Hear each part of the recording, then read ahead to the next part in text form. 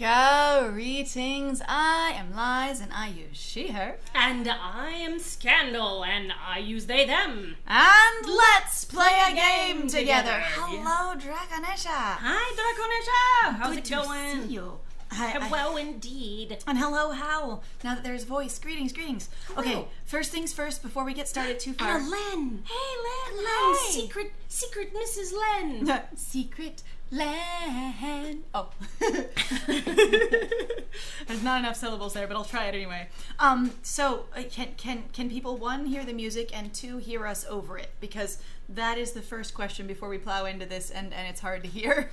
Yes, I always, though, do find it to be very charming how a lot of indie games, and this is no dig at indie games, they're really loud. So loud. Like, so many indie games that we have played that have sound or music, it is like maximum volume, which is what Meeting in the Flesh was. Uh-huh. It was amazing. Fantastic. Okay, so if everybody's got the hearing and such. So do you have it turned on for the animations or not?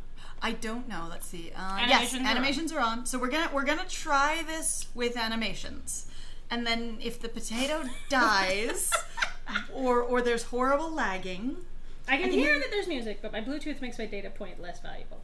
Okay. Well, thank you for that. There's one data point. All right. Voices are good and clear. Thank you. Yes, thank you so much. Much appreciated. Okay, music exists, voices are clear, that's good enough for me. If someone else has a problem with any of it, let us know. All right, so we're going to try and run this with the live 2D animations. If it starts lagging horrifically, we will make new choices. We will do other decisions. And in the meantime, we have no idea what we're doing. Here we go. Hey! Okay. Do you want to do the narrator, or do you want me to be the narrator? Is there a generic narrator, or is this in the mind? Who knows? I mean, that sounds like that's sort of a third-person thing. All right, go ahead and be the third person. All right, I'll be the third person in the obsolete persons. The doll awakens. I imagine it's just spacebar? Yes. Not to the kiss of morning sunlight or the chirping of birds. Not to any such gentle sensation. The doll doesn't awaken to the warmth of a comfortable bed or the flutter of a breeze through gauze curtains. No romantic setups for you, dear. Nope, none for you. The doll awakens to the press of a wet nose to their forehead and a stunning ache that pounds against the inside of their temples. When your dog finds you and you have a horrible hangover. Or you have a bad migraine. That too. Oh, also H will hide things, just so you know. Again, the interface is the same. Wait, hang on. We better show everyone the blackness. Ooh, look at the dark. It's beautiful. The dark of the night. Vaguely, the doll recalls an impact. A collision of some sort? Violent. Forceful enough to fling them through the air before they landed on the ground. The shock thumping through their chest cavity and rattling their very core. Oof. Ooh, dear. Is that why their thoughts feel so disjointed?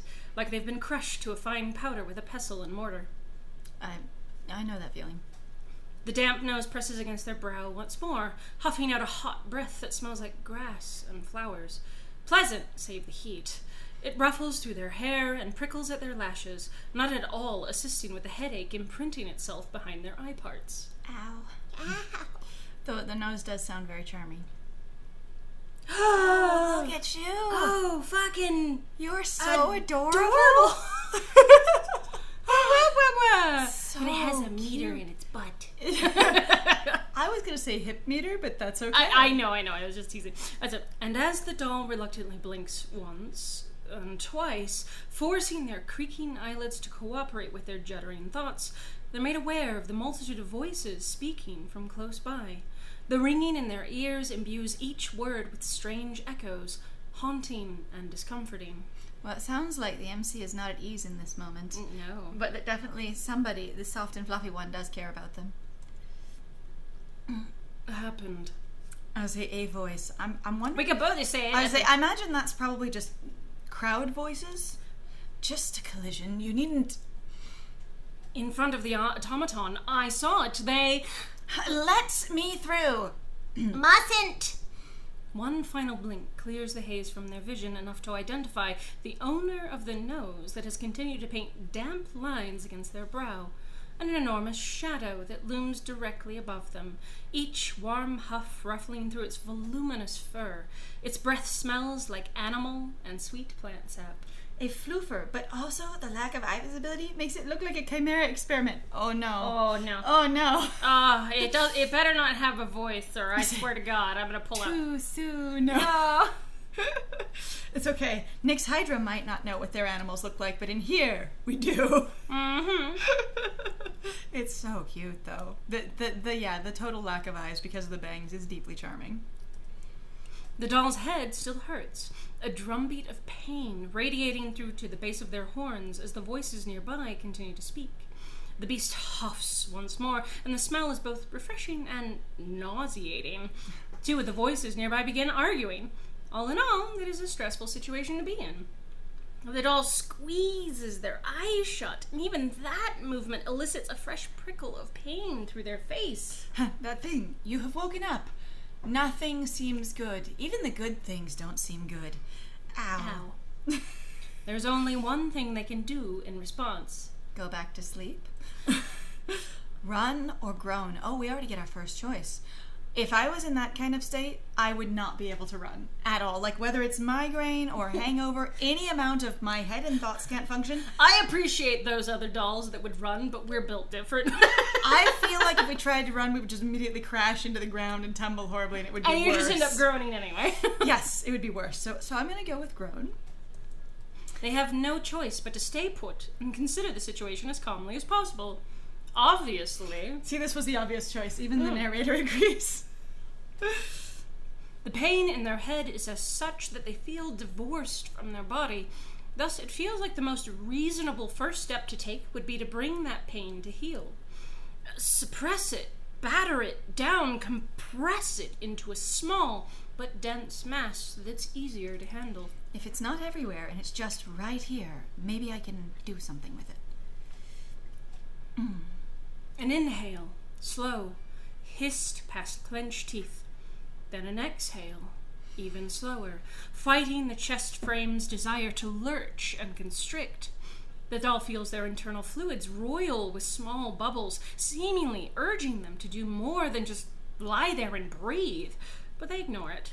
For now, this feels correct. And if we're going back to classic lies and scandal, their breathing was mentioned. We're going to breathe deep. Oh, there we go. All right, I'm going to breathe in.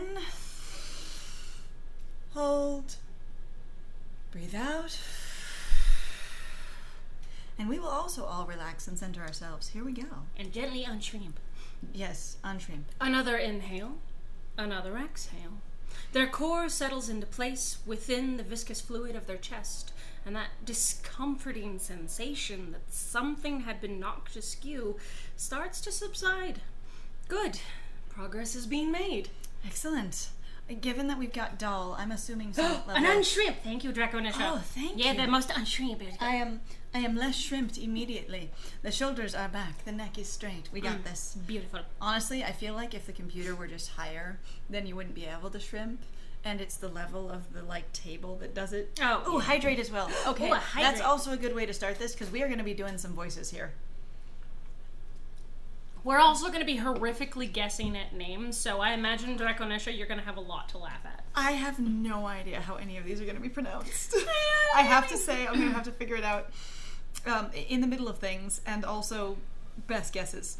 Mm-hmm. And my friend is going to have to correct me if I've dyslexified any of it, because that is a standard health. Yes, it is for your health. Thank you. Health. Because for me and myself, generally when I'm introduced to a new novel or experience with fantasy names, as it were, I almost always have one or two of them that I have read completely wrong, but is now set in my brain to see it that way forever until someone else speaks it out loud. And then I look back at it and suddenly my world rearranges and I go, why? That has definitely happened on more than one occasion. It's true. Right. Progress is being made. Another inhale. Another exhale. And a backslide. Are we on a hill? Oh no. Going on. Get away from there. A moment. Need help. The myriad of voices are bustling closer, and the doll feels those bubbles begin to froth up anew. Sounds like anxiety. Emerging from the very depths of their chest and crawling upwards, a shiver running through their thoughts each time one glides along the surface of their core. Oof. Yeah, that just sounds like anxiety. I'm sorry. I was like, that does sound like anxiety. Like, what is the noise? I don't know these voices. I don't know what's going on. Where? So at first, I have woken up uncomfortable to unfamiliar surroundings with nothing soothing around me except perhaps A the nose. section of the nose, even if the dampness and the smell cannot be comfort because of other sensations. Right. But yes, that. Sounds very stressed. Calm. Be calm, oh unfaithful heart. Now is the time for calm. Calm. For when did panic ever accomplish anything? Just Calm. I feel like I'm doing the Shakespeare play right now. The doll keeps their movements deliberate, slow, and measured as they begin to prop themselves up on an elbow. What's up? You're Hold gesturing. on a second. I want to look at the background and all the creatures here. Oh, the creamtures. The peoples. Oh, I love it. You got four-armed. What is that? I love this sitting one. on the thing. Oh, in the lung? Uh-huh. Yeah. Look at these guys. Oh, that's that's so many different configurations of peoples. I Do love love it. the background, folks. I want to know who's flying Folks, the kite. I think it's is- that one. That's my best guess. But yes, the background focus is very nice. Sky looks beautiful Oh, today. that's great. I love also just like it's adding to that atmosphere of disorientation where it's through the static 'Cause filter. it's static. Yeah, I because know. you're like, my eyes hurt. I used to be in an anime fandom where I mispronounced the name of the mangaka by pronouncing the middle syllables of their name in the wrong order for several years. I feel you Yes. strongly. That is me. Yes. We are American, so we especially get that. But dyslexia makes it worse, Yeah, I will that's true. say. I was like, no, but the static filter over it because you're just waking up and the sort of visual presentation is really nice. Mm-hmm. The doll keeps their movements slow, deliberate, and measured as they begin to prop themselves up on an elbow. The entire world careens before their eyes, still a blurry wash of moving colors and shapes that they can't quite comprehend. The fight to retain composure is admittedly a difficult one, and they exhale, sharp, ragged, not calm at all, as another flurry of bubbles simmers in their chest. Aww. Aw, you're Yes, welcome. precisely. I mean, that's the biggest thing, how, so I know the limitations on visual novels is really strong, and a lot of times it is understandable because that is sort of a trope of the genre, especially now as we've played more and more visual novels, that you usually don't have a lot of things in the background other than sort of the background, right? But it's nice to actually see where you're trying to still add in things, even though that's not considered to be standard, and I really appreciate that touch. I would say I have often disliked how empty so many of the worlds feel. Isolationist fantasy or no, that's fine, but people should exist, and every one of the backgrounds being completely sanitized of any human presence. It's just a room. Or just character presence, not necessarily human, but yeah. Or any people presence. Yeah. I say peoples. It does make it feel much more empty, even if characters describe things being there. And especially describe things as being very lively or involved. And for me, since a lot of times what you have basically is the visual cues of the background, I've always interpreted as being very empty. I don't know how to not have that feeling when I'm sort of staring at a background that just doesn't have anything really in it other than the background. And it's sort of a weird uncanny valley or like liminal space experience where you're just kind of waiting for them to show up. Like they're just around the edges of your vision, sort of dancing. I also really like how much you can see here. A lot of them are very close in many visual novels. There's so much of being in a small space. Even when you're outdoors, usually the visual is turned down, so there's far less sky and far less expanse. And this is really nice. Yes. It immediately gives you a sense of a broad world. Which Hal's always been really good at, though. He did that a lot in Meeting in Meeting the of Flesh. Flesh, where it was very open in that way, and I really appreciated that. Yeah, and it's a thing that I have noticed over and over again that a lot of them really do. They have your eye line very low and very straightforward, so all of your larger environments are really clipped. There's very little depth to the background, if that makes sense. Yeah, and so this is really nice. Going to... One of the voices starts to draw closer, and the doll shudders, finds some modest wellspring of strength flowing through their numbed limbs. And though their thoughts remained in pained disarray, they know on some level now that now is the time to make a choice. Oh, time to make a different choice. We made one. Run from the voice stay and face I the think voice. they still freaking hurt too much to really be able to run. I was just saying, and it doesn't seem to be the kind of panic they're under. Like, they're anxious and you can freeze or you can fawn.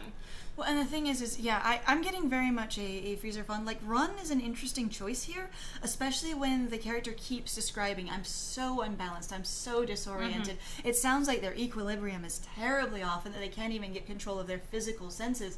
So the idea of trying to stand up and run sounds impossible in my mind. Yeah. Now, obviously, it's an option for them, but like the setup doesn't make me think that run would be an option. The surrounding dialogue does not encourage that particular viewpoint. in my Not opinion. at all. And so for me, and the way I read it, I don't come to it. It sounds like you would be so disorganized that you would be more in danger of hurting yourself by even trying to run than, staying and facing the voice. So it's not that I'm staying and facing the voice, it's just that I'm not getting up and hurting myself more. Oh, good. Yeah. Honestly, though, if this were me on the ground, even if I remembered nothing, and I have been knocked out one time in my life where I didn't remember things for a minute, just once. If there was a giant floofer over me, my first response would just be grab the floofer. I would just arms around the face with the nose. That would be me. And then you wouldn't have to face the voice because you'd be buried in fluff. Let me just hide gently under this animal. I don't have to make any choices. No one can see me. I'm sorry, who needs to make decisions? I have a soft boy. Yes. Gently coax his animal down on top of you. Good. We're good. Bye. Okay, so we're going to stay and face the voice. That's right. The doll is no coward. Or so they believe. It's hard to be certain with their thoughts in such disarray. And they run from no voice. They'll face it with dignity. The most dignity I can muster being on the ground with my eyes closed. Yes.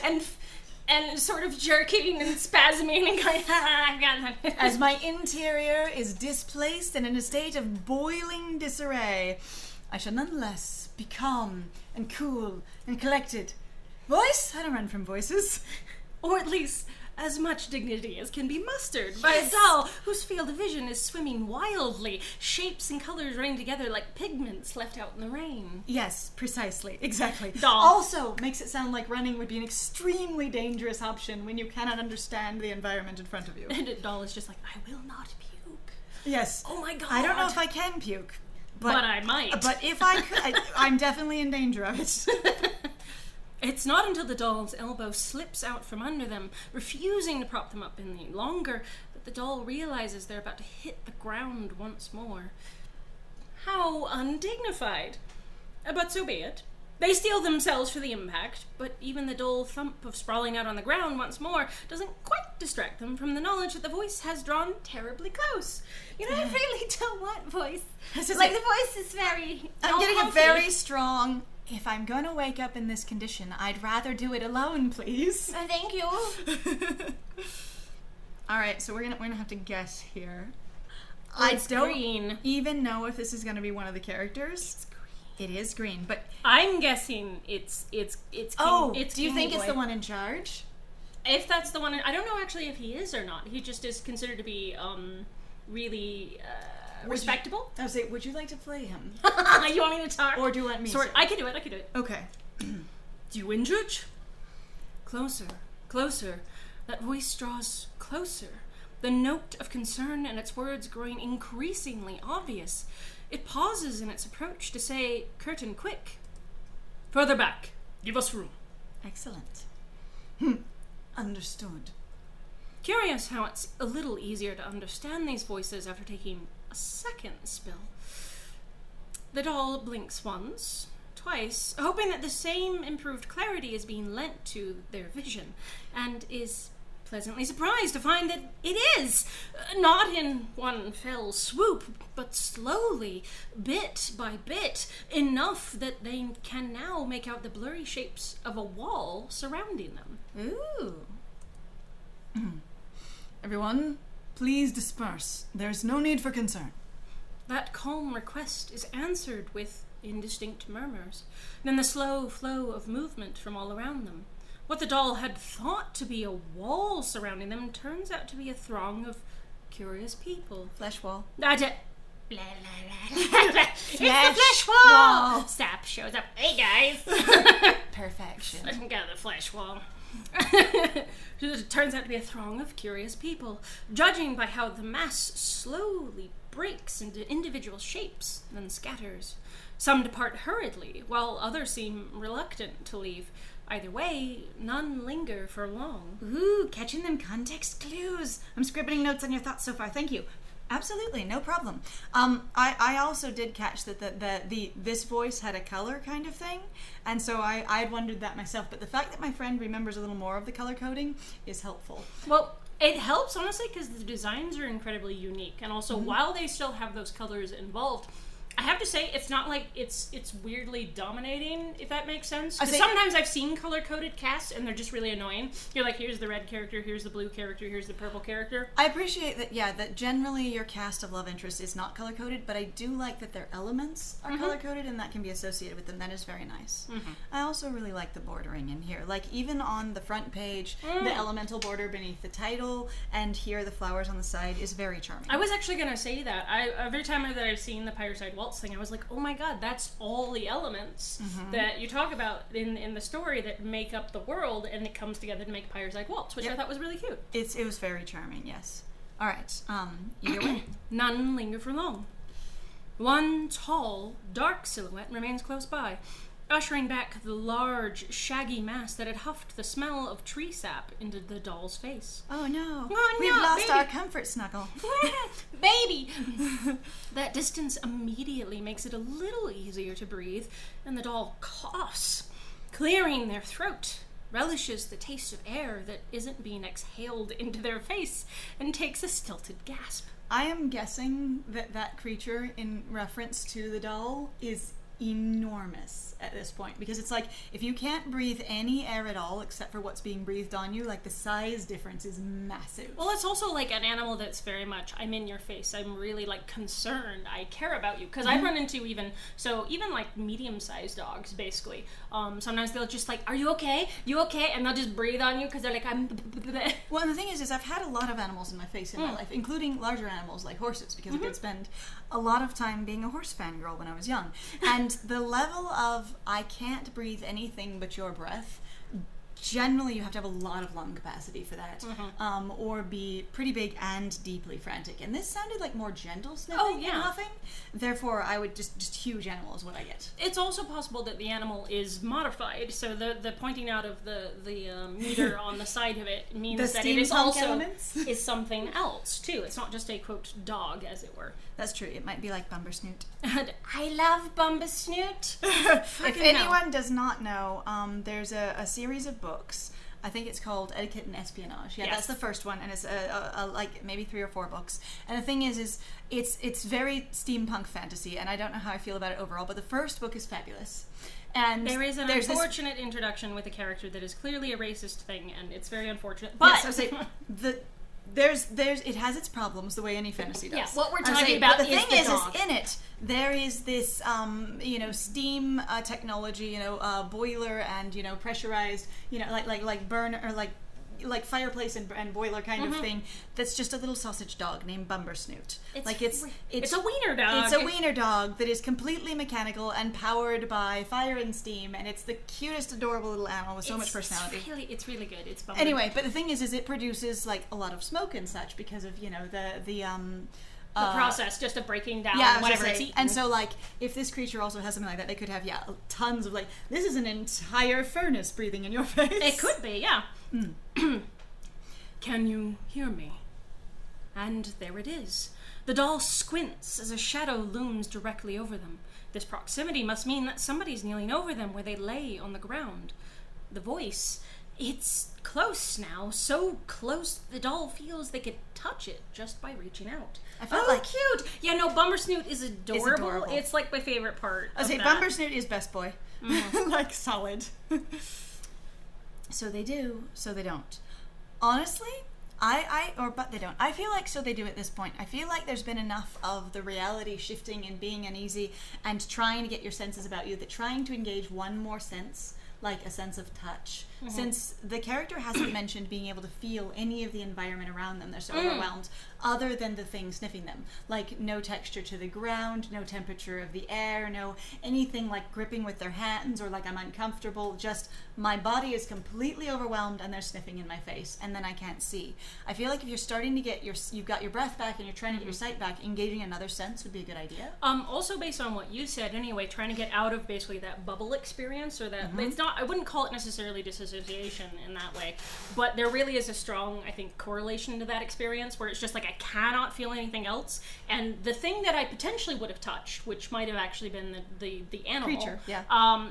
Now I've got this other thing and going, can I just touch that? What is that? You know, And can I that's bring the myself into reality that way? Okay, and that's the thing they talk about actually in reference to like overwhelm or panic attacks or dissociative episodes of going, one of the things that can really help bring you back Ground to reality you. Yeah. and help you realize, like center down, Ground you. is to just engage your senses on the immediate things in front of you. Yeah. So I feel like this would work really well in this case because they don't sound as scared or overwhelmed as they were before, and definitely like they're trying to get a hold and a sense of their world. So we're gonna reach out. So they do. Promptly. Fingers go up a nose. I was gonna say, you get smacked to the face. It's an anime slap. The doll reaches forth with an arm that feels only vaguely connected to their own body, the sensations coming through muted and slow. It feels like their fingertips are communicating with their core by shouting at each other through a thick pane of glass, each message delivered with great effort and poor accuracy. Oh my god, I love that so That is much. such a good fucking pair of sentences. I love that descriptor. That is a hell of an experience. It just gives you a really good sense of, oh yeah, we need so much help here. I love those words. Those are beautiful Good job. words. Yes. Thus, when they feel their fingers carting through something stringy and soft, they aren't sure if those tactile sensations are real or if their mind is simply playing tricks on them. Here I am, trying to engage another sense, and I have no idea whether or not it's lying to me. Details reach them one by one, slowly coming into focus. There's no warmth. Something prickly catches in the joint between their thumb and their palm. Something else, this time glossy and smooth, rubs against the pad of a finger, the pointy at the tip and rounder further in. Ooh. A leaf. Nice. We have figured out a thing. It's the I touch stuff. I've got no idea what's going on. Wait, leaf. I remember a thing.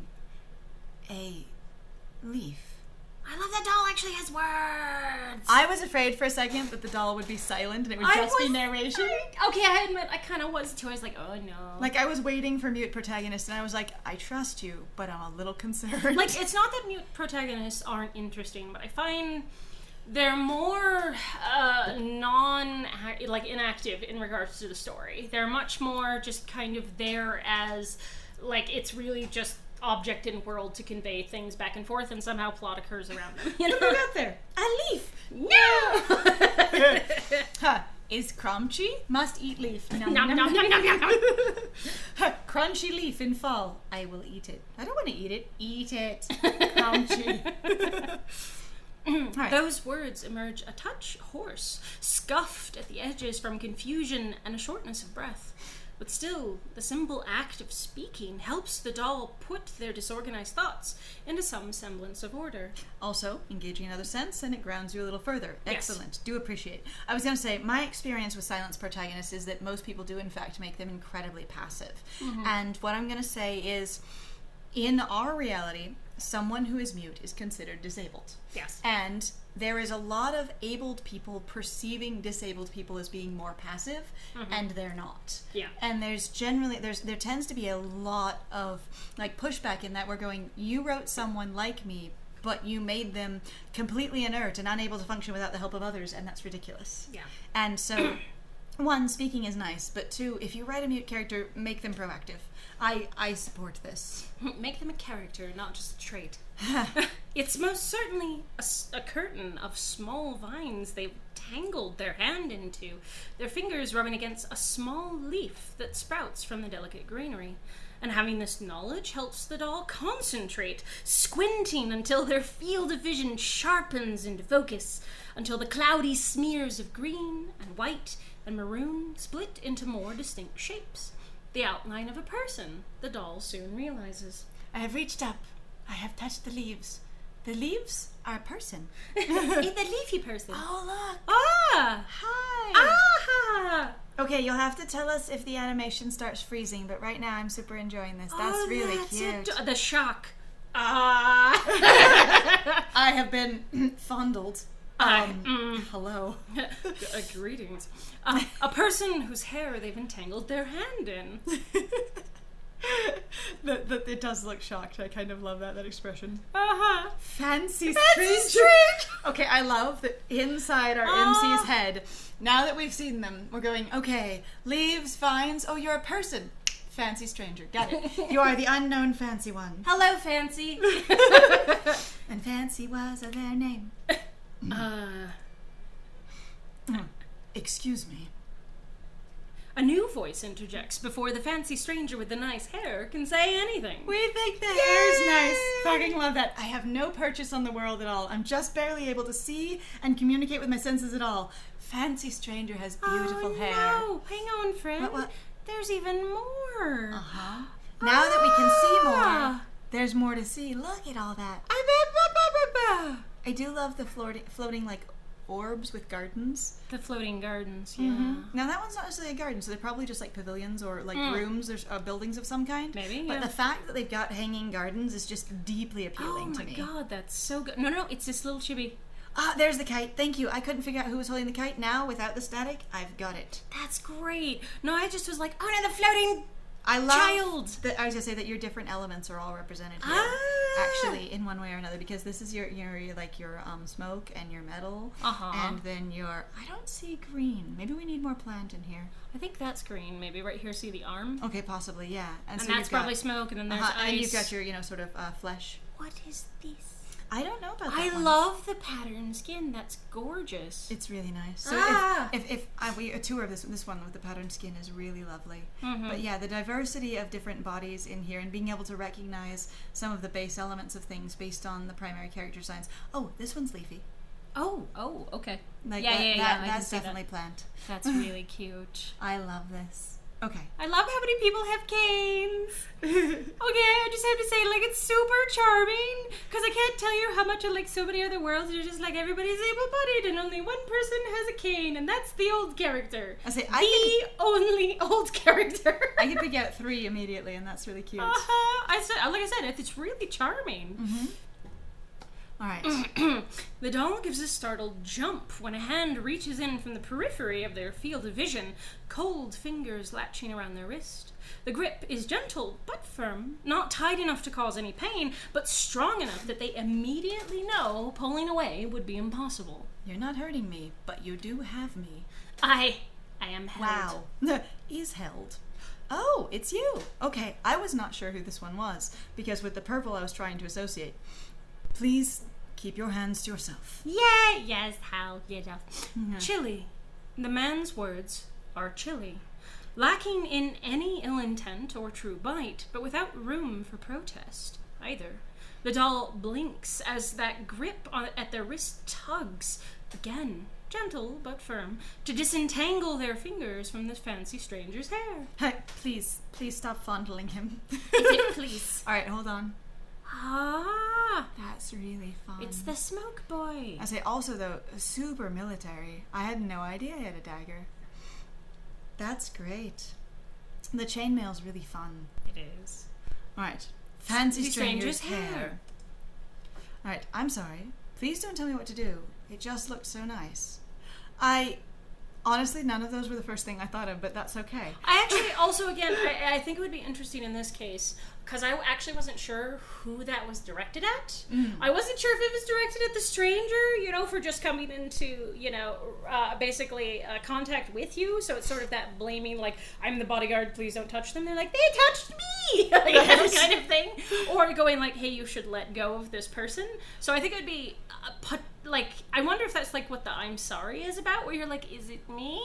See, and interestingly enough, I wasn't sure what the grab was about, actually. Now, being in the same sort of confused and lacking context space as our MC, it was really a grabs my, wrist, but is it the wrist I'm using to reach up with? Because I assume there are two, based on the character designs. Oh! And I didn't know if this person was grabbing to, like, get your attention, or grabbing to, like, help you up, or grabbing to stop you from doing something. Oh, I actually, you know what? I didn't even think about that at all. My brain immediately washed over that as soon as it shifted to, this. So, I initially actually kind of thought that too.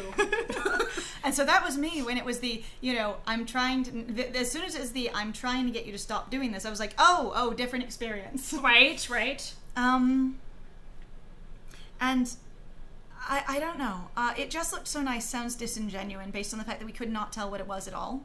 So that doesn't sound reasonable. Like I said, I think the closest one we have might just be I'm sorry. Based on where we've been going so far, I'm sorry sounds right. Also, though, if you've got that extreme headache and you're just trying to get yourself together, you can just be like, please don't tell me what to do. Like, your first thing is just like, I can't take orders when I just barely exist. Uh-huh. But I think I'm going to go with a little bit softer in this case and build from there and just be like, I'm sorry.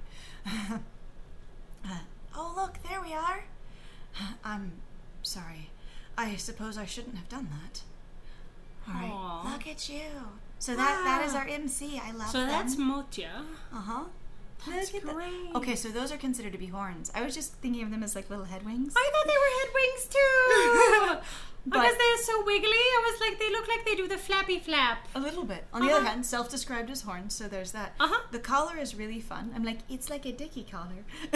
And the little separate pieces of clothing in various areas. The tied waist is very cute. I love the thickness of the rope. Yes. All right. I'm sorry.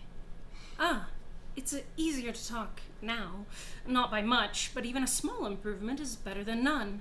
The doll clears their throat before adding, I wasn't fully aware of what I was doing. My apologies. There's a pause before the steely stranger gives a small nod, then unlatches his fingers from around the doll's wrist. Vaguely, the doll notes that there's an unusual control to the man's movements. Each action seems to be made in a deliberate fashion, even for something as small and insignificant as the way he withdraws his hand. Not a bit of movement is wasted. Everything's intentional. I am control. I love that the Francie stranger was so surprised by all of this. It's just like, I just kind of freeze. And then our other individual deals with the whole thing, and they're just like, I'm just kind of going to be here and see what happens. The level of, I can't do anything else is amazing. Of course. I suppose I was also too quick to act. Not to mention, it's impressive how swiftly the tone of the man's words change. That faint touch of frost, cold and distant, loses its edges within moments, sanded down to something that's still formal, but no longer so stern. Nice. Please forgive me for speaking so rudely. Honestly, Vaquette, you scared me as well, butting in so suddenly, wearing that serious look on your face. I'm judging you. I'm definitely judging you. Honestly, though, I don't think we did look farther We have on not, this outfit. no. Look at those sleeves. Holy God. cow. Look how The fucking level pretty. of embroidery is stunning. I need to know, how did you do that actually, like, by hand, or was that, like, you found a pattern? Because, goddamn. That looks amazing. Like, it's still cool anyway, because, using your resources. I'm just like, wow. Either way, it works really well. It's a lovely amount really of detail. pretty. Wearing that serious look on your face. My apologies. I don't know. Voy... Daje pareška. Pareška? Voj daješ... Daje Pareška. Oh my god, I can't. Hold on. Daj Pareška. Maybe? Oh, I made it based upon Russian traditional embroidery. Ooh, Nice. nice. I think could be Doj Pareška. Pareška? Pera. Pareška? Parakista? My apologies. Voy Debrashika. I don't even know how to do it. I can't. I'm so sorry. I was only concerned about the possibility of danger. Right. Of course, I know that. But do you really think a doll would pose that much of a threat in this situation? If you do have a pronunciation guide, like a phonetic one for the names, I would be all about that. Especially like whether it's in the options or if there's going to be like any kind of a compendium or something to go along with this. I would fully endorse a pronunciation guide. As the smoky stranger straightens up, we observe that he's smoking. His Yes. demeanor shifts in an instant. The tension that had been rife in the harsh lines of his mouth and the square of his shoulders dissipates as swiftly as the smoke he emits. And so the doll reflexively gives a small sigh of relief. It seems they are no longer being treated as an active threat. Oh, good. This may not help, but Dia Perachetska? Oh, Dia Perachetska. I can do that. It's a mouthful. But no, Dia Perachetska is fine. Dia Perachetska. Yep, Dia Perachetska. I think I can do that. We will probably create either a tooltip or phonic guide. I'll pass that thought later too. Okay. I like that. Thank you so much. I feel like we should write that down somewhere so I can look back at it later. Let me screen cap it gently. That would be great. Thank you. Because I imagine it's going to come up again. I imagine it will. All right. And if I don't say it enough times, like... Dia Perachetska. Yeah, I'm getting there. Okay. Active threat. I'm glad I'm not a threat. It would be admittedly unlikely, Voy Dia Perachetska. I'm Russian and even I struggle to pronounce that. Thankfully, we have a real Russian in the audience so that we can look at these names. That's great. This is where I'm like, Draconisha is really going to be like, this is a mouse. You guys are so bad at this. Or the beautiful, I love this disaster. It's a trash child. Honestly, though, fantasy Russian, well done. Excellent job. I don't think it's fantasy. I think it's real. I mean, is that a genuine historical name? It might be, yeah. I want to ask, actually, how, were the names sourced from somewhere? Excellent double feedback. Yeah, actually, Hell, Draconisha could probably give you some feedback in regards to how this goes anyway, so... Definitely, it's they do okay. speak Russian, so... Yeah. There's that much. At least I think it is. Like, it seems like a lot of the... Well, what I was going to ask is, were the names sourced from somewhere, or were they created from, like, traditional components, and or word components? Oh, you're talking about... yeah, you just sort of made something up, but using... Oh, it's fantasy Russian. Russian-adjacent, non-authentic with left Russian. See? Fantasy Russian, told you. Okay, I don't know, it's okay. No, they really have smoke people and plant people in Russia. They could have used real Russian. It would have been fun. We ran this through a Russian sensitivity reader beforehand, but if you want to give us feedback on it, Draconisha, we'll welcome it. It's a work in progress. It doesn't sound Russian to me, but it feels vaguely Slavic. I was going to say that actually as well, even with far less experience than Draconisha. But it definitely, I get the impression of that part of the world. That's great. I can hear that unspoken but at the end, you know. Damn. I don't. Dumb. As was my intention, with all due respect. It's an interesting dynamic between these two, the doll notes. It's clear one is more differential than the other, but there's still a fluid ease to the back and forth of their conversation, not unlike a well-practiced dance. Even in disagreement, there's no true friction in the cadence of their words. We're very skilled at arguing. We've practiced a long time. Great.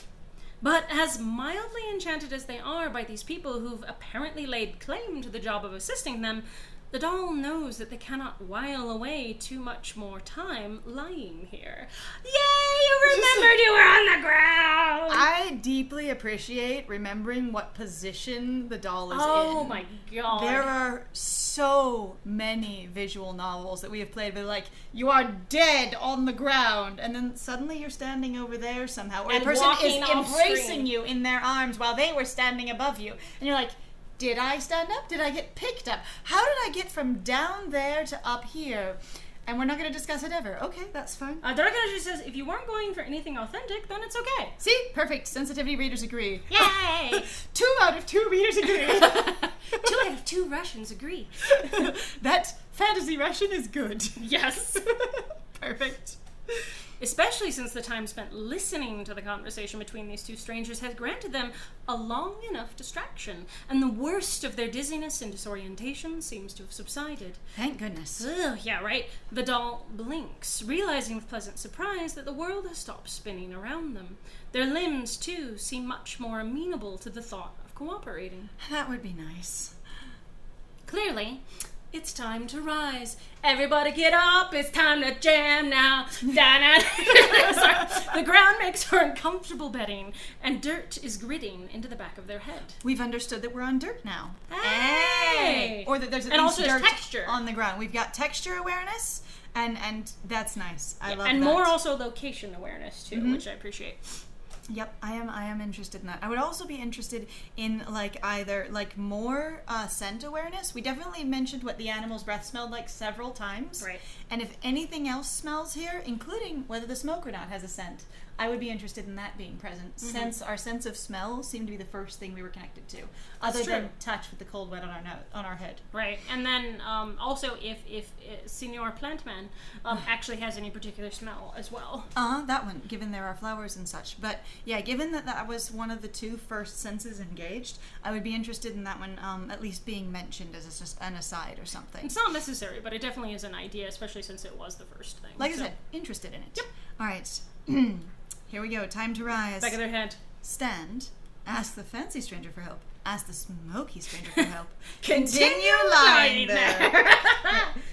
Nothing that feels this is trying to be a real Russian, at least, but our root aesthetic and fantasy. Cultural inspiration was at Russia/Russian fairy tale specifically, so the fiction speak is designed to at least feel congruous. If anything has ever left my ass up, what? That's so dissonant, or even potentially offensive, please do let me know, and we'll always be immensely grateful. Yes. That thing where you're like, I cobbled together a beautiful fantasy name that sounds amazing. Someone's like, you put a curse word in the middle, you know this, right? I don't think you want to say that. Huh? That's quite a name you have there.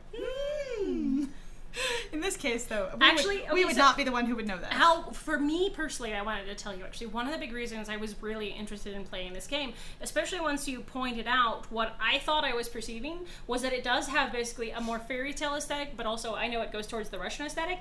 I read a ton of kids book fairy tales when I was a child, and the ones that were deeply, elaborately illustrated. You've got the panels on the top and the bottom, and they've got stuff going on them, and they were just a big part of my early life. And I was like, this just looks nice. It looks comfortable, and it's very familiar in that way. And so I was personally excited because I was like, I could play a fairy book. I could play a fairy. Yeah. So that's me. Oh, the Mitten book. Jan Brett. I was going to say, some of the details in here feel very much like a Jan Brett book, or like the costumes in The Mitten, and I think those are Slavic in origin. Saturday very kindly ran through it and made sure our names were absolutely stupid. So hopefully we'll get okay there. Fingers crossed. Aw, gosh, thank you. I love these classic fairy tale illustrations in general, honestly. Perfect. I do too. But yeah, especially when I look at the details on our fancy man's coat and also on our MC themselves, it definitely does remind me of Jan Brett's illustrations. So if anyone's ever read The Mitten, I think that's her most famous book. I'll say, but she has a lot of other good stories as well, and she's very acclaimed as an illustrator. So I think at this point, based on my read of the character so far, there's going to be a level of, I've just been sort of admonished by the smoky one for feeling up the fancy one, and the fancy one seemed a little surprised, taken aback by it, stunned to the point of silence. And I feel it's time to need to get up. We're just going to stand. I feel like that's the logical conclusion from this extrapolation so far. And so the doll lurches to their feet. Glumph. It was extremely graceful. Beautiful. Well done. Uh-oh. Traitorously, the world around them decides to spin one last time, and the doll sways precariously. It's only thanks to the smoky stranger's swift intervention that the doll manages to stay upright, a hand bracing against the doll's shoulder and holding them steady. I mean, I'm half Slavic, the other half is Jewish, but there are many similar ethnicities in Russia who have different culture, and I can be blind to things that can potentially offend them. That is also a possible thing, but again, in fantasy, you're generally a little safer than trying to actually pick culture, I would think. I appreciate you mentioning that, though, too. Me, anything that I might actually recognize, especially with my distant exposure to your culture, would probably be far less accurate than whatever you might come up with. Oh, yeah. Like, you at least live in the area. Yes. On the same continent. We're kind of like, hello! Janbrett is a good shout. If you've heard of Ivan Bilibin, he's one of our biggest inspo sources, especially for the UI decoration. Oh, for the user interface. Okay. Sounds familiar, but I've read... Okay, I've read many smaller ethnicities. Thank you, sorry. Janbrett is a good shout. Have you ever heard of Ivan? Yes, that's the one I just read. I say, I was going to say, that name sounds familiar, that I'd probably have to look it up. For myself, I've read a ridiculous amount of, like, specifically illustrated fairy tales, because I still read picture books. I was going to say, I still go to the children's section and read picture books and look for new illustrated books by people, I was going to say, but I really love the art of illustration, and so I actually do recognize a number of names, and I actually have a list of like 7 or 8 favorites, actually, which is fun. There's actually awards annually in America for like the most stunning children's book illustrations, and so you can actually go look up those like every year, and they have like the top 5, and you can just see a wide array of really cool stuff. In books that you may or may not have ever seen other than there, because children's books can have very limited release. Bilibin illustrated Russian fairy tales, and yes, he's very cool. That sounds great. Love that. All right, steady now. Even when maintaining a light grip, those metallic fingers exude a tremendous quiet strength. Strong. What are you? The big strong one. Please, be careful. Do you think you can stand? That... I am standing. I am holding you, actually. Do you think you can do this by yourself? Yes, I believe so. Thank you. Your resilience must be commended. Good job. I'm so proud of you. Gold star. Oh, hang on, let me get my little hair tap. Boink. And I'm most relieved to see that you don't seem to be terribly injured, friend. From where you're standing. From where you're standing, I don't know if you're my friend or not. No, I was gonna say instantly heart destroyed on screen. I was like, friend. We are not friends. No, crumbles to the earth. He does seem like that affable type of, I'm friendly, I'm open, I'm accessible, and you're like, we are not friends. Crack, crumble, turns into stone, cracks, Rickstar just blows away as ash. Exactly. That character devastated. But no, I was going more of the, you don't look terribly injured. You're not inside my head. Thank you. I'm glad I don't look as wrecked as I feel. I already owe you the most sincere apology, but the thought of having caused you serious harm is an unbearable one. Are you saying you were riding the snuffly beast that I woke up beneath? Looks guilty.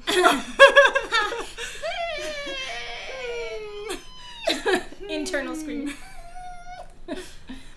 An apology. An apology. The man raises his staff. There's a clink noise. I love that. The man raises his staff and it tinks, then brings its tip down against the ground. I'm sorry. So you know there are sound effects in this thing. I know. I'm tempted to go turn up specifically the sound effects at this moment, though, because that was not overbearing at all, and I was afraid they'd be super loud. And if they're just going to be like small punctuations like that, louder would probably be nice. At any rate. It depends, I think, also on how everybody else heard it as well. Possibly. So, tip down against the ground. Metal chimes against rock, the sound ringing clear over their surroundings. Even the people who'd been walking nearby slow or stop to glance over, eyes wide with curiosity. It takes a shake of the head and a politely dismissive wave of the hand from the taller stranger to suggest they continue on their way. Chimes against metal against rock. Delta has entered the scene. That was me tapping my Coca-Cola on the table? Holy crap. Your timing is stunning. The lore. Stunning. That's the lore, though. He did his own Foley stuff. That's so good. I love That's that. so good. I love that. I say, you've done well. That's beautiful. I say, I've still just like, Delta has entered the chat. Foley bullshit. It's so good, Hal. That's really good, though. Honestly, you've been doing Foley for a while on your stream in various ways. This is just a good progression from that. I totally approve. It's true. The responsible party, however, pays no attention to anything that might be happening around them. His focus is entirely on the doll. Though his gaze remains warm, his tone of voice friendly, his next words feel imbued with a sort of strange gravity. Like the man's presence has doubled in magnitude, rendering him almost impossible to look away from. Ratchets up the charisma. Okay, so his focus entirely on the doll. His Not focus. is. So the way you read it is his focus is. So Oh. I think it's just a statement of this is where he's at. Oh, yeah. His focus entirely on the doll. Got it. I say, but I do love that. Just like cranks charisma up to 11. Whoa. Oh. Would you give me your name? My entire vision is filled, like field of vision is filled with nothing but you. Sure. Oh, it's Motya? It's Motya Seria. Seria. I think that's probably like an honorific or a polite follow, because I don't think that's another name. So I'm imagining that's probably the just standard and polite would be my best guess there. That is my guess as well. And I don't want any hints, Hal, for this. It's just us kind of going, because clearly we're not entirely sure. I want to learn. Context clues based on how our tall stranger or smoky stranger addressed him, and also, again, that it's not capitalized and stuff. I think we're going to go with what I assume is polite. It's Mochi actually being like, screw you. Bitch! Him. No! Rejected again! Motya. The doll bows their head as they answer. The gesture feels terribly unfamiliar, not at all aided by the dull ache that prickles down their back. No doubt a souvenir of the spills they took, but it still feels like the most natural thing to do. There we are. I would never dare to over-explain away this data. How dare you intuit things as part of my notes? Yes! Fabulous. Great. My name is Motya Seria. Seria? A Seria. Seria. My name is Motya Seria. Motya. There's a curious pause before the man repeats their name. Curious enough that Motya dares to glance up past their fluff of hair and catches sight of a flicker of disappointment crossing the man's features. A lowering of the brow, a thin press of lips, a shift of the gaze. Subtle, but very much present. 1, do you recognize the name? 2, the fact that we were super formal with you makes you feel taken aback because you do just want to be friends at the end of everything. I was actually going to say we probably just got too formal for him, honestly. He's like, No, Senpai So- doesn't want to notice me. I was just say, we're saying he's Tamaki. yeah, probably.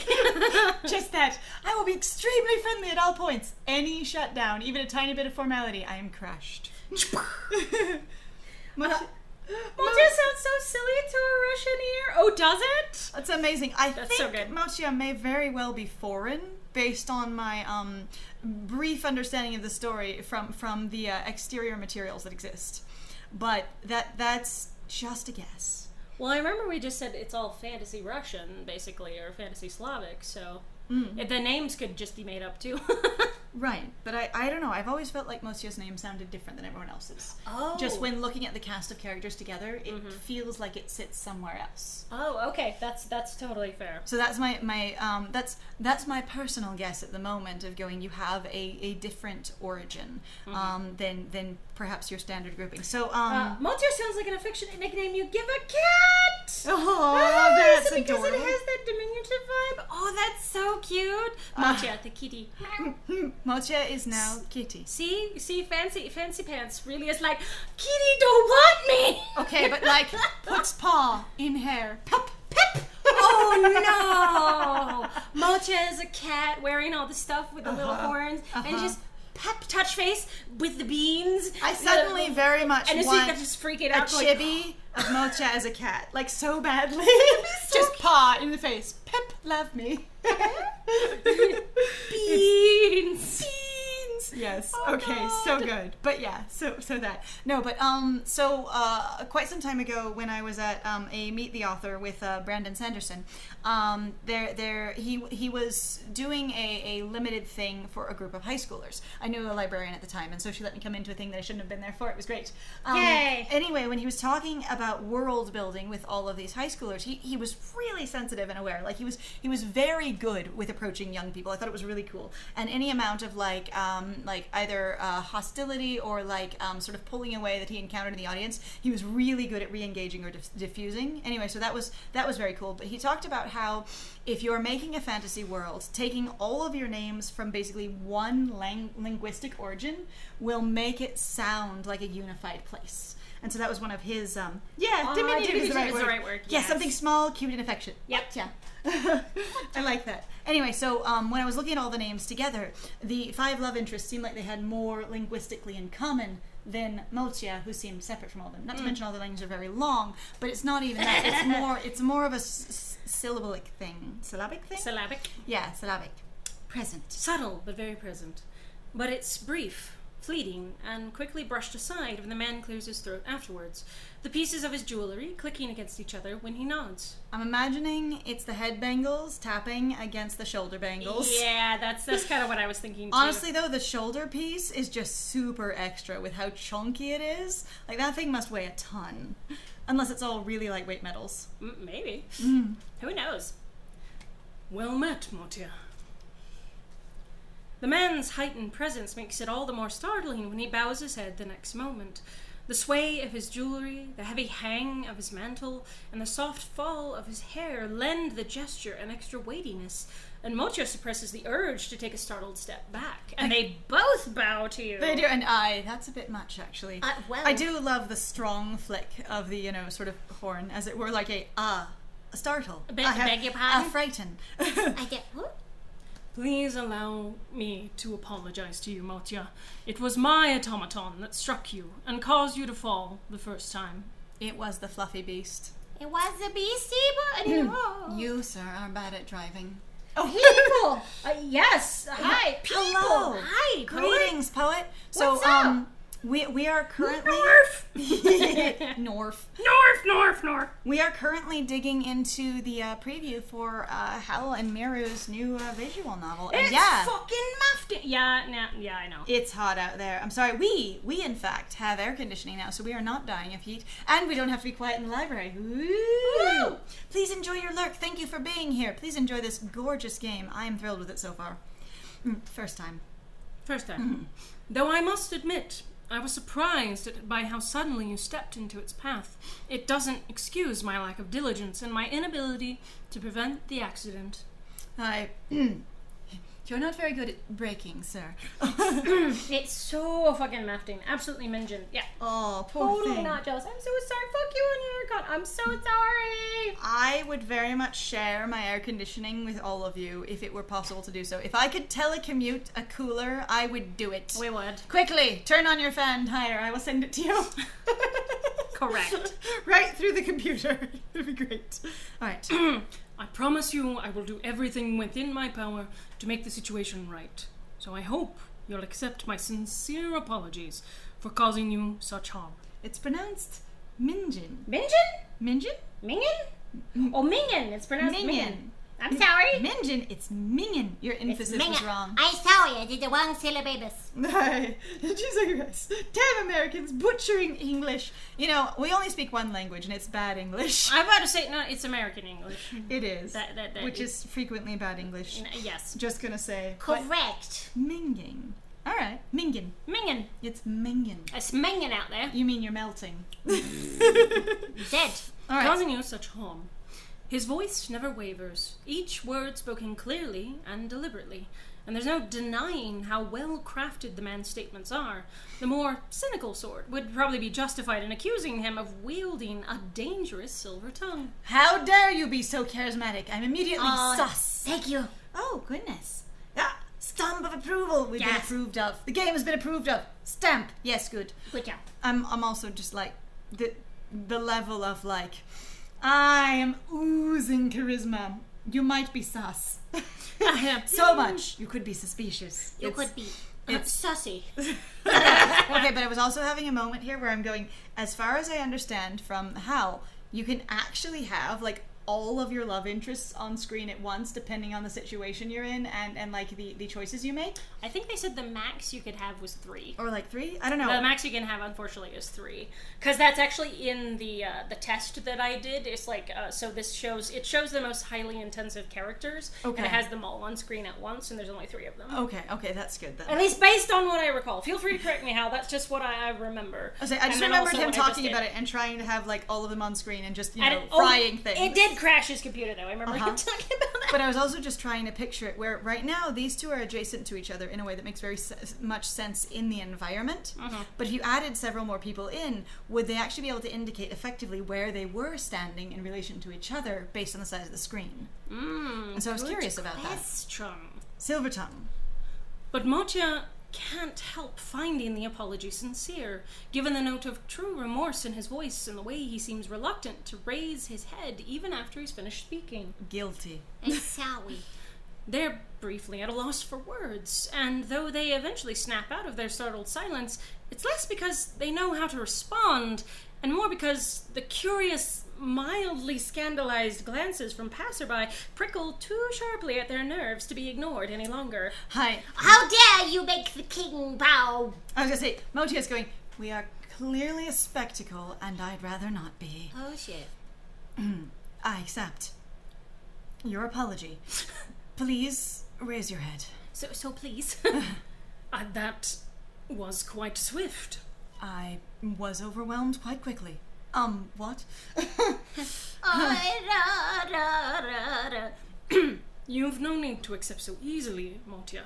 The danger I put you in is substantial, and this matter isn't one to be taken lightly. I mean, sir, I've been run over by worse cars than you.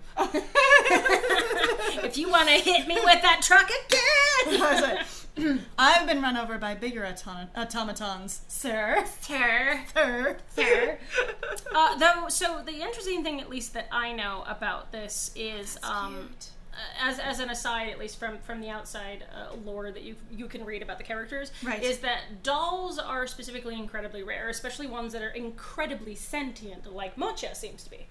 So I think what's going on here is going like you are basically a prize, as it were, a doll, and a stunning piece of existence. And I just potentially broke your whole face. And I might have just kind of tried to destroy you. Oops.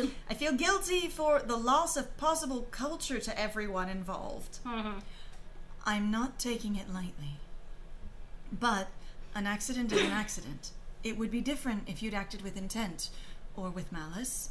But if it was truly an unfortunate mishap, then I don't believe such a dramatic apology is necessary. 3 is our current threshold before we start detonating mid-range computers, unfortunately. Yes! The models have a lot of layers/mobility, so we opted to control the figure count rather than sacrifice our ability to have them express on screen. Wonderful. That's so good. I love that. Thank you. I just remembered you talking about it, initially, and just sort of imploding computers. And I didn't know how many it was, so the final count is 3. I appreciate that because I didn't want to lose an inch of your rendering, TBH. Watching this thing be developed, I was like, I want to see every glitter and sparkle and twitch, and I want all of it. It must happen. It make me sad. Is necessary. And this sort of display in public doesn't feel proper. It's a little embarrassing. I think we're going more for, like, I don't know if... So for me, a little embarrassing feels more vulnerable. Yeah. Even if you don't know if it's proper, Yeah. and Motya does specify doesn't feel proper, rather than stating empirically that it's true, what have you. I feel like that's more the answer because I don't feel like they're being open and vulnerable in this moment. They're just kind of reacting in a lot of ways. And so, yeah, it's a little... This is a little embarrassing. Sounds like a strong share suddenly after just being overwhelmed with basically the extremity of something. Well, I was also going to point out the fact that you actually have the character suddenly very conscious of the crowd reacting, to this situation, going like, okay, this clearly needs to happen, but it seems like it shouldn't happen here because whoa, like that seems Yeah. too vulnerable This even doesn't for seem you. to Like I'm more fit. concerned about you than I am about myself. Because Motia, as far as I can tell, has no context. So that thing about an amnesiac plot, the character is more concerned now about, well, everybody seems weirded out about what they're doing, so I should be concerned about them. Right, and that thing too also going, you get to just sort of decide here whether it's more important that this seems like it's disturbing the public, or it's more like this is my personal experience, I'm uncomfortable. Right. And it felt more like it was an observation of what was going on around them rather than this really concerns me personally and how I feel. Yeah. I also don't feel like we're really engaged enough yet to feel shame, which is embarrassment. Exactly. So I'm going to go from there. Yeah. This sort of display in public doesn't feel proper. To be honest, making such a display of the matter in public does not feel proper. Doesn't feel proper. It seems the man hadn't noticed the curious stares from passerby. Motia briefly envies the thickness of his skin. The fact that you are able to single-mindedly focus on this, well done, sir. Oh, With all due respect, I must agree with Mochia's assessment. Perhaps it would be best to set the matter of your apology aside for now and address it at a later time, in a more private location, if you truly deem it necessary. I see. Well, I hardly wish to discomfort you in the name of my own satisfaction. I shall abide by your request, then. Thank you. Traces of dissatisfaction linger in the man's expression, even as he acquiesces, enough that Motia wonders if perhaps indulging his whims would have been the smarter choice. Or at least the more approved of choice. Mm-hmm. In this case, I'm interested that Mochia is going smarter choice. Do they think that displeasing this person is undesirable? And therefore, instead of being like a better choice, it's specifically smarter, as in I've pulled more, like assess the situation intelligently better, Right. as opposed to preferentially. So there's a level here in specifically choosing smarter that for me goes to I think that I should have understood this better and it will give me a better outcome had I done something else, as opposed to, oh, I didn't mean to make him disappointed, so I might have preferred to indulge him so he isn't sad. Right. So preferential choice or something like that. Yeah, because again, so for me, based at least on what we were talking about, I think that leans into where that feels a little out of sync with where we were talking about. Mochia doesn't really seem to understand a lot of what's going on. Some of it just seems to be, I'm just kind of doing a thing, and I'm aware of everybody else going, so I feel bad for you. And now you've turned around and made it, and I turned it around and I made it about me, which I didn't get really from Mochia at all. There's a lot of like, I don't even know what the fuck is going on, you know? But also, like, if this is disturbing other people, Mochia seems very much so far with my interpretation of, like, I don't mean to be a disruption. Right. Not so much of I'm deeply embarrassed or I don't want everyone looking at me, so much as I just want things to continue as usual so I am not the center of attention because that disrupts other people's space. Right. And there is some level of I just don't want to be the center of attention because it's a lot for me to bear, but it does feel like there's that social sort of awareness of I don't want to be a burden on you by having to notice me, which actually feels very familiar to one character that I have. I wonder. All right, so it would have been the smarter choice. Smarter. But before they can change their mind, a swift nod from the taller stranger squelches the thought. Whether the gesture was made in approval or gratitude, Mocha can't be sure, but it's reassuring all the same. It's okay. He's very sensitive. We're good. That's all I just get from that is just being like it's fine. Don't worry about him. It's fine. Thank you. I appreciate your understanding. Although, to be honest, I imagine we might have drawn this many strangers regardless. We might have drawn this many stairs. Oh, sorry, stairs. Regardless of what we were doing. That is true as well. Were you drawing this many stairs when you careened into me with your beast? Beastie stairs. I say, sorry, that might... too soon? He made me look sad again. No! Shattered. Mocha, too soon. Mocha, Oops. Errors were made. Inadvertently keep saying harsh things to fancy stranger. Ah, devastated. Okay, I am getting that vague, the potential for that anime trope. I don't expect it to come up here, but very much of the, I'm just not connected to what you're experiencing, so I continue to describe things that just are crushing to you, and I have no emotional connection to them. Exactly. Amazing. Okay. That is true as well. It is? Huh? Okay. It is, apparently. Now that it's been noted, Mocho realizes that passerby cast curious glances their way even once the man has straightened up, his hand quietly cupped to his chin in thought. And it's difficult to imagine that the man's gaudy attire alone would draw this much attention. Perhaps something to do with his identity, then? Oh, I love how we've gone from fancy to gaudy. I was going to say, it's interesting that we've gone from 1, the man is fancy, 2, to describing his outfit as gaudy, and 3, if we haven't noticed the way anyone else looks, because Smokey is not describing the way our boy looks, just tall and smoky. Mm-hmm. It's more of a sensory experience of he's literally belching smoke, and he's taller than all of us. Right. And so there's no comment on his fashion anyway. And so then it's like, what Mocha are you comparing it to assess that he's gaudy? Because if we're in Mocha, like basically in Mocha's head, narrator describing that we're in their thoughts, what sort of level of comparison do you have to say that's gaudy? Well, and the question is, would Mocha even notice that? Of going like, I just call it gaudy, and then you go, hang on, why is it gaudy? Well, and that might be a thing too, if that's what immediately comes to mind without any sort of connection to anything. Mm-hmm. There could be a level of, do I think that's gaudy? Or is that gaudy? Mm-hmm. Kind of thing. But I find that very interesting to specifically be like gaudy attire and be like there has to be contrast or noticing of other types of clothing or fashion to come up with that, because any description of something being over or understated, in this case overstated, right, has to be in comparison to something else. Right. All right. And it's difficult to imagine what the man's gaudy attire alone would draw this much attention. Perhaps something to do with his identity, then. Interesting extrapolation. I don't know that I would have come up with that so much as, is this an event, maybe? Right? But I do like that very much.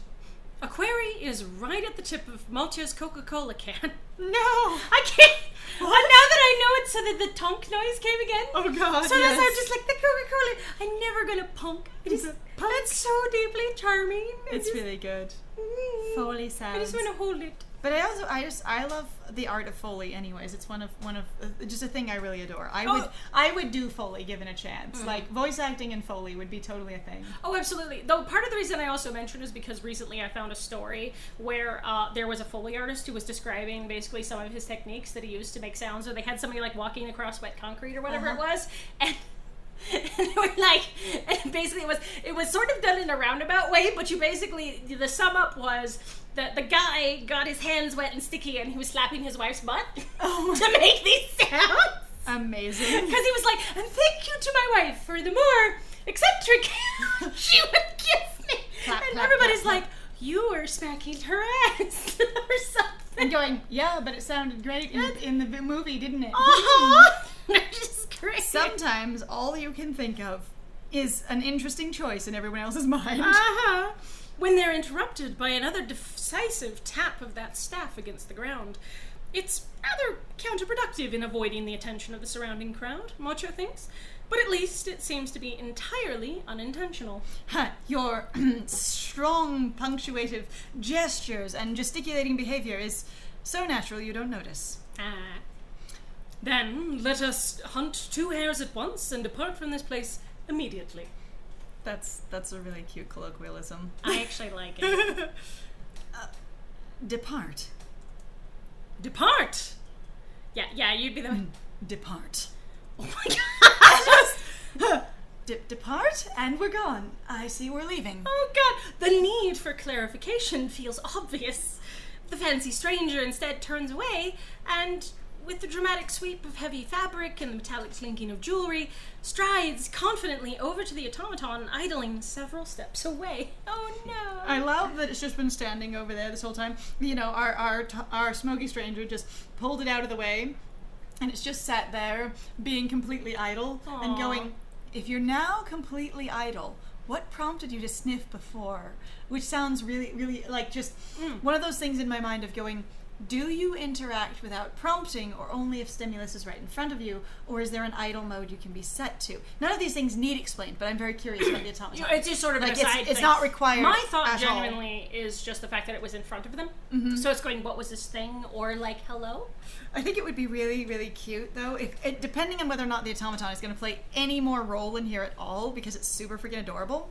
Instead of it just being like idling nearby, it could just be like snuffing the ground, or like sniffing a bush or something, or licking its paw, something like that. Honestly, that would be really funny though if you somehow were able to actually connect the idling basically with that sort of kind of The set idling of gestures. behavior is sniffing and nosing things. Okay, honestly, that'd So be you very would be cute. like the idling behavior, and the thing is like. Okay, but like think of like an idle animation in like a video game where they just kind of casually do something, and like some of the older video games, like they would pull out a toy or a yo-yo or something, like fighting games, and do something. So yeah, what if the automaton's idle animation, as it were, is actually like sniffing and snuffling? And so somebody just thought when they were making this thing going, it's really charming when you're not having it do other things, just have it there continually cutely sniffing the ground. They're like, this is my personal fave, so that's what I designed. That sounds very cute. It really does. I say, actually. but yeah, I'm kind of charmed that it's like, well, I'll just sit over here now and watch you guys because you took away the interesting thing that I had. The sniffy snoof. Sniff stuff. All right, several steps away. It gives a curious woof as it raises its head, though it's easily placated with a quick pat between its antlers. Look at it there. In the background, there's the whole. Oh, it's so cute. Look at the footies. So. Oh my fucking god! Why are you so adorable? I love how it's made out of so many different pieces of things. I know, I'm too. like that bear, makes me very happy. Horse, Dog. dog, yeah. I just like that tree. That is so good. Also, look at the mechanics inside the legs. Yeah. So Oh, if anyone, shit, I didn't notice you've actually that. got like the doll joints here, which is really fun. Or mechanical joints. Yeah, no, that's really cute. I imagine all of this is an external shell over the interior robotics. I do have to say that I am charmed. So, Hal, at least for me, so I used to ride horses a lot, but I'm really entertained that you decided to go with basically the 3 stirrup. So you're just assuming that these are the heights that, you need to get onto the animal with, basically, rather than having an adjustable stirrup, which is, because they have the strap that you can pull up and yank down. What if none of those are stirrups and that's just a ladder because the beast is so tall? And so you have to mount here and climb all the way up there. Well, then clearly they don't know how to get up there because they have to be like, what was it? I was 14 years old and trying to get on top of a Clydesdale, and I threw myself just from one side all the way to the other side. Yeah. Poor Teddy was like, what are you fucking doing? I was going to say, and not that the saddle has to have no, any connection to real world stuff, but this looks far more like an English saddle than a Western saddle. And so there's less of the, I'm going to like hold on to the saddle horn or be, pushed into place. It's more of a, you balance on top of the animal and you have a seat. That's true, but I mean, the fact that you actually have a pronounced saddle horn, to me, looks more like a Western style, because this up here. Well, the thing is but it's not really a horn. It feels more like, the shape of those guys feels more like a what's the thing? More like a platform kind of decoration, like if you had, like a palanquin or something? Yeah, like a palanquin, that one. That's what I'm looking for. Okay. And so it reads less as these are saddle accoutrements, as in this is a place you sit, and then it's sort of got that basically palanquin sort of accents. Okay. At any rate. That makes sense. None of that might be true at all, but it's really freaking cute. It's adorable. I love it. All right. It gives a curious woof as it raises its head, though it's easily placated by a quick pat between its antlers. It's barely lowered itself to the ground before the fancy stranger leaps astride its back. Okay, so then the stirrups are only for people who don't know how to mount it. That was that, I guess, yeah. I love that idea. Tell me, Motya, where were you headed before an unfortunate collision interrupted you? Allow me to escort you to your destination. Such a small favor won't settle the debt I owe you, but 'tis better than nothing. I wouldn't want anything you could give me destroyed. I want nothing from you. No. No, sorry. Just looks up. I can get there myself. Dies. Falls out of the saddle. Poor thing. My destination. Come, no need to be modest. Distance and time are of no concern. Motia, I was going to the red light district and I just didn't want to tell you.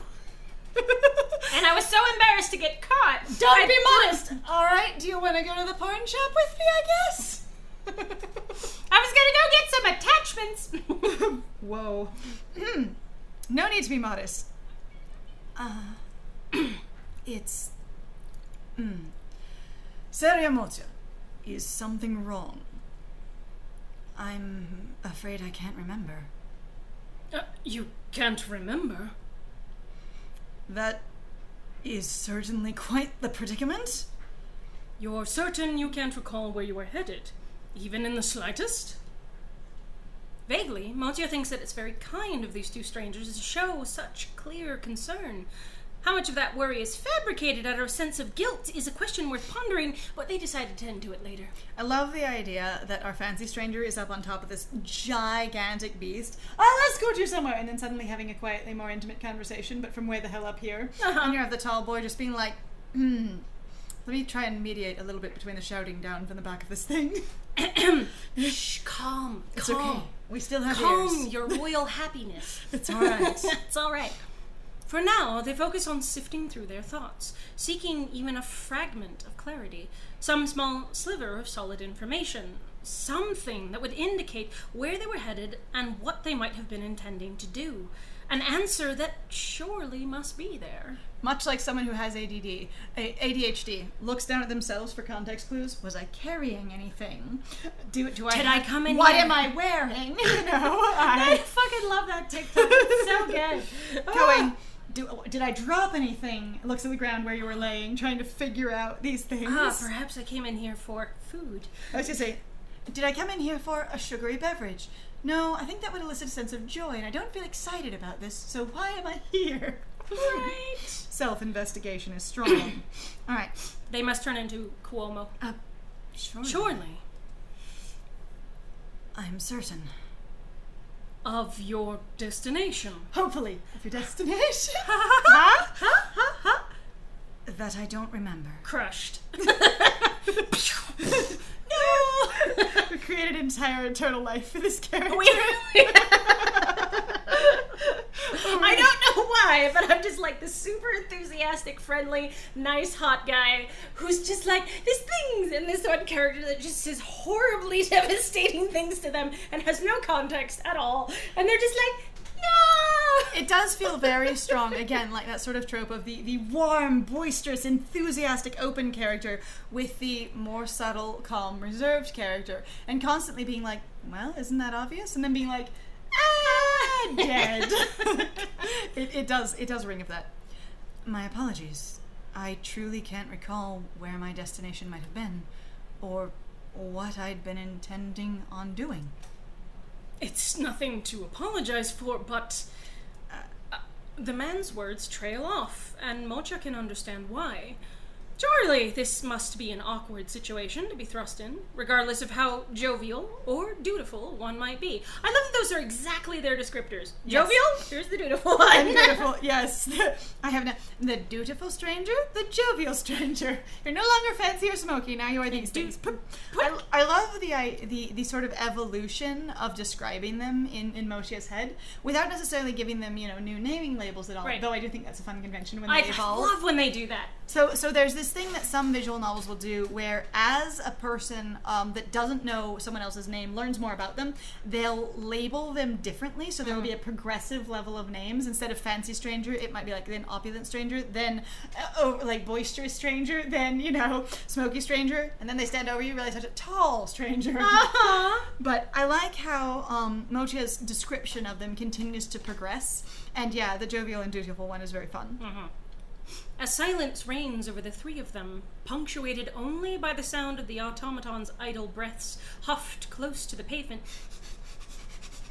Yep, just snuffling the pavement, leaving soft little wet patches on the stone ground. Not licking. No, not licking, just wet nose. Oh, that's true. But I've seen. I mean, they could. But There were no licks. We don't know if they have a tongue. oh, that's true. So I'm just, sorry. Just soft wet nose. I want them to have a tongue. I love the fact that whoever built this automaton, whether or not it has anything organic about it, or it's just completely constructed from inert things, as it were, that part of what they wanted from it was a damp nose. Like, this is part of my design intention. I just damp nose. Well, what you don't know is that clearly this is the plant king or whatever, and humidity. He needs humidity. He needs the humidity. Here, quick, emergency, stick nose on face. I was gonna say, this one has a steam engine specifically so it will moisturize him as it moves along. Close to the pavement, Montio tries not to listen to the curious whispers of passersby. Tries to ignore the strange prickle of discomfort that crawls down the back of their neck and clings probably to their skin like some stubborn insect. I think we found our first typo. I think it should be clings. Perhaps. Tries to ignore the strange prickle of discomfort that crawls down the back of their neck and cling to their skin. Yep, clings probably would be more. I think clings would fit a little better. Mm-hmm. But yes, good. Stubborn insect. Damn you. There are too many people here, they think. There are too many people milling around, too many colors strewn about, too many noises and too many sounds polluting the scenery and making it hard to think. Now that I have my senses back, I am experiencing sensory overload. Can we maybe go somewhere quieter? Perhaps it would be best to excuse themselves, they think. Yes, there we go. I suppose our next course of action has been decided then. It has. My exact response. Okay then. Perfect. Hi? Nanda. Yeah. How impressive, Motia thinks, that the man is apparently capable of reading minds. It saves them the trouble of sheepishly admitting that they'll be leaving the scene to wander the streets aimlessly in hopes that some random sight will bring back their memory. Okay. I deeply love how hopeless that is in reference to being socially awkward and or overstimulated. Like, it's I know I have nothing that will help me in any way and no intention of like actively doing anything because I can't pull anything together about myself at all. So I'm just gonna get out of here and be alone in my disorganization. You understand that I'm trash. Yes. Yeah, pretty much. I'm just gonna go be trash, but less overstimulated. It'd be perfect. Over there. I love the poor idea. Motia. I'm like, that's so relatable. Excellent. I'm like, oh my god. So I'm glad that you understand and agree with the fact that I'm just gonna go be a hopeless bitch for a minute. Thank you for not making me have to explain it. Yeah, swirling down the drain. I love that sentence too, though. I really do. That's really good. Very good. We shall be headed to my humble abode. Your humble abode. I thought that was you for 2 seconds. Your humble abode. Everyone emphasizing a different word. Your humble abode. Your humble abode? Your humble abode? Yes. Perfect. This has so many comedic elements. I really enjoy it. This is really charming. But like the fact that they're not deliberately like we've shoved comedy in, it feels very natural. I really enjoy it. It's not like a weird aside. Okay, so I can't tell you. There's a lot of like visual novels where sometimes it really feels just deeply forced. Where you're just like, the comedy is here. You can do it. You don't have to suddenly go make a weird reference about something. Tee, here's the jokes. Like, it's right there. You don't have to shoehorn in a weird exterior reference all of a sudden, which we've seen several times. Mm-hmm. But in this case, yeah, this feels... You just have to follow the list. Very natural. Is it on the list? Is it on the list? Indeed.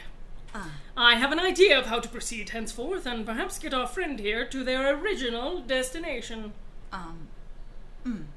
And I'd be glad for the chance to atone for my mistake with actions, not words. A man of action. That's what I want to be. And words. And then I'm going to talk about it for the next 3 days. There's something appealing about the man's decisive nature.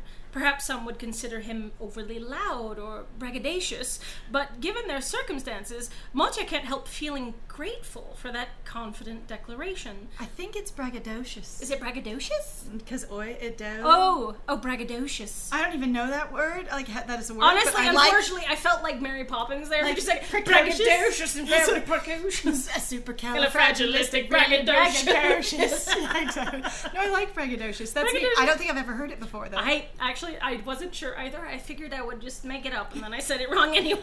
It's fine. You might have put the emphasis in the wrong. It's braggadocious. Not braggadocious. Exactly. Grateful. braggadocious, not braggadocious.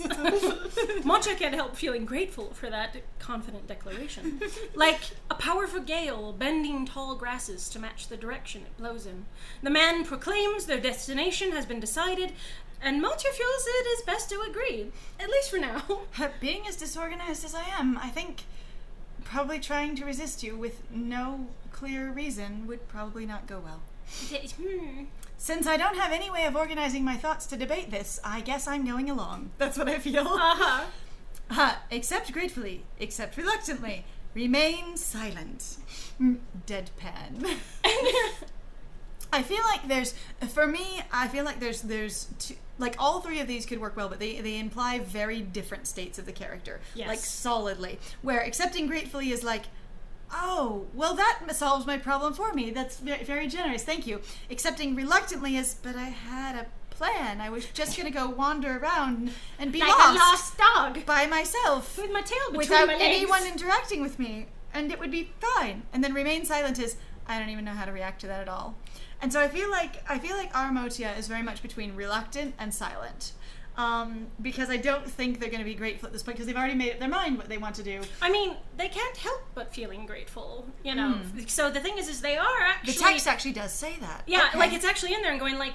And also I appreciate actually that you've made a decision. It might actually be kind of still relieving to go accepting gratefully because you're like, thank God somebody has some decision because I was just about to run off into the streets and knock myself into a corner and I didn't know what the fuck I was doing. I was going to find a nice dumpster to light myself on fire.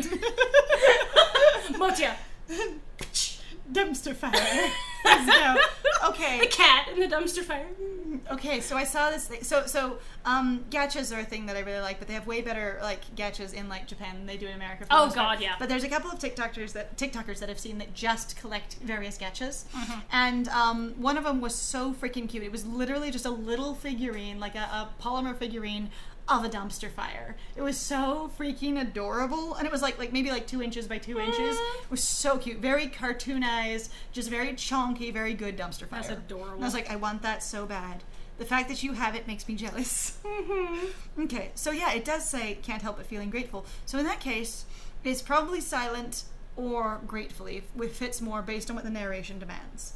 I think in this case, we're kind of grateful in that way of, oh, I don't need to figure things out, and so it's very silent kind of way of, like, I'm relieved you've got this, and so I don't have anything to say, especially with the, oh, so can you read minds, in fact? Do you understand everything? This is fine.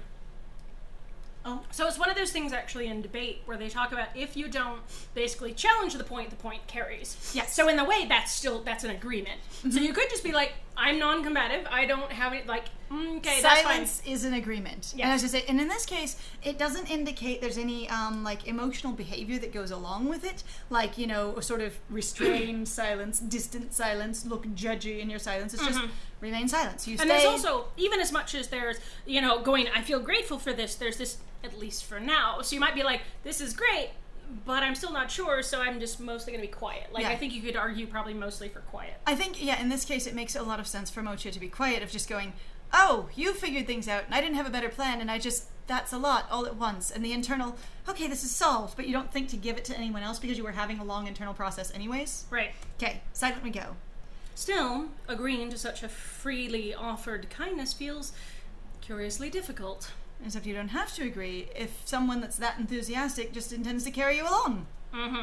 It isn't simply that this turn of events is abrupt, with matters proceeding so quickly that Mocha almost feels physically dizzy, but there's also a strange unfamiliarity to the cheer with which that invitation had been offered. Going, hang on, there's more levels to this. What And also, was that? you're so enthusiastic about this, and that just, I don't get it. And going, I'm a little unsettled because I feel like there's more going on here that I can't understand. Connect to, yeah. Mocha wonders if they've ever been extended such genial curiosity in the past. Probably not. Courtesy. Courtesy, excuse me. Excuse me. Curiosity! Curiosity! Fucking... Jovial stranger is like, I'm intrigued. I am intrigued. Please don't kill me. Please don't go breaking my, Don't go breaking my heart. Don't go wasting your emotions. Lay all your love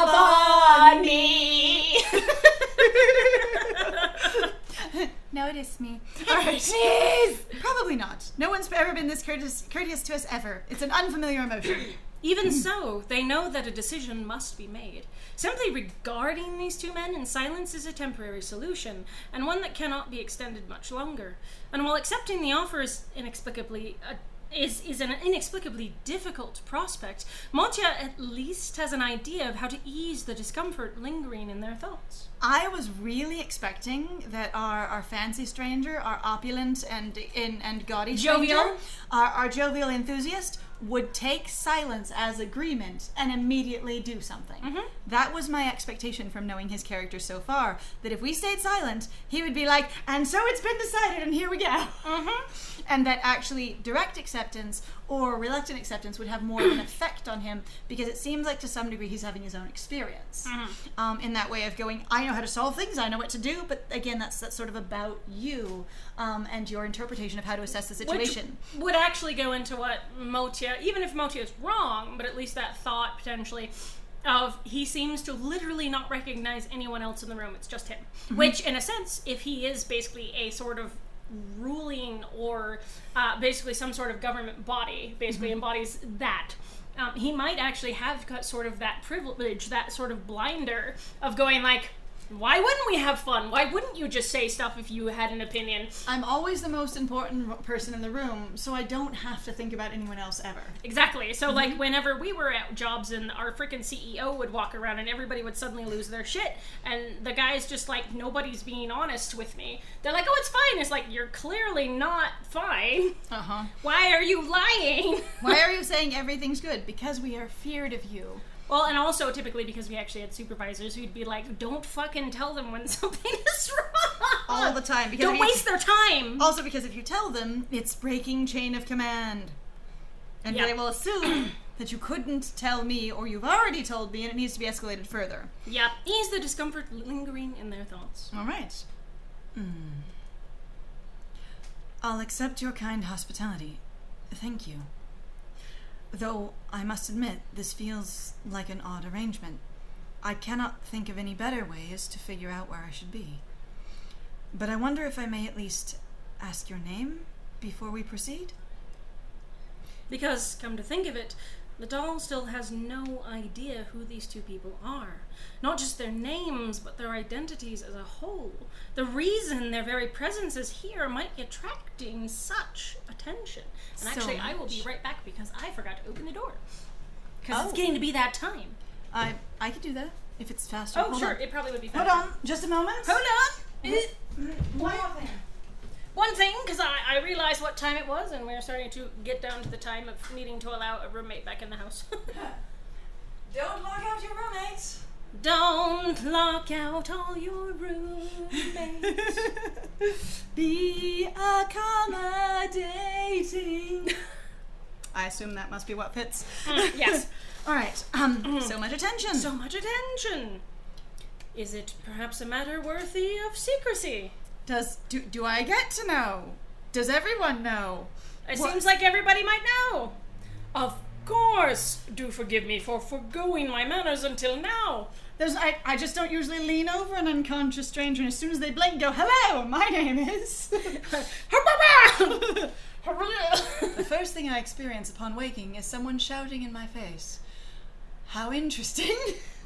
What was that? Oh, I told you my name earlier, but I think you were a little overwhelmed. Let me do it again. Let me just reintroduce myself 5 times until you've got it. Yeah. Okay, but that one kind of character that's the arrogant person of going, the only thing that's important right now is that you know my name.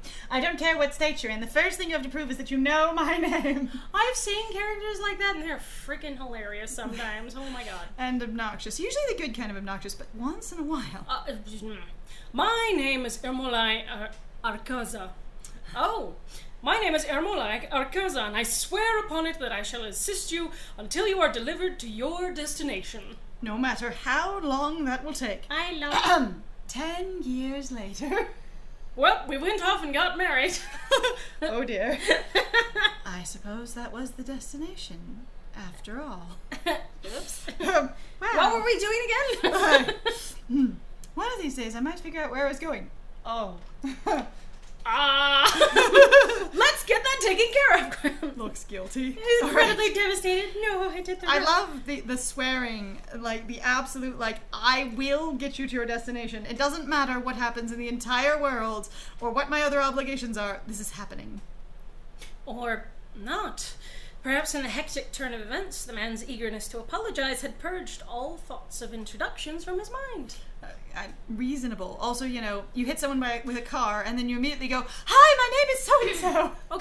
Okay, my question is here is actually, I was under the impression that these characters knew that Motya a little bit more.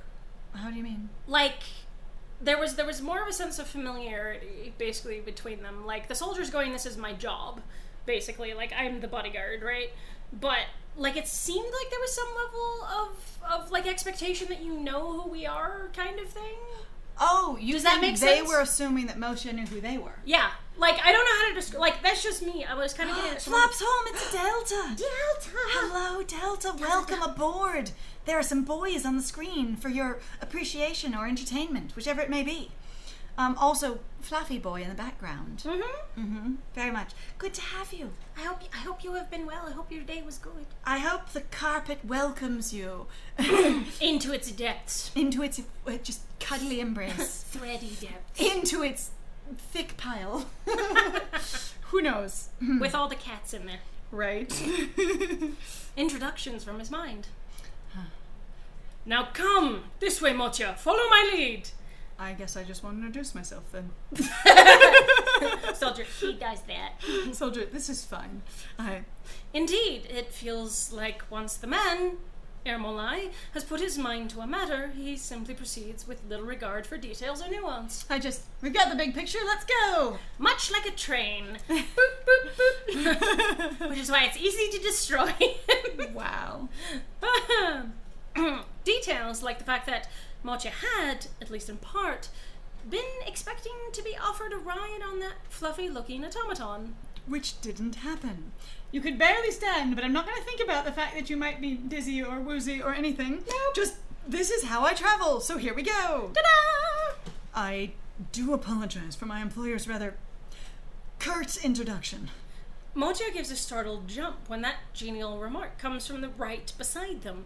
They had been distracted, staring at the automaton as it went lumbering down the street with its glittering cargo, parting the crowds in its path with no effort. I love that we just call him glittering cargo now. First he's fancy, then he's gaudy, now he's just cargo. Him, blah, la, la, la, la, la. I just he's T-posing over the crowd. He's just a gorgeous decoration on top of the fluff ball. Because we're all actually there for the automaton, you know? Everybody is. We're really just here for the fluff ball. He's decoration. He's jewelry. He's the cake topper on the fluff ball. It turns out Ermolai's companion is capable of moving impressively quietly when he wishes. Hi. Instead of all that noise he'd been making so far, which as far as I know is None. none. Was none. I was pretty sure none. I was pretty sure he'd been silent the whole time, but we may have just noticed it. That thing of just I'm right beside you suddenly is amazing. Uh-huh. He'd usually make rather more of a fuss about it, and he's forgotten to explain some things, but, well, I'm sure everything will be made clear soon enough. I can only promise you that he means no disrespect towards you. I assure you of this. 100%. Please consider his brashness proof of his sincere desire to right his mistakes and be of assistance to you. See, this is kind of what I mean. Other than basically the only information I have is that a doll like Motya, that side piece of information that I know about, is considered to be, you just know who they are, kind of thing. If they're that rare and they're that precious, Or you what just they go, are. yeah, or what they are at least. See, but without having read that exterior detail from the description of the story, I would have no idea. And even in the pitch for the game, I don't think it says that the dolls are incredibly rare. That's just something Hal described. No, it was actually in, Was it like in the trailer? Yeah, like I didn't get it from anywhere else. I didn't ask Hal about it. I'm gonna have to remember where that is, though. That's okay. Because I don't remember it being like, dolls are incredibly rare in this world. But that's okay. Of assistance to you. And perhaps it's bold of me to say this, but you hardly seem the sort to take such matters personally. You seem sort of bland about the whole thing, actually. Not very emotive, really. Not offensively. Still, I'd be grateful for your understanding. Most would sound wearier, or perhaps even a touch bitter when asking for forgiveness in their employer's stead, Motia thinks, but somehow this man manages to exude the perfect combination of fond exasperation and polite pleasantry. Nice. Nice. Opaque. He feels opaque, difficult to glean any deeper reading from, but at least what tiny glimmers of a real person can be seen past that well-manufactured smile seem nice enough. Unless those two are simply so well made that they're indistinguishable from the polite smile he currently wears. Pulls out a stamp. Emotionally unavailable. There it is. Pep. This is the emotionally unavailable one. We found him. I was gonna say that's what that description sounds like a long way to describe emotionally unavailable. Which I'm all about. That's fine. It's beautiful. Honestly, I'm very good at those kind of characters, so you know. We're in the right wheelhouse. Oh, we've done it. Congratulations. The thought merits a brief pause before Mocha manages a small nod. And yourself. By the way, who the hell are you? My understanding? Your name. Ah, of course. Forgive me for neglecting my manners for so long. My name is Vaket Tassiave? Tassiave? Tassiave? Jershak? I'm not sure. Jershak. We'll have to find out the Jershak. It's a pleasure to make your acquaintance, Mocha. Please consider me at your service for the foreseeable future as, well, perhaps that's better saved for another time. As my employer/master/director has decided you will be his unending ward until an indescribable amount of time, so I will be there. Like employer, like employee. It seems this man, too, has the tendency to move at his own pace. Because instead of answering Mocha's query, Vaket nods down the street in the direction that his employer had gone. And sure enough, Mocha looks over to the spot with the glimmering figure waving at them. Mm-hmm. Looks over to the spot. The glimmering figure waving at them. I think you probably want a comma. Looks over the spot. And sure enough, Mocha looks over to the spot over to where the glimmering figure is waving over at to them? spot the glimmering figure waving at them. So you look over to spot. We're just parsing it wrong. Oh, okay. Mocha looks over to spot the glimmering figure waving at them. Okay, cool. There we go. It's a parsing problem. We got this. I could do it. I would say that totally works. You garden pathed it real strong. I'm sorry. That's okay. It's okay. Made a boo-boo. Sometimes you may not be familiar with everything the author is going to write, and it can take you a moment. It's true. At any rate, I find it very interesting that in this bit, as Mocha has no memory of immediate things, they clearly have memory of other things or understanding their reality. The fact that they have identified employer and employee with it never being described is very interesting in my mind. Right. Because I got that, but the fact that they're so disoriented and they picked it up, I think is really interesting. And a really interesting piece of awareness to go, okay, so you do have some cultural context for things, but it might not be more than anything. Sorry, I was counting how many times you said interesting. Sorry. I'm very interested. I couldn't find another word. It's okay. I'm fascinating, engaging, deeply intriguing. Even held above the flow of the crowd by the bulk of his automaton, Ermolai looks much smaller several buildings away. Ever the decisive man, he seems to have forged on quite a ways ahead before realizing he wasn't being accompanied. I've known him for 2 minutes, and I understand that he never thinks things through, but he will choose real fast. He's like, I got it! You didn't follow, crushed. It would be best if we caught up quickly. Shall we proceed? Of course. Understood. Good thing I didn't run. Can I run now? Mocha bites back the urge to point out that had they been offered a place atop that automaton alongside Ermolai, perhaps they wouldn't have been left behind like this. But like Vaket has said, such matters might be best left for another time. Mocha, if he was really thinking about this, he would have put me in that saddle. Yeah. If he knew his romance tropes, I would be on that animal. Damn you. And I would be in his lap. Or he'd be in mine, one or the other. Honestly, with this skirt, I might be side saddle. Oh, true. What makes you think Ermolai isn't, actually? I think there are pants in that outfit, but not sure at all. Nope. Maybe sitting cross-legged, like a really good balanced person. Oh my god. Also, we don't know how technically big the creature dog creature is. Given the 3 steps of stirrups, again, it suggests very, very large. And also, like, taking up your entire field of vision and ability to, you know, breathing space and all of it. Again, large boy. All right, another time.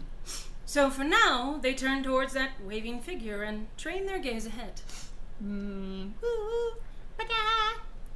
long time standing about chatting seems to have given their body plenty of time to recover, and Montio finds it easy to place one foot before the other, striding forward at a brisk pace. I appreciate that their body is self-healing or self-repairing, whichever it may be.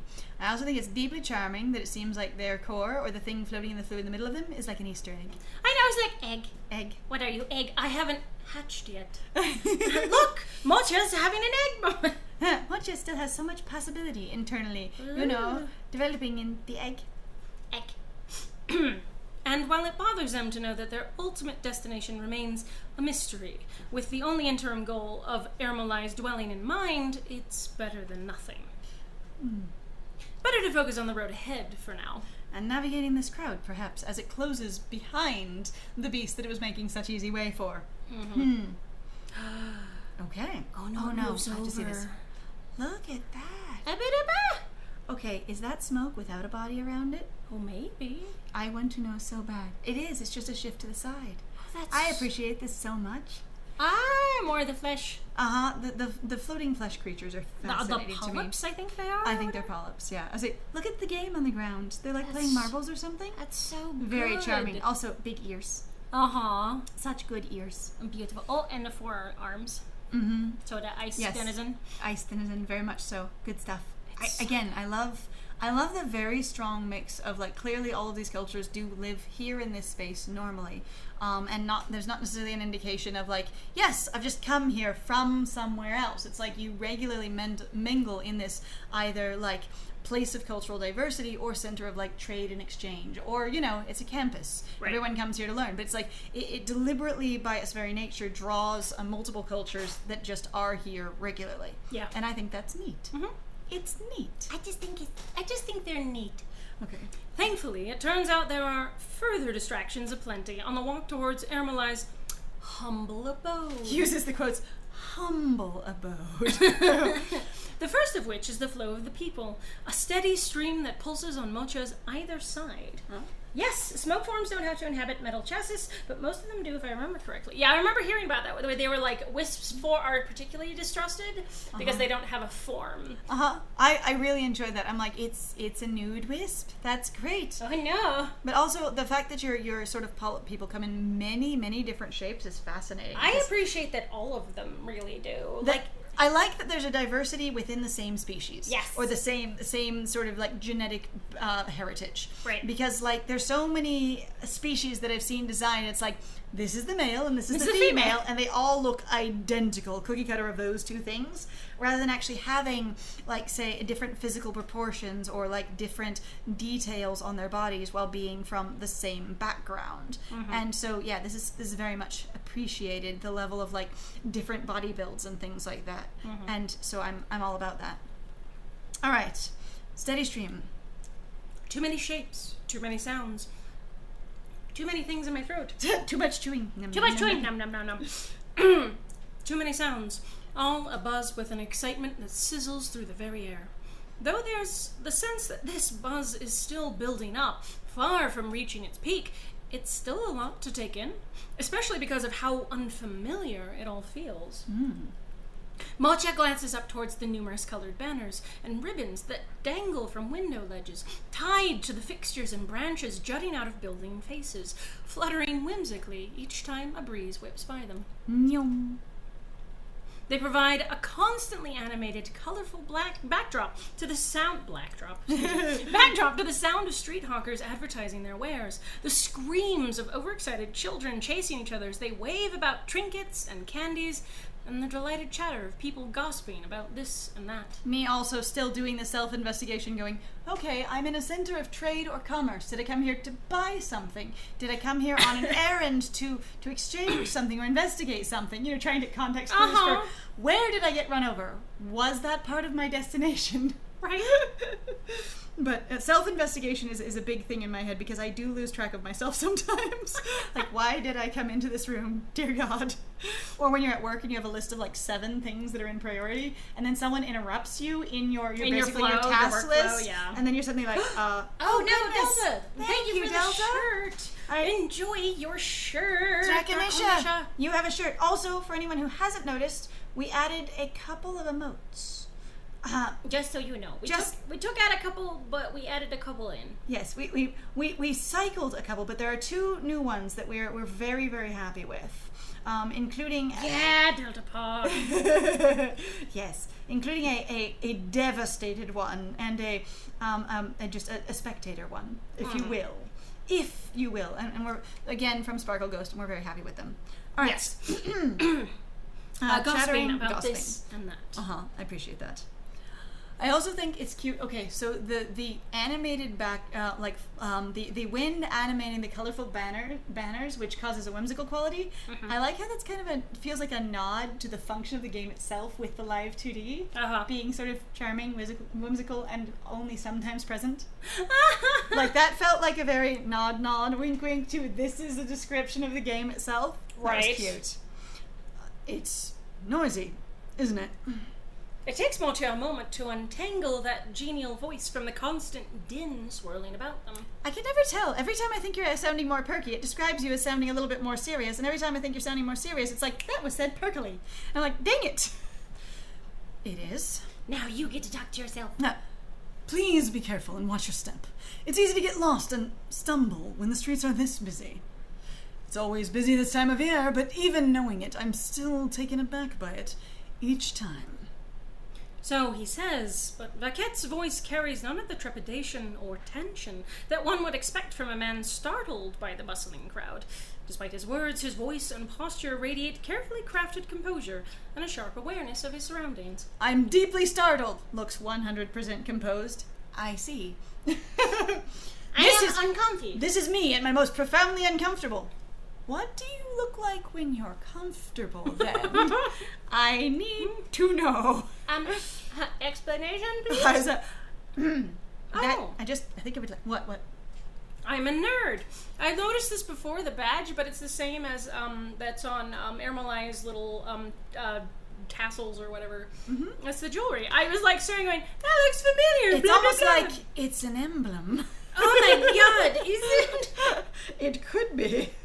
Holy, yeah. Surroundings. And it's only as they make that observation that Mochio realizes there's a reason for the man's slightly unusual stance. One shoulder tilted further forward than the other, hands slightly outheld at his side. Vaquette, walking a pace and a half ahead, has been parting the crowd to keep Mochio from being jostled. Yup.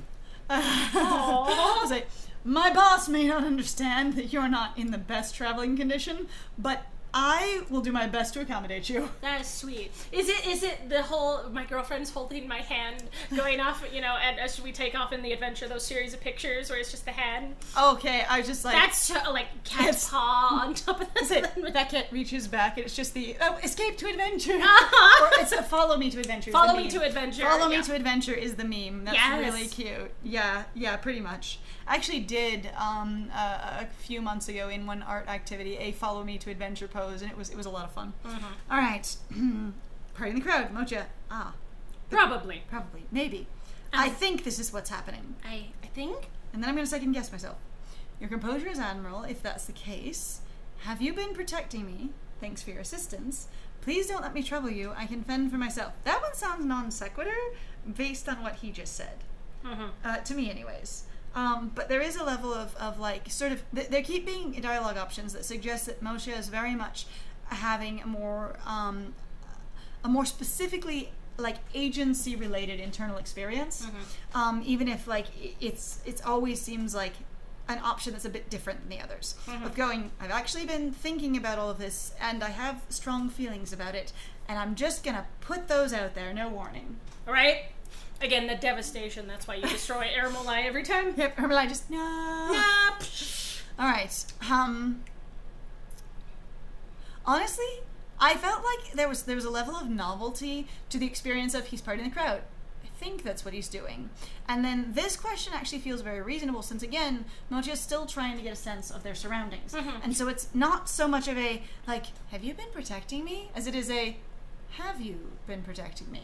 Like I want to know if this is a piece of my reality and if I'm reading this correctly so that I can sort of anchor myself more and understand you better. Right. So I'm going to go with that one. Sounds good. I must ask, have you been keeping an eye on me as we walk? I believe it's more polite to refrain from pointing out when such gestures are made. Very much. But yes, you are Ermolai's selected guest, and so I must do my utmost to ensure your safety and well-being. Aww. And so it's less than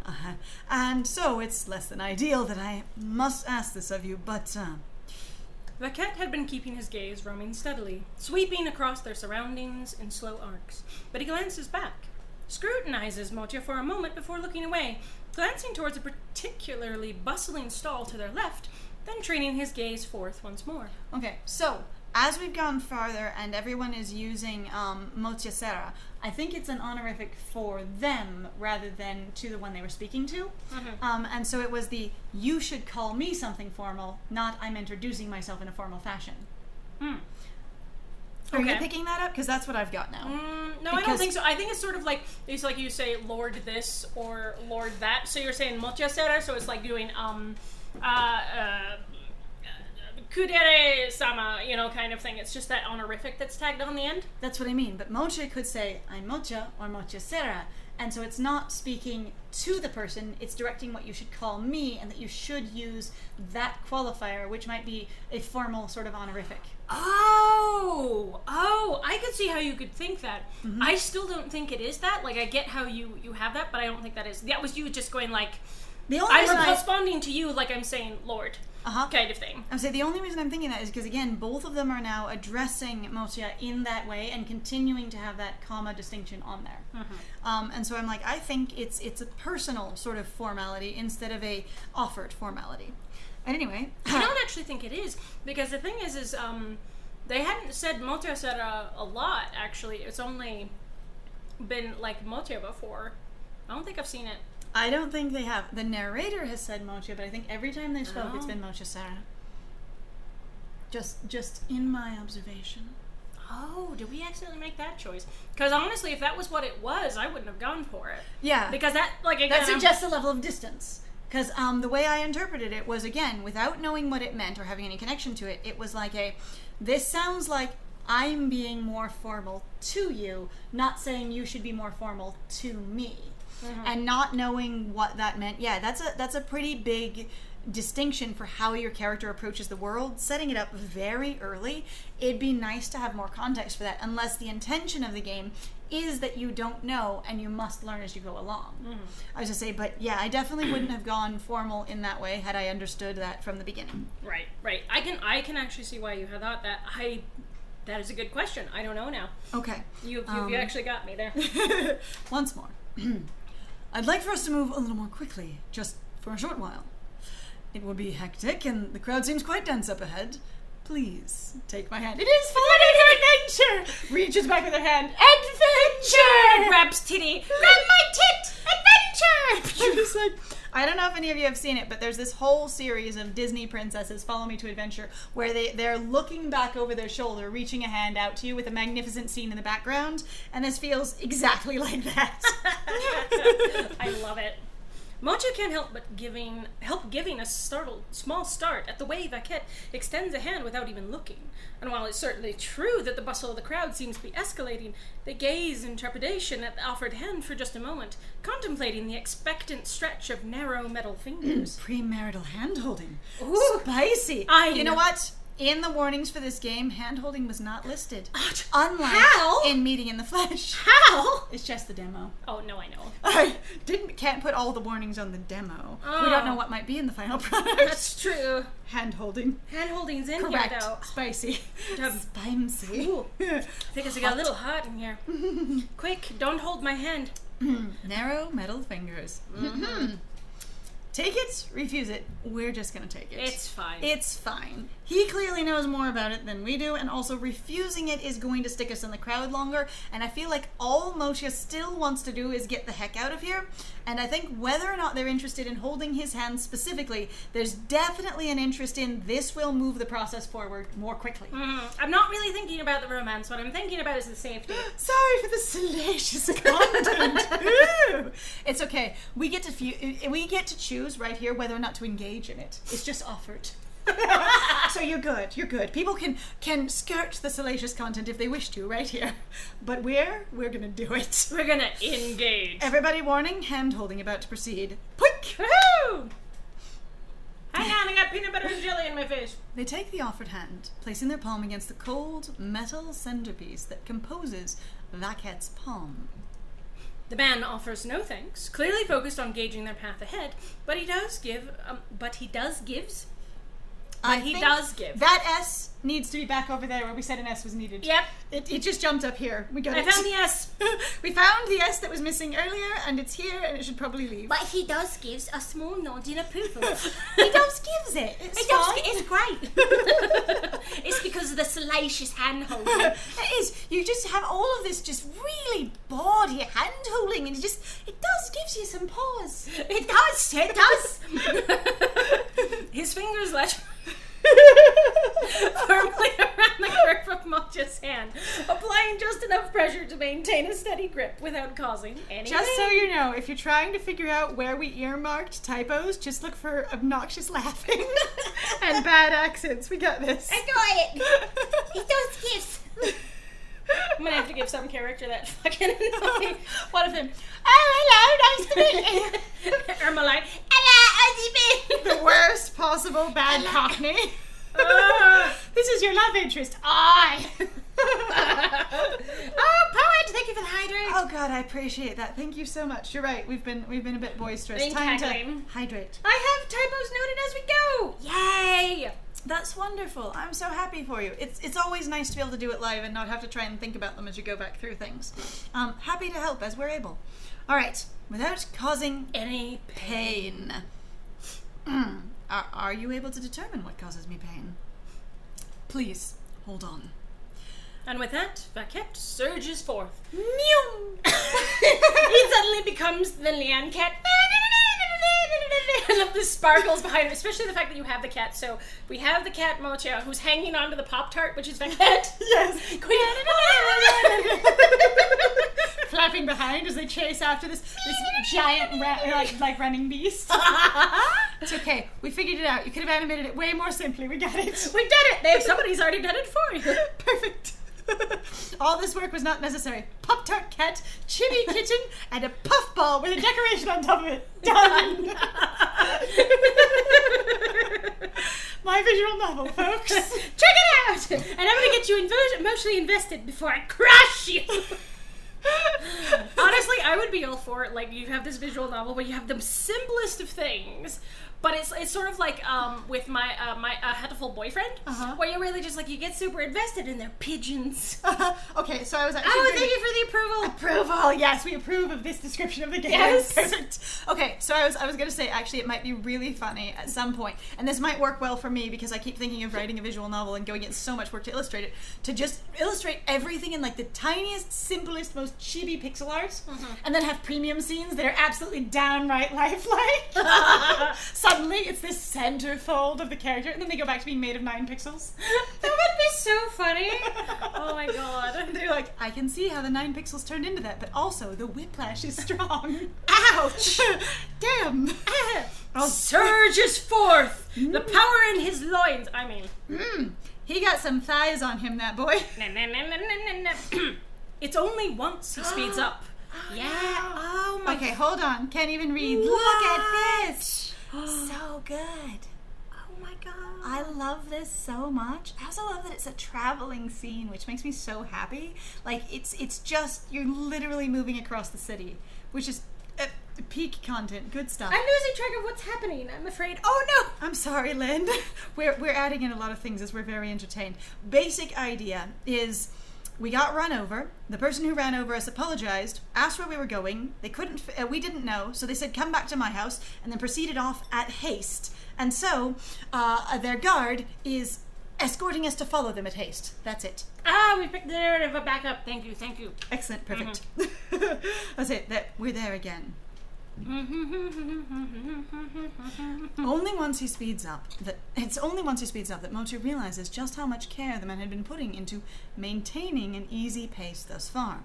His hurried gait is much longer, the tap of his leg sharp and crisp and quick off the pavement as he takes 2 large steps forth.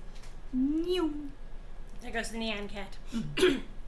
This new pace is one that Mocha would have struggled greatly to keep up with if not for that hand firmly clasped about their own and the way Vaquette parts the crowd directly before them, ensuring a clear path to hurry down. Fine now. Suddenly he's Fezzik. Everybody move! Perfect. You are the Brute Squad. Even when Mocha stumbles briefly as a small child dips under Vaquette's arm and tramples their toes, they find a gentle weight against the small of their back, keeping them on their feet. A coil of a metal tail that had surreptitiously wound under their arm at some point.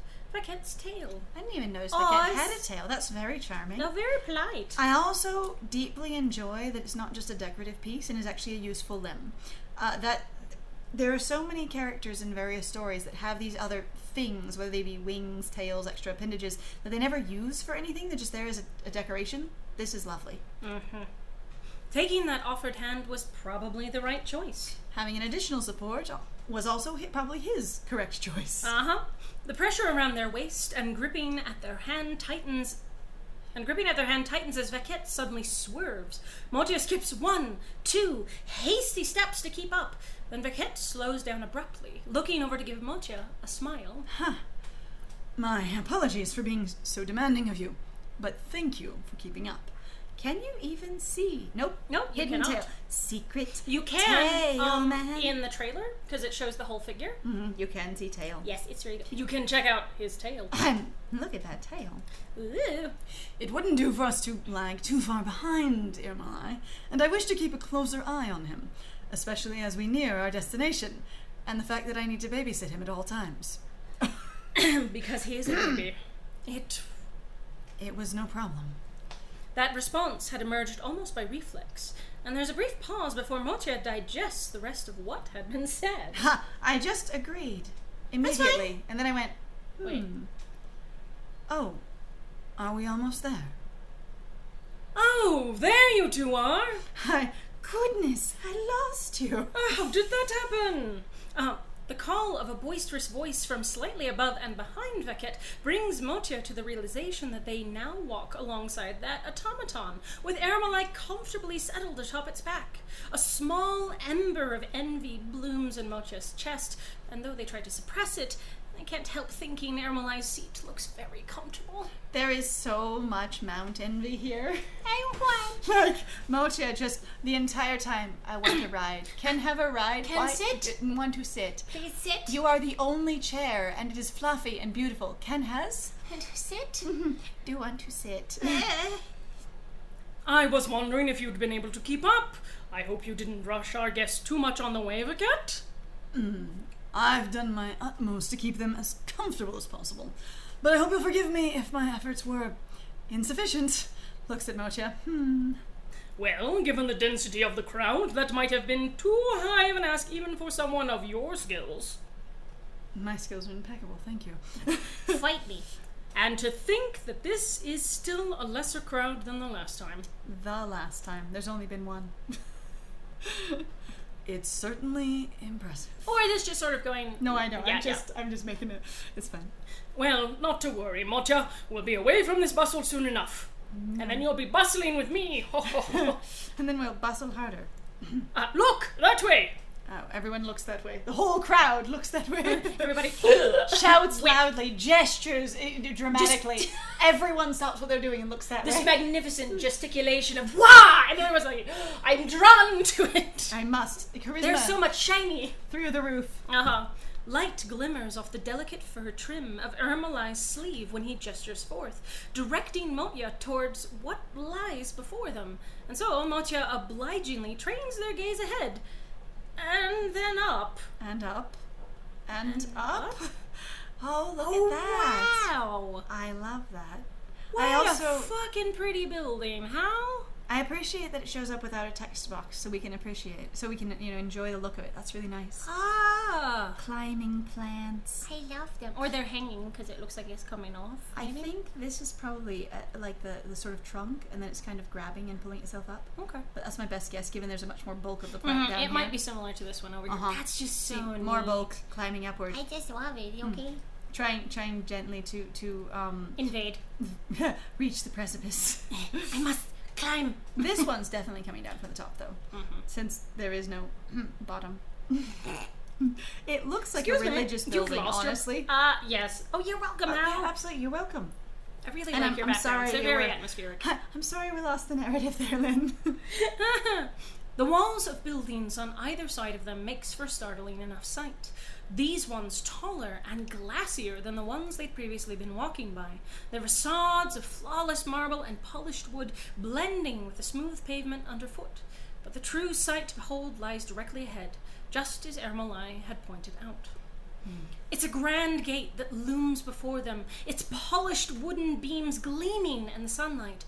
Beyond it, the path that awaits them cuts through a tremendous field of grass sprinkled with wildflowers, a huge expanse dotted with pillars of intertwined marble and greenery. Ooh, sounds pretty.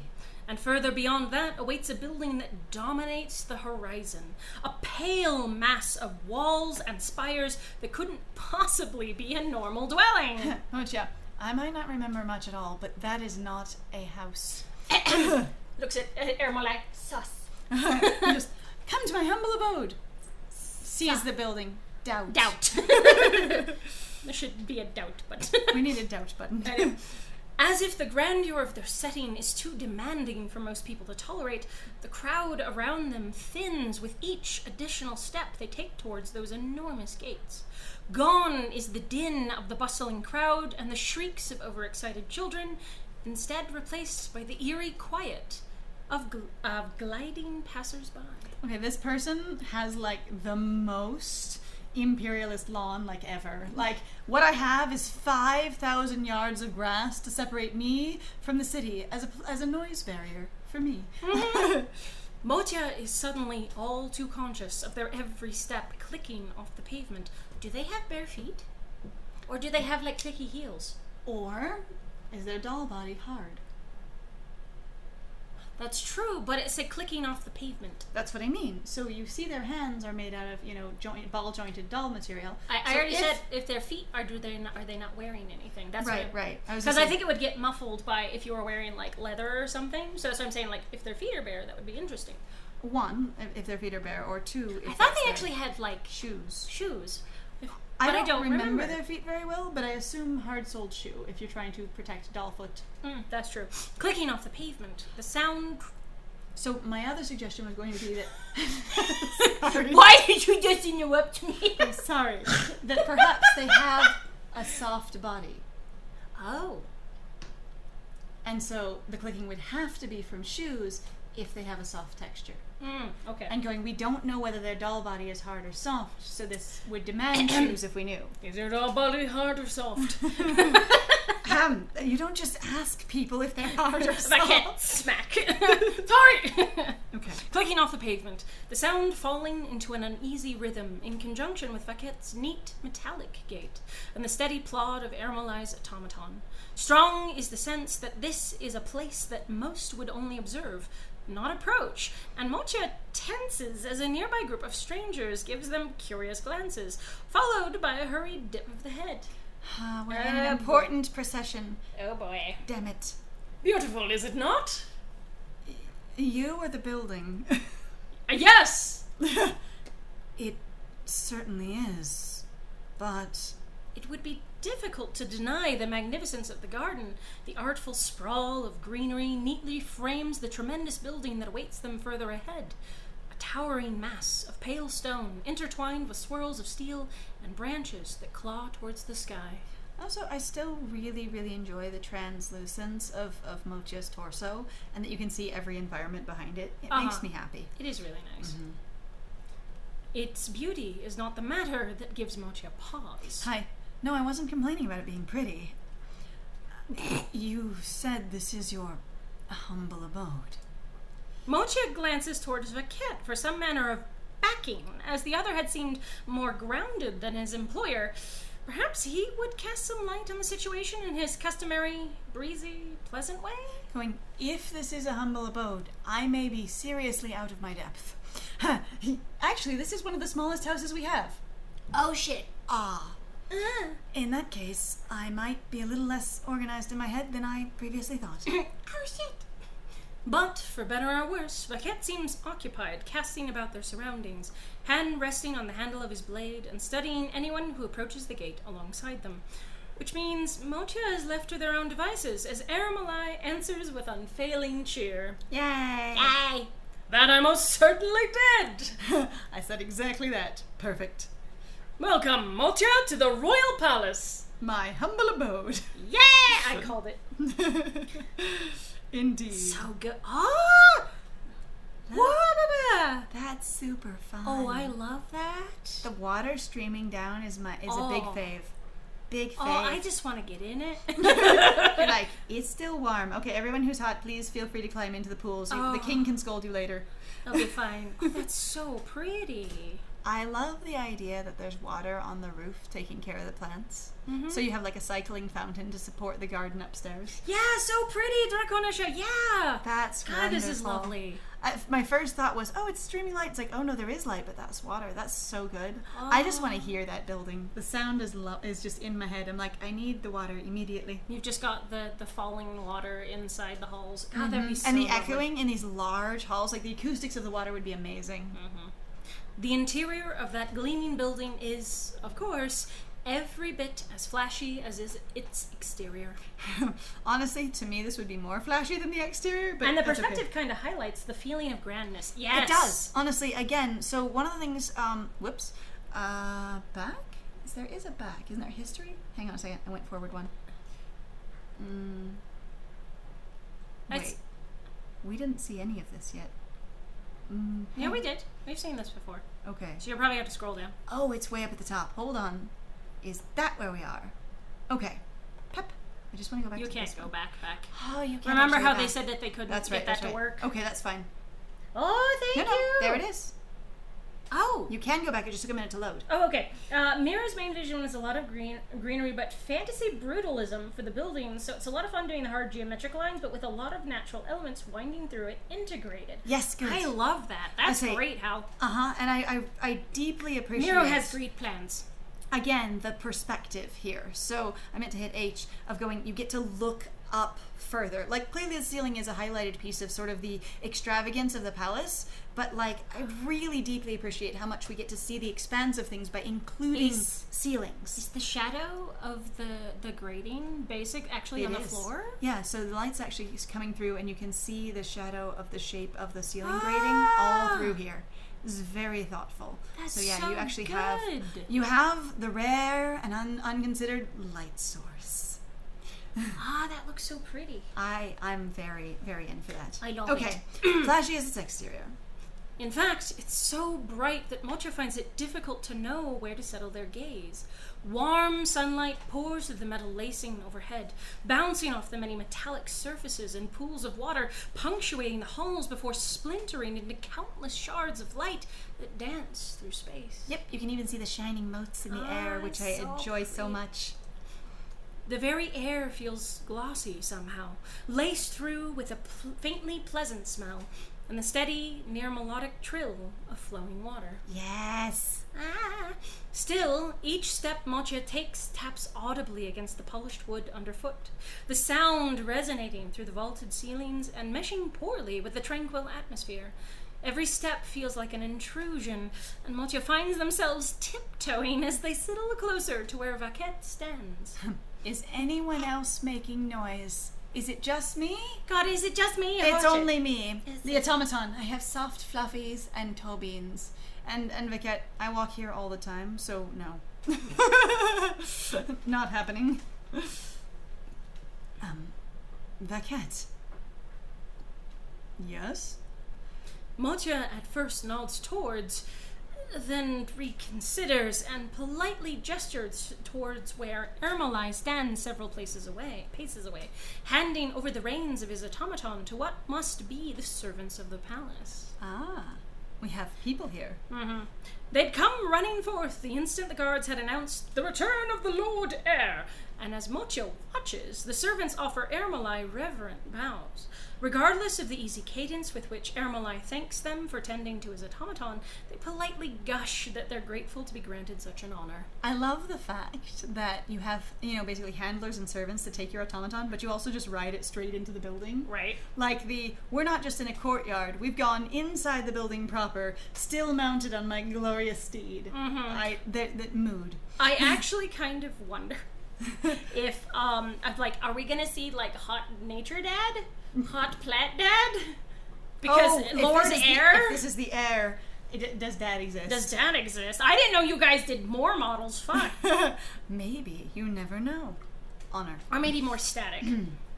Is this what you'd meant was better saved for a later time? Did I say something like that? Is something the matter? Please, don't tease me. I'm sure you can tell how startled I am. Deadpan serious. Him, I am deeply uncomfortable. Looks completely at ease. Mocha, I am really freaking startled. Looks deadpan as hell. I love that. I certainly can. Vaquette's laugh is terribly soft, in odd contrast to the tranquil calm of his speaking voice. Little more than a hoarse exhale, accompanied by a quick puff of smoke from his pipes, as if he's actively holding back on making any more noise. That sort of... I'm laughing, but I just kind of slowly break my ribs instead. My apologies. I hadn't meant to cause you such distress, and I assumed matters would be a little easier to accept once we arrived here. Not to mention, explaining things would have been difficult given the din out on the streets. I didn't want to scream the circumstances into your face. I'm just saying. There's a clear of the throat and a soft hum that vibrates from deep within his chest before he continues. The man who invited you here is Ermolai Svaitomorovoy? Askalov. Svaitomorovi? Ermolai Svaitomorovi Askalov, the Lord Heir of Kisov, Crown Prince born to the Askalovs of the 5 royal lines. Oh. All right. There are 5 of them. So Crown Probably Prince... for each element. Even as heir, he's also the Crown Prince, so he might already be in charge. Depending. In other words, nope, hasn't taken it over yet. The heir apparent to the throne. I see. Checks memory. Do I know what the throne, 5 kingdoms, and heir apparent are? 5 royal lines. Sorry, that one. Going. Has heard everything you said. Does not understand any of it. I see. What? Now, what terrible gossip about me are you telling our guest, Vaquette? That's really cute that he just appears on the other side. Poof! Adorable. You wound me with your accusations, boy.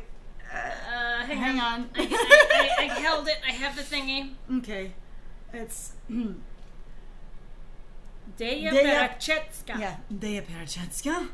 You know I would never speak ill of you. Bullshit. No matter how tempting it may be to divulge your many secrets that I have committed to memory. Soft threats. Of course, Vaquette. I trust you. My concern was more that you might have divulged to Mocha that their accident happened only because I decided on a whim to take the automaton to the streets for the afternoon instead of tending to my duties. So... Aren't I hilarious? So you were dodging your responsibilities and causing chaos. Shattered. Blows away. It's what's it? Be gay, do crimes? Yes. There we go. Ermalaya's be gay, do crimes. That would be a most terrible thing to let slip, would it not, Mortia? Still trying to accept the revelation that they'd been run over by, then invited to the home of the Crown Prince. Mortia starts when Ermalai turns to them with that dazzlingly warm smile. The words leave their lips in a rush, ungraceful and thoughtless. It certainly would be terrible. I would never dare gossip about you. I'm sorry you caught me off guard. You can, I think, sounds like playing along, or maybe like teasing, and then maybe the last one going like, I what? Honestly, given that you use the entire thing, that might be the very formal Just one. Prince thinks it will. Yes, perfect. Exactly. You know, Aladdin had a great idea. Let's go out there and be common for a moment. I love that. Actually, it's more like, he'll have fun, fun, fun, till Daddy takes the T-bird fluffball away. Yeah. Takes the automaton away. Yep, that's And right. we'll have fun, fun, fun, till Daddy takes the automaton away. Perfect. All right, so this one sounds more formal to me, given, and because that's only been leaned back on twice, and then this one is a little bit like, But I'm it's sorry also for the whole rush, thing. ungraceful and thoughtless. Yes. So But- I'm kind of like, it certainly would be terrible. I think the first one is just very impulsive, of just the least organized and the most like, I'm just going to agree with you, I'm not thinking anything. It certainly would be terrible. Not the most eloquent answer, they tried themselves. I could have thought that through better. Thankfully, they're answered by a booming laugh. The sound made all the more impressionable by the way it echoes through the halls. It's so cute. It shakes. See, Baguette, our guest agrees with me. It shakes everything. That is so good. I love that. He's Himbo Prince. I have decided this. Still, just Prince things. Just princely things. And I would not dare disagree, but have you not just divulged the secret yourself? Maybe. Me? I would never do anything so uncouth. Just checking. Of course. I'm gonna get this. Wait, we are gonna get this one day. Hold on. Of course. Voi dia perchetska. There we go. Of course, voi dia perchetska. Forgive me. I would be a fool to doubt you. A huge, huge fool. In any case, Moja, pay no attention to the man behind the curtain. I mean, to whatever formalities my stuffy friend here may have recommended to you. Indeed, none. I won't. You shall refer to me by name and nothing more. Right. If you're certain. Ermalai. I promise you I am. Swear to it. Just do it. Thank you, Motya. Hey, we've dropped the honorific. Not for the first time. Motia thinks that the man has a sweet smile. Not gallant or noble or dignified, but sweet. There's something almost childlike in its good cheer, and Motia thinks that they could not possibly be blamed for having failed to recognize this man as the heir to the throne. Oops. It just seems so obvious. It's just like a blood thing. Okay, I'm just thrown back immediately to the Cinderella story Ever After, Right. and the stepmother just like absolutely scolding Danielle, and just being like, and her being like, I'm sorry, I just didn't recognize the Crown Prince of France, right? And being like, how do you not know what he looks like? Except that also makes a lot of sense, because with a lack of technology, you really don't. Well, in her case, deeply sheltered and never been to court. Mm-hmm. But it was funny anyways. Oh, yeah, absolutely. In the movie, sad, but here, funny. Yeah. Then with that matter resolved, voi... I can do this. Dia Perchetska. There we go. Voi dia Perchetska. Seria Moitya. I must apologize for being so rude, but if you'll please excuse me, I have things to do, places to be. So see, honorific for them, I believe. Okay. It's past time for you to do your rounds, isn't it? Of course. Thank you for your time, Vaquette. Ha! You just followed me into the city because you must, and I didn't even think about your job. Ha! Hey, you're to come to the library once you finish your duties. I don't care whatever else happens, you are going to goddamn be there. Yes, do it. Forget it. Understood. Please take care as well, Mocha. For a man seemingly so conscious of poise and manners, there's a sharp quality to his movements. That utilitarian response has barely left his lips before Vaquette turns away and strides down a split in the hall, footsteps clicking cleanly off the flooring, and smoke trailing behind him in distinct ribbons. I love the fact that Mocha was so uncomfortable with the opulence of the palace and how different it is from whatever they expect intrinsically, even in their sort of, jumbled consciousness, that they only notice the disruption of their own footfalls. Because I was like, does he not clink in here? Yes. And now you're enough relaxed and out of yourself that you hear him walking again. And that's really good piece of basically sensory involvement. If I'm so overwhelmed I can't even hear someone else clinking beside me, I'm just concerned about my own obnoxiousness. Yeah. Alright, distinct ribbons. Vaquette serves as chief of the royal guard, you see. His duties are surprisingly many. So you're saying all of my love interests have prestigious jobs? ? Correct. I'm sorry, who else are you dating? I'm not intimidated at all, TM. No, don't date anyone else. Have you not heard of reverse harem? No. What? Sorry, one stem may nourish many flowers. I suppose it was selfish of me to request his time when he's so many duties to tend to. But could you blame a man for wishing to enjoy the festivities with an old friend by his side, if only for a short time? By the way, we grew up together. Backstory ensues. Bye-bye. Well, if I must apologize to him, then I shall do so later without hesitation, like I have already. For now, follow me, Monsieur, this way! And he's already gone. There he goes. Truly a man of action. Yes. Ermelai traipses down the hall with no further delay. Everybody in here is just like flying off the handle. I mean, he's the one that's instigating, and so Mocha is great in identifying, and I've also picked it up very clearly of the, as soon as you say you're going to do it, you're doing it. Yep, you're doing it. Instantly. A clear demonstration of why Vaquette had seemed concerned about catching up in the streets. Mocha gets the sense Ermelai is not accustomed to waiting for others. Or anything, in fact. Struggling to ignore the echo of their own footsteps off the flooring below, Mocha catches up at a brisk trot, hands gathering up the roomier folds of their skirt to keep it from tangling into their legs. So I'm guessing that our good crown prince is quiet when he walks. Or they don't care. He's supposed to be there. You're not supposed to. Right, or going, I'm disrupting the environment, and so it doesn't matter what you're doing. It falls back on that theme from earlier of Motia doesn't want to demand anyone's attention. It's not that they specifically have any kind of aversion to being noticed, so much as they're not making you notice them or intruding your sensory space. Right. Like, that seems to be a definite priority to Mocha, of going, I don't want to be a disruption, and it bothers me if I perceive that I am, or a distraction of any kind. Are we heading to a library? Correct! You've a sharp eye, my friend, but not just any library, Motia. I think that's more of an ear, but that's okay. The Royal Library awaits your presence. Ah. Ermelai's confidence ends up being very well found. Though Mocha had initially harbored some doubts about how grand the library could be, royal or not, they have to recant their misgivings the moment the heavy double doors are hauled open. Is it well found or well founded?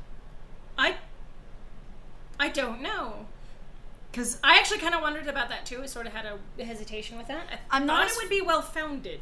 I'm not as familiar with the sentiment well found versus well founded, so that would be much more familiar to me. Hold open. Da-da-da-da-da-da.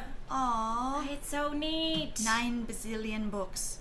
I'm like, where's the ladder? I need the rolling ladder so bad. Well, it's probably because somebody in here knows how to fly. Okay, but look at the freaking globe and how it's all separated. Like, this is like a hollow planet. Okay, we've got it. We're playing out our wilds again. Well founded. Typo, I think. Noted. Thank you. Excellent. Well done. I love the tree growing in here. I'm also just like, if that's the world, again, it's like, it's Outer Wilds. Yeah. Yes! It's the world falling into itself, except in this case, it's being held there. It's It's this suspended. one has a stable black hole. The well-founded typo has been well found. Yes! Thank you so much. Greatly. I do really love the floating globe, though. That makes me really happy. Also, the extremely long scroll that someone just left out makes me happy as well. This is great. That's very nice. I'm also still appreciating the sparkly dust motes. I love dust motes. They add so much to a scene. They do. Like, goddamn. Yeah, sparkly. Ah, Outer Yes. Wilds. Perfect. Yes. Okay. Sunlight cascades down from above, bright enough to illuminate the few sparse motes of dust in the air. Hey! Okay, I just have to put a check mark here. This is something we actually look for in visual novels. Text precisely matches the visuals. Check. Uh-huh. All right. And paint every surface pale. Despite the rows and rows and rows of books stretching upwards all around them, the atmosphere doesn't feel oppressive. Okay, I have to do this for a second. I love how many different books there are in here, but I also love that this is like just like one collection of encyclopedias that are all matched kind of thing. Everything else is just like do-do-do-do-do. Well, and then you have some things that could be little sets of things, but like this one is definitely of, these are the serious knowledge books that all go together. That makes me happy. They're like linked together. You have to pull them all out at once. They I mean, all not suck. necessarily It that, weighs but like it's 900 it's pounds. like the Encyclopedia Britannica, you Oh, know, it's just yeah. got like 9 editions and they're all there together. Uh-huh. That makes me happy. All right. Doesn't feel oppressive. No doubt the presence of that cornerstone tree intertwined with the architecture helps. Its presence feels soothing, stabilizing, like a kindly guardian keeping watch over its countless charges. I think that's supposed to be ensuring, because ensuing is... ensuing no harm. This should Those definitely be are all ensuring. painted individually. Carpal tunnel all the fuck out by the end of it. Thank you for appreciating. Oh, Aww, you didn't use honey. any repeats or brushes or anything. I was actually looking for repeating patterns. I was too. And I was like, this looks like he did all of it. how? That's amazing. And I appreciate every bit of them. There's actually a second set up here that also suggests a collection that goes together. And I enjoy that. I also like that sometimes it's just like, and this one's just chunky. They just thick, okay? That's Just the thick. whole book.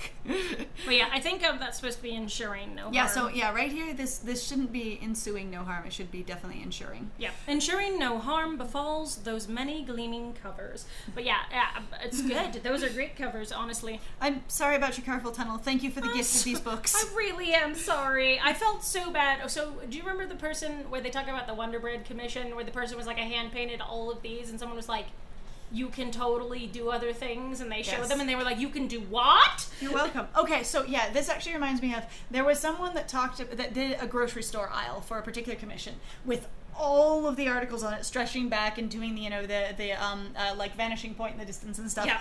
And they're like, God, that was so much work that took forever. And then someone came in and went, it looks beautiful. You did a great job. Let me present you with a tool that would have made that take like 1/8 of the time and effort. Yep.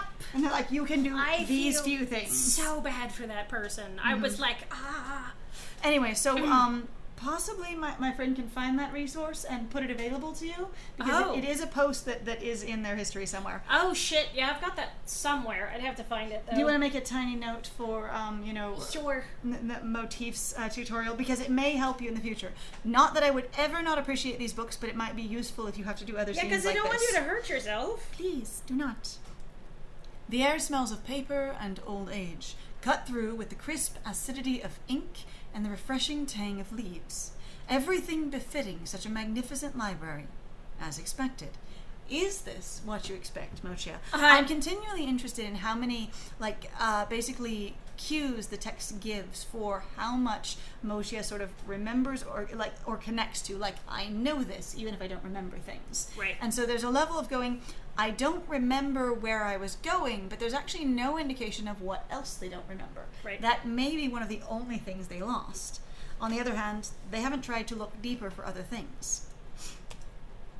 Mochia's steps naturally slow as they follow Ermelai into that grand chamber, and the awe must be obvious in their expression because Ermelai laughs when he catches sight of it. Me, I don't see any reading benches. I wish to sit and read. Is it floor? Can I floor? Are there pillows to sit on? I was going to say, or is floor appropriate in your etiquette, or like are all the chairs off camera? Yeah, I was going to say, is it over there? Because it looks like there's more extending over here. Yes, it's true. You must collect your book here and then walk to the sitting area. We got this. Yeah, so everybody can watch you in the grand sort of experience. I always hated that we have these big open areas for libraries, and you go up there and you feel like you're suddenly on stage, and everybody's like, what are you picking up? And you're like, it's not. Okay, I love somebody though with that idea of just they got up here and they just stacked these to get the hell out of there. Like everything else, I stood up and it's fine. This one just shoved them into the shelf and ran. I don't care, fuck you. Perfect. Magnificent, is it not? The Royal Library is one that the Five Lines have cultivated over many generations. The finest in the kingdom! Do all 5 lines live here? Probably. It certainly is beautiful. I'm almost certain I've never seen a grander one in my life. Almost, you say? To think that this marvel would not be the undisputed champion in your eyes, it's almost enough to wound me. I told you. So he's first the of one all, who gets destroyed. He gets distressed easily. He's like, no, but I'm sensitive soul. Oh no. Thick-skinned. And when I say that, I mean oblivious, because he is not thick-skinned at all. Nope. He just misses stuff. Yep, I love that. That's great. But also, like, me, from that perspective, going, if you've seen one that's similarly grand, I would love to know where. I'm interested. Where have you been? Tell me more. I really should make brushes when I need to do stuff like this. I'm the wrong kind of lazy when I paint more instead of planning more. How? That's, it's no shaming. No, just a desire of, if you could have more comfort, it's good. We would like to get that. It's for good you. to have it, and otherwise, please enjoy your tedious painting. It's fine. I appreciate It's also, I it can still. understand where you just go, I kind of have a meditative sort of exercise. But there's also the experience of, I could make a brush for this, but then I'd have to take time to go make that brush, and I've already started, so. And I say that when I've only done maybe a fourth of this, and I've still That's me though, all Yeah. the time going, if I went and got a tool, it would take time to get the tool, but it would probably make the whole thing so much faster and easier that it'd be worth it. And then me going, but it also might not. And then being indecisive to the point where it doesn't matter anymore, and I just didn't ever get the tool. You're like, well, enough to wound me. It's also green. Oh, it's a different, no, that's more like blue-ish. So it's definitely darker. I think that's the polyp. You think? Yes. Well, we'll try and we'll adjust. And why would you be the one wounded by that assessment? It's an unfamiliar voice that suddenly comes from directly overhead. Caught completely off guard, Mocha can't help but giving a startled jump. The rustle of their own feathers, ringing in their ears as they look upwards. Feathered horns. Feathery horns, As I say, expressive feathery horns. I think you're What right. awaits them overhead is an imposing figure, backlit eerily by the endlessly cascading sunlight and hovering by the topmost row of bookshelves, an enormous tome open in their hands. It's difficult to gauge their expression when they're cast in shadow, only their outline made clear against the glow of the skylights. But Motia thinks they can feel the prickle of a stare directed their way. I'm being watched. There we are. Well Aye. Pale stranger. Amazing. All right. Wow. So here is our flesh character. polyp, yep. Yes. I say Kingdom of Flesh. I think so. I think they were the Yes. flesh one. I also really love the designs on these ribbons. God, fucking just gorgeous very details. gorgeous, very nice, very pretty. Also, the veins in here is really lovely. Where it's like it feels okay. This really just feels like a feather artichoke to me, like very solidly, like in the flesh best choke. way. A flesh choke. A flesh choke. Yeah, and so that. But I find this one's design really interesting. I'm also like the massively oversized sleeves and stuff feel sort of like Oija in fashion, which is kind of charming as well. Yeah, the prince fashion. It's really the sort of young prince fashion. Yeah. Yes. Am I not the one who should be insulted? Were this library to be belittled? Their voice is soft but flat, in contrast to the extravagance of their silhouette. But every low murmured word, murmured wood still carries a hard edge hidden beneath the hoarse inflection. Oh, more a sort of hoarseness. weary certainty that gives them weight. Not that I take what was said as an insult. What brings you here, Ermelai? You know I don't like taking guests without warning. The man doesn't even wait for a response before drifting towards a further shelf, forcing Ermelai to trail behind his movements from below. No, wait! Senpai, don't get mad at me! Ko-hi! Wait! My apologies, Peripol. I didn't intend on disturbing your work today, but something came up. I won't say that I caused something to happen. Something just happened. Peripiol? I think it's Peripiol. Yeah. I think there's several places you could put the emphasis there. Well, Peripiol? So based on what Draconisha has said, is that a lot of the emphasis is more in the middle with a lot of the stuff, so it's Peripiol. Peripiol. Probably. But I don't know. Peripiol. Would you come down so we can speak? I do not wish to holler up at you. Please, I can see your jigglies. Indeed. What else are you going to be looking at from down there? But is that a problem to be noted in any way? Oh, yeah, I don't know. That's why I talked about it. Ermelai's genial request is answered with, of all things, a sigh. A sigh towards the royal heir. I was going to say, I think there's definitely there's some level of Mochia's sort of thoughts and memories being scrambled, but like they seem to have a huge amount of social context for things, just not an awareness of like what's happened, what they're supposed to, like what they have planned for themselves, or like who they are necessarily. Right. What was my motivation? I got nothing, but I totally understand what Crown Prince means and should mean etiquette-wise. Yes. Or at least, I think I do. Mochia wonders if perhaps their ears were mistaken, especially given the way Ermelai's fond smile barely wavers. Or is it simply that, just as he'd expressed disinterest in formalities, the Crown Prince doesn't mind being sighed at? Casual is brilliant. I love it. So... You treat me like a peer! You treat me like a peasant! I fucking love it! Yes.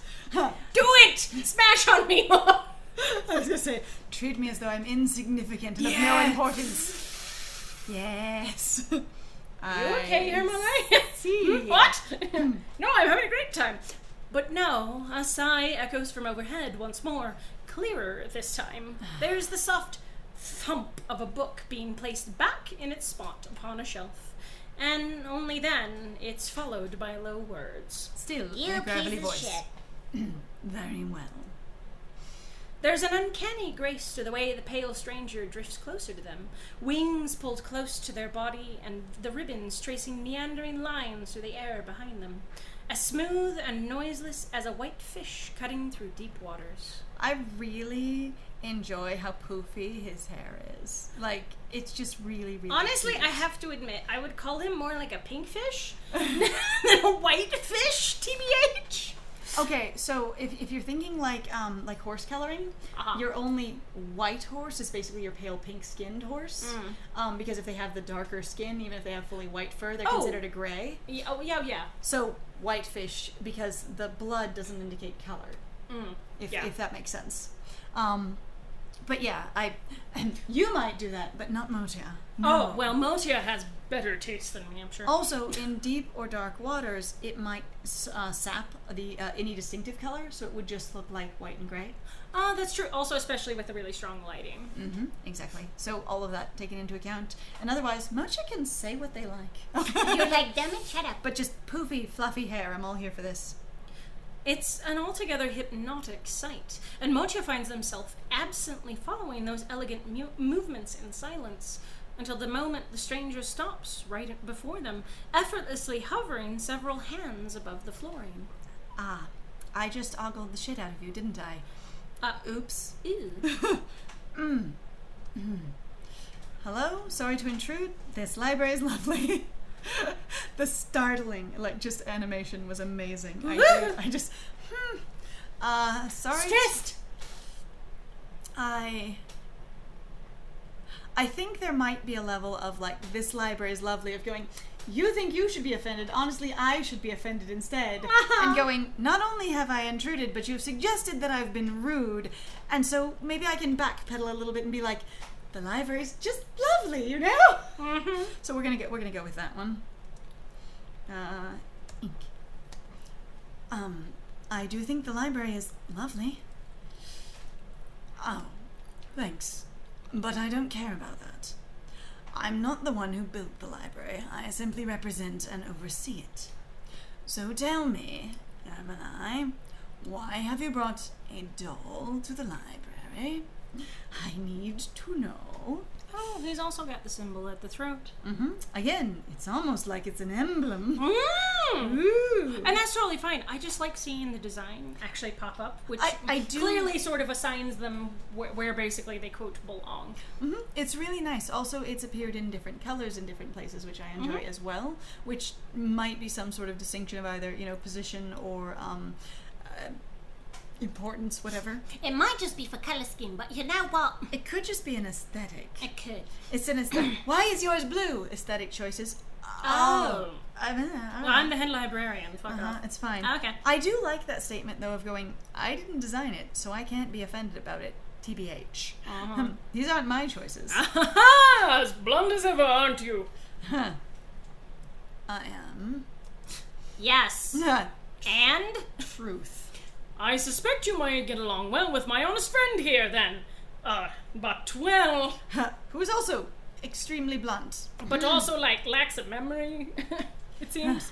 He'd stepped back to give the pale stranger room to land in close proximity, but Ermalai clears his throat before meeting Mocha's gaze once more, and he gestures forth gallantly to direct their attention to the person between them as he speaks with flair. Hi, I'm going to say something about our crown prince. Mocha, you stand before!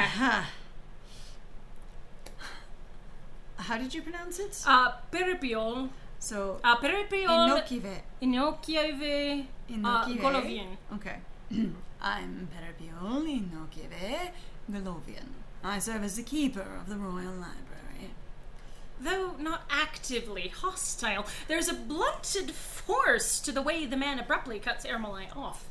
Once more, Mocha wonders if speaking to the Crown Prince in such a manner is acceptable. Is this really proper etiquette? Is this okay? Question mark? It doesn't scan emotionally for me. Aha! As loathing of formal introductions as ever, as well! Also, though you just formally introduced yourself, so I got you there! It's more formal if you do it for me. But still! But being announced is always more formal. I don't mind introductions.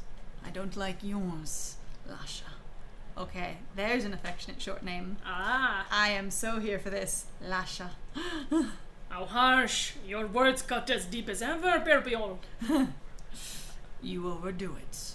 Now not everything requires your flair for the dramatics.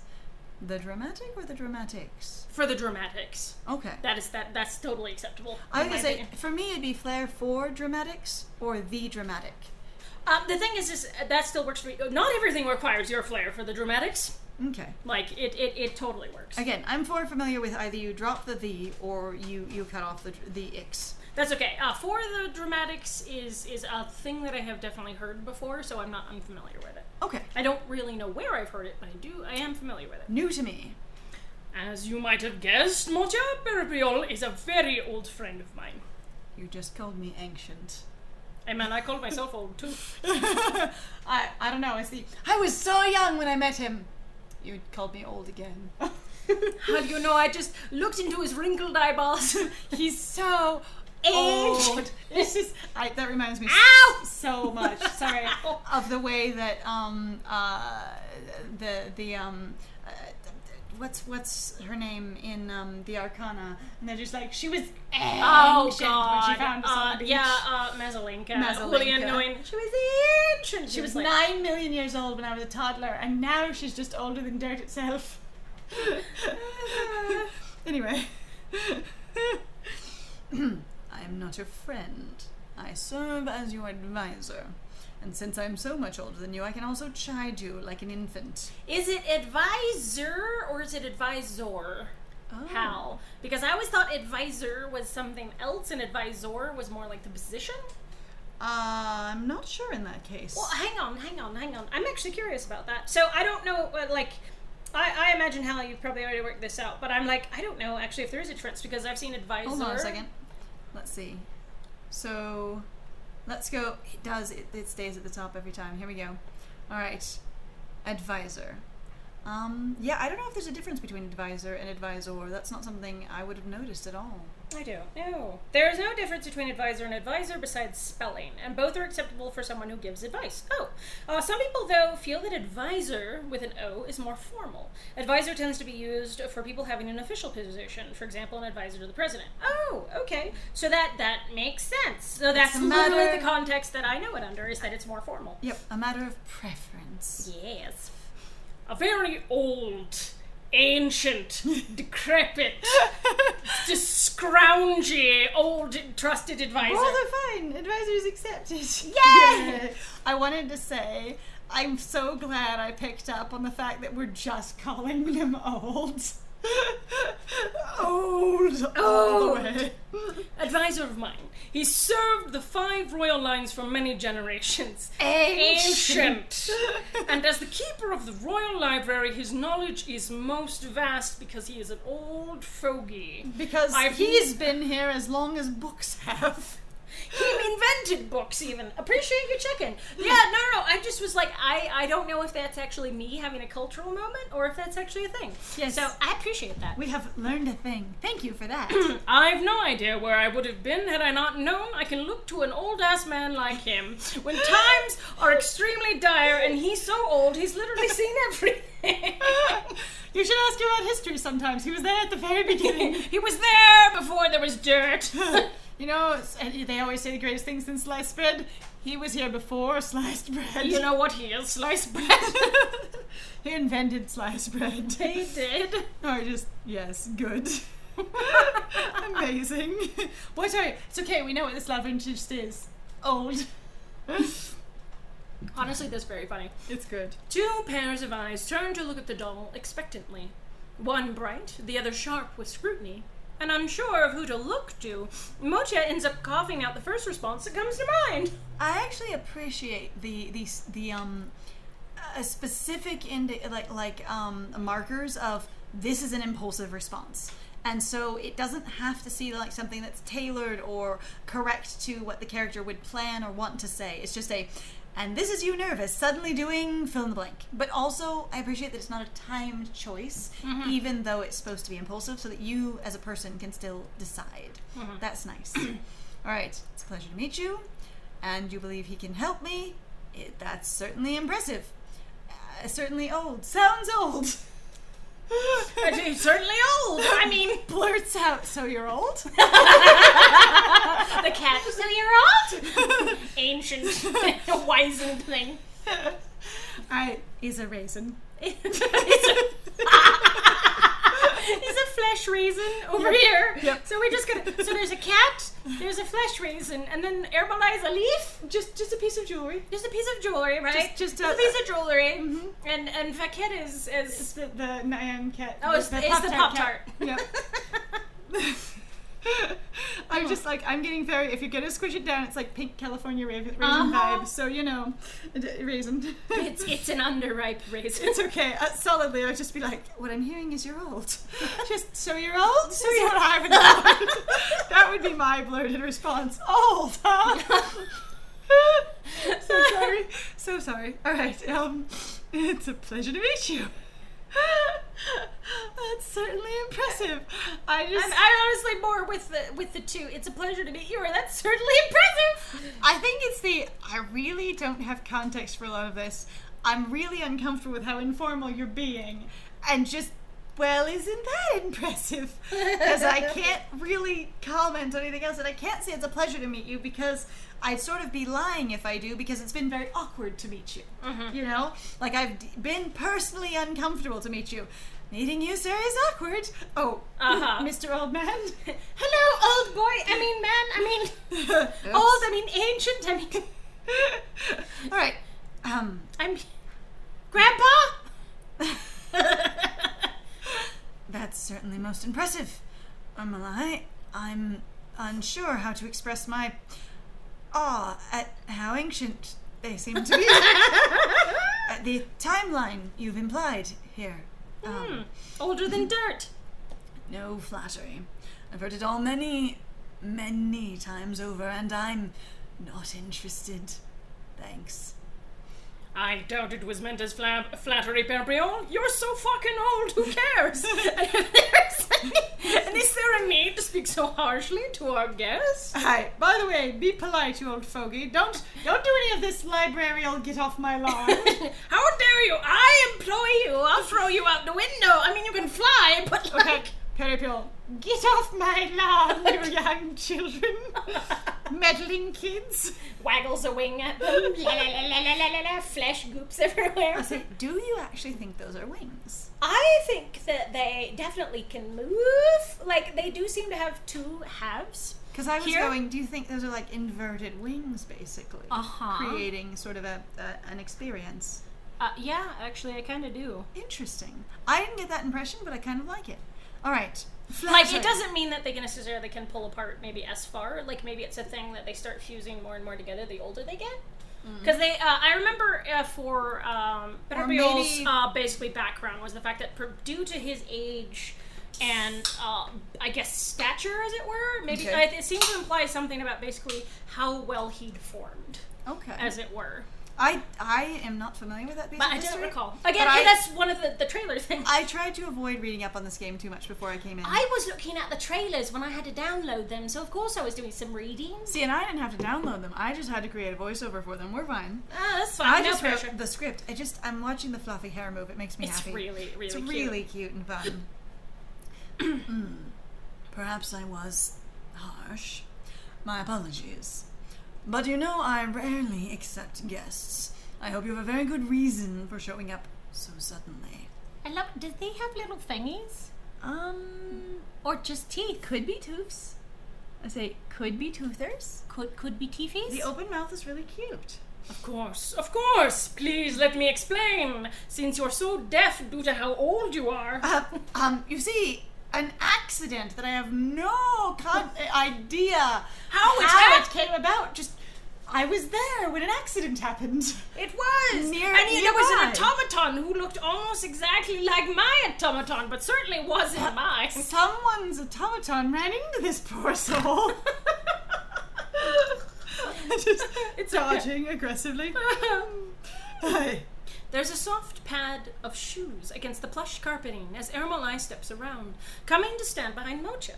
A hand rests briefly on their shoulder, though Motia cannot tell if it's meant to be a comforting gesture or one indicating they should stand straighter. Motia patience! is definitely concerned about their presentation and how whether or not they're doing things correctly and whether or not they're being a disturbance to people. And that level of, are you comforting me? Or going, please... Stop embarrassing me. I just say, please be more appropriate in the presence of this ancient wizard, wizened old wrinkle bottom. This pink-ass raisin that I call my friend, who hates me every single day. This fossilized gentleman. This piece of ancient dinosaurian fecal matter that has been fossilized. Sigh. Lovely shark tooth. Perpion, this is Motia. They're a doll that I...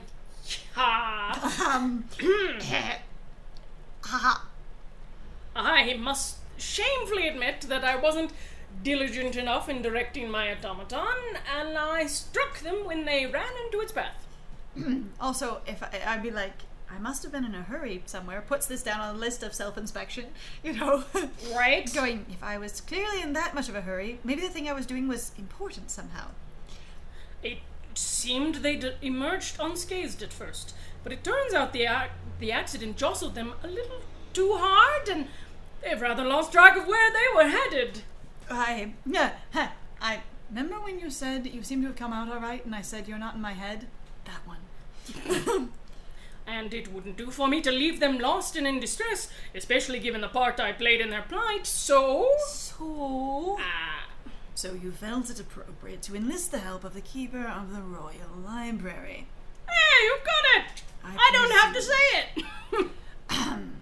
The keeper of the Royal Library, hard at work, tending to matters that will affect the entirety of the Empire. Oh my god. You just completely dodged all possible chain of command. You need to understand that I have many, many people under me, and you went straight to the top of the line. That's why the thing is I said, oh my god, because I went, most of the time, you don't even really have characters that go, my dude, what are you doing here? So that's for Bob at, what? I actually deeply appreciate this bit of going, you came to me, this thing, doing this thing, which affects this. Suggesting, again, a much larger world where it's not one person that takes all responsibility in an area, but there actually is delegation and additional staff or people in, a working infrastructure in here. Mm-hmm. Because, like, in some of the other games we've played, and most egregiously in the Arcana at the moment, there's this experience of going, you really have one person in charge of absolutely everything, and there is no support, no ability to delegate, and no one to delegate to. Mm-hmm. It's just the peasants go straight to the countess, and that is the only person to talk to. Mm-hmm. Like there is no progressing of importance at all. It's just if you need something, there is only the top, no in between. Mm-hmm. So this makes me happy. Yeah. Well, yes. Though it sounds like an unwise decision if you frame it in such terms. Why do you have to make me sound bad? Hey, don't make me sound bad. I'm not the raisin here. You framed me in such an unflattering light. You're too old to do that. Stop that. I would be lying. Sometimes age imparts cleverness. I would be lying if I said I'm completely disinterested in the task you've brought me. But as a matter of principle, I feel that declining would be appropriate. Perhaps it's the forlorn look Amrali wears in the face of such biting words, or perhaps it's a matter of their own principles. But Motia feels obliged to speak up, which is also within their rights, they feel, as the very subject being spoken of. By the way, you're having a conversation about me, right around me. I am here. Let's see. Would it be too difficult for you? Ooh, a challenge! So you have some interest in the task, going, I don't think it's appropriate, but not, I don't want it. It's a strange request, but I'd be very grateful for your help. I feel like Motia is going to be actually far more overly formal now with this character. So Perpiol, so maybe, but at the same time, Perpiol has been extremely informal himself.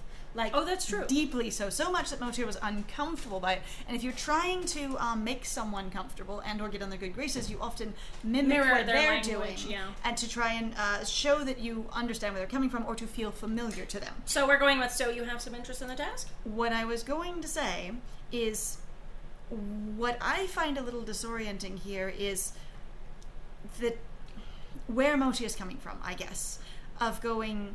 So it would be too difficult for you. I guess it's directly a challenge.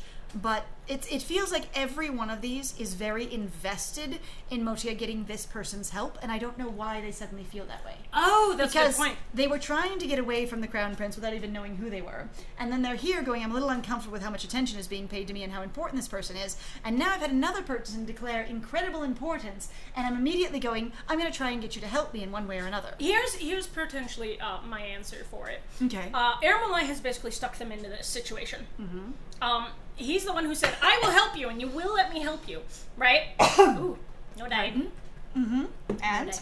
And so what's happened is I've presented you to this person to deny the, Crown Prince. Basically, this thing would be, as Mochi has been super obsessed with being formal and being polite, now there's the problem of going, I better not make this difficult for you, so I'm going to be either as amenable as possible. So I have to basically be invested now because you've put me in an awkward position where I feel like it would still be really inappropriate for me to go along with, but because you care about it, I will also, I will defer to you. So this is calling back to the maybe it would have been smarter to basically acquiesce to his desires. Uh-huh. Okay. because I wasn't connecting to the fact that Motia's trying to please the prince here. I will agree with you that like there doesn't seem to be much lead up because it doesn't seem like Motia's in this particular scenario really like under that kind of pressure. The only thing I have is just the whole stand up straighter, you know, thing of I'm very conscious basically of my position.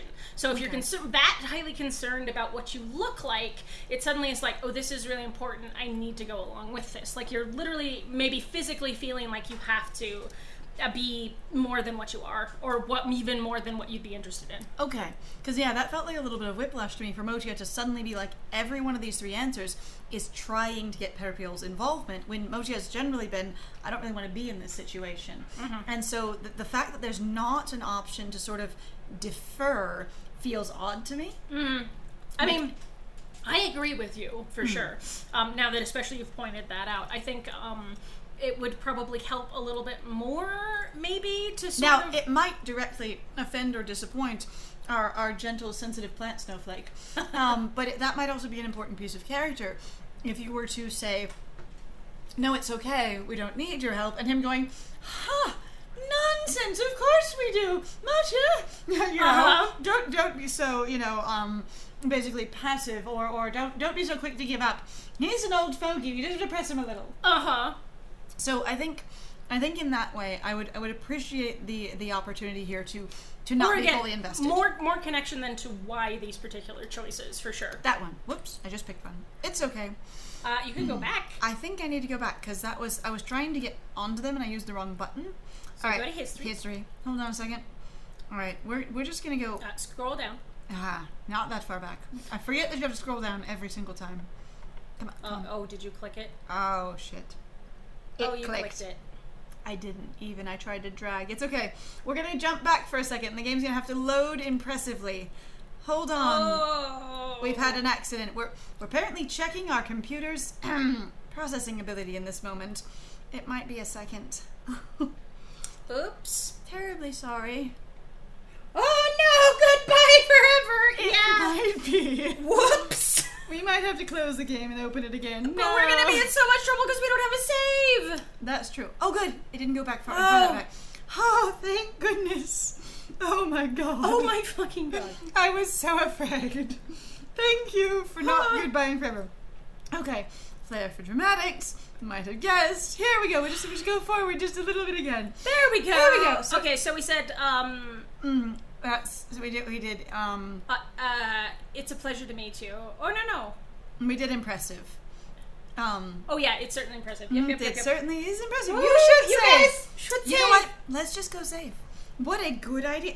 Save your canvas. Time Len to yelling at him. save your canvas. Thank you. Okay, empty slot. It's thinking. Thank Really you, Hal. hard. Take care of you. We're doing it. Thank you for the suggestion. Much appreciated.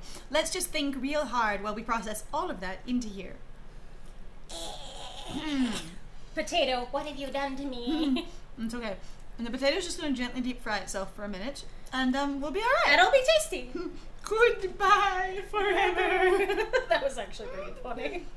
I'm also just like, oh shit, like we haven't saved. So we're gonna have to go through the whole thing again. Okay, look, there we are. We've done it. Okay. Close menu. Woo! Oh my god. Because It's certainly impressive. Because again, we were like, it wasn't a pleasure, it was awkward, and then we weren't invested in, and you believe you can help me, because they haven't indicated that at all. We went, that's certainly impressive, and then we kept going. Da-da-da, apologies, you are extremely old. The primary focus is old, and we're going to be concerned about this. Then look at them move. I freaking love watching them all move and react. Oh God. You have a thing in your face. What the fuck? Wait a second. Where did we end up? Because that didn't happen last time. It's because I don't think we were looking. Did that load last time? You have like a cool ass like beak slash mandibles. What the hell was that? I definitely did not see that animation last time. That's Whoa. wild. I'm for it. Did I just miss it? Or is it the sort of live 2D, it makes different choices at different times? I don't know. You made it sound bad. The eye roll. I fucking love the eye roll so much. Alright, being spoken of. And there we go. Okay, so I will not click. I will just use the down arrow. Thank you. That was my problem last time. Okay, so would it be too difficult for you? That sounds like a challenge, and I don't think Mochi is feeling combative. So you have some interest in the task. It's sort of I'm going to lead you around a little bit, or it's a strange request, but I'd be grateful for your help.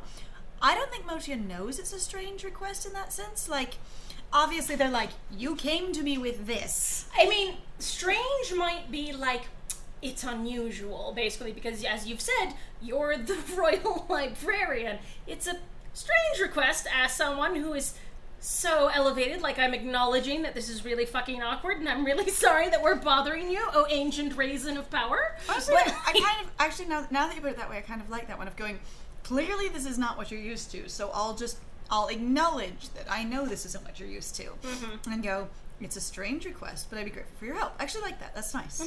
Okay. Like, I understand this is a request outside of your usual purview. I love that we use purview. yay! But I'd be very grateful if you could help me. I'm also like, I've said it before, understanding the somewhat that I understand, I would be very interested in seeing our flesh character without various accoutrements that aren't organically a part of them. Yes. Just, can I see you nude? You can't just ask that when you just meet them. Sorry. I'm sorry! You look so fascinating, though! But your anatomy, it intrigues me. My apologies. I know Can't you're a just character, though. Ask someone if they have a tail. Right. Perhaps, no, almost certainly. This is a shameless move to make. Motia feels discomfort prickle at the back of their neck, and it's not just from the physical discomfort of keeping their head bowed. The act of asking someone for help in such a brazen manner is what makes their insides bubble with unease. Going, actually, now that I've said it, I think that might have been far too informal and or presumptive. Oops. Of course, they also steel themselves for an irate response. A sigh, perhaps, or a click of the tongue, but that never comes. I always appreciate... Okay, in all of the games, and this being the third one, so huge sample, I know. Enormous. That I have played with this team / Hal as the either author, illustrator. I love that the games don't punish you. Like, none of it has ever felt like a punishment for making, quote, the wrong choice. There's levels of considering your options and maybe not getting an optimum response, but it never feels like the game just slaps you for doing something stupid. And there's so many games that do, and I really appreciate that. Like, it tries to go with what to me feels either like a more organic or naturalistic experience of going like, people aren't really going to be necessarily that aggressive or mean in the way that I have felt like with other games where you're like, wow, this was clearly the wrong choice, you know, basically. And it's very gamified in that way, in that sense. And these stories have always felt to me like there's not a right and wrong choice. There's just different choices to experience different things, which feels very like people in reality. Okay. But never comes. Unexpectedly, this straightforward, simple plea seems to have an effect. Ooh.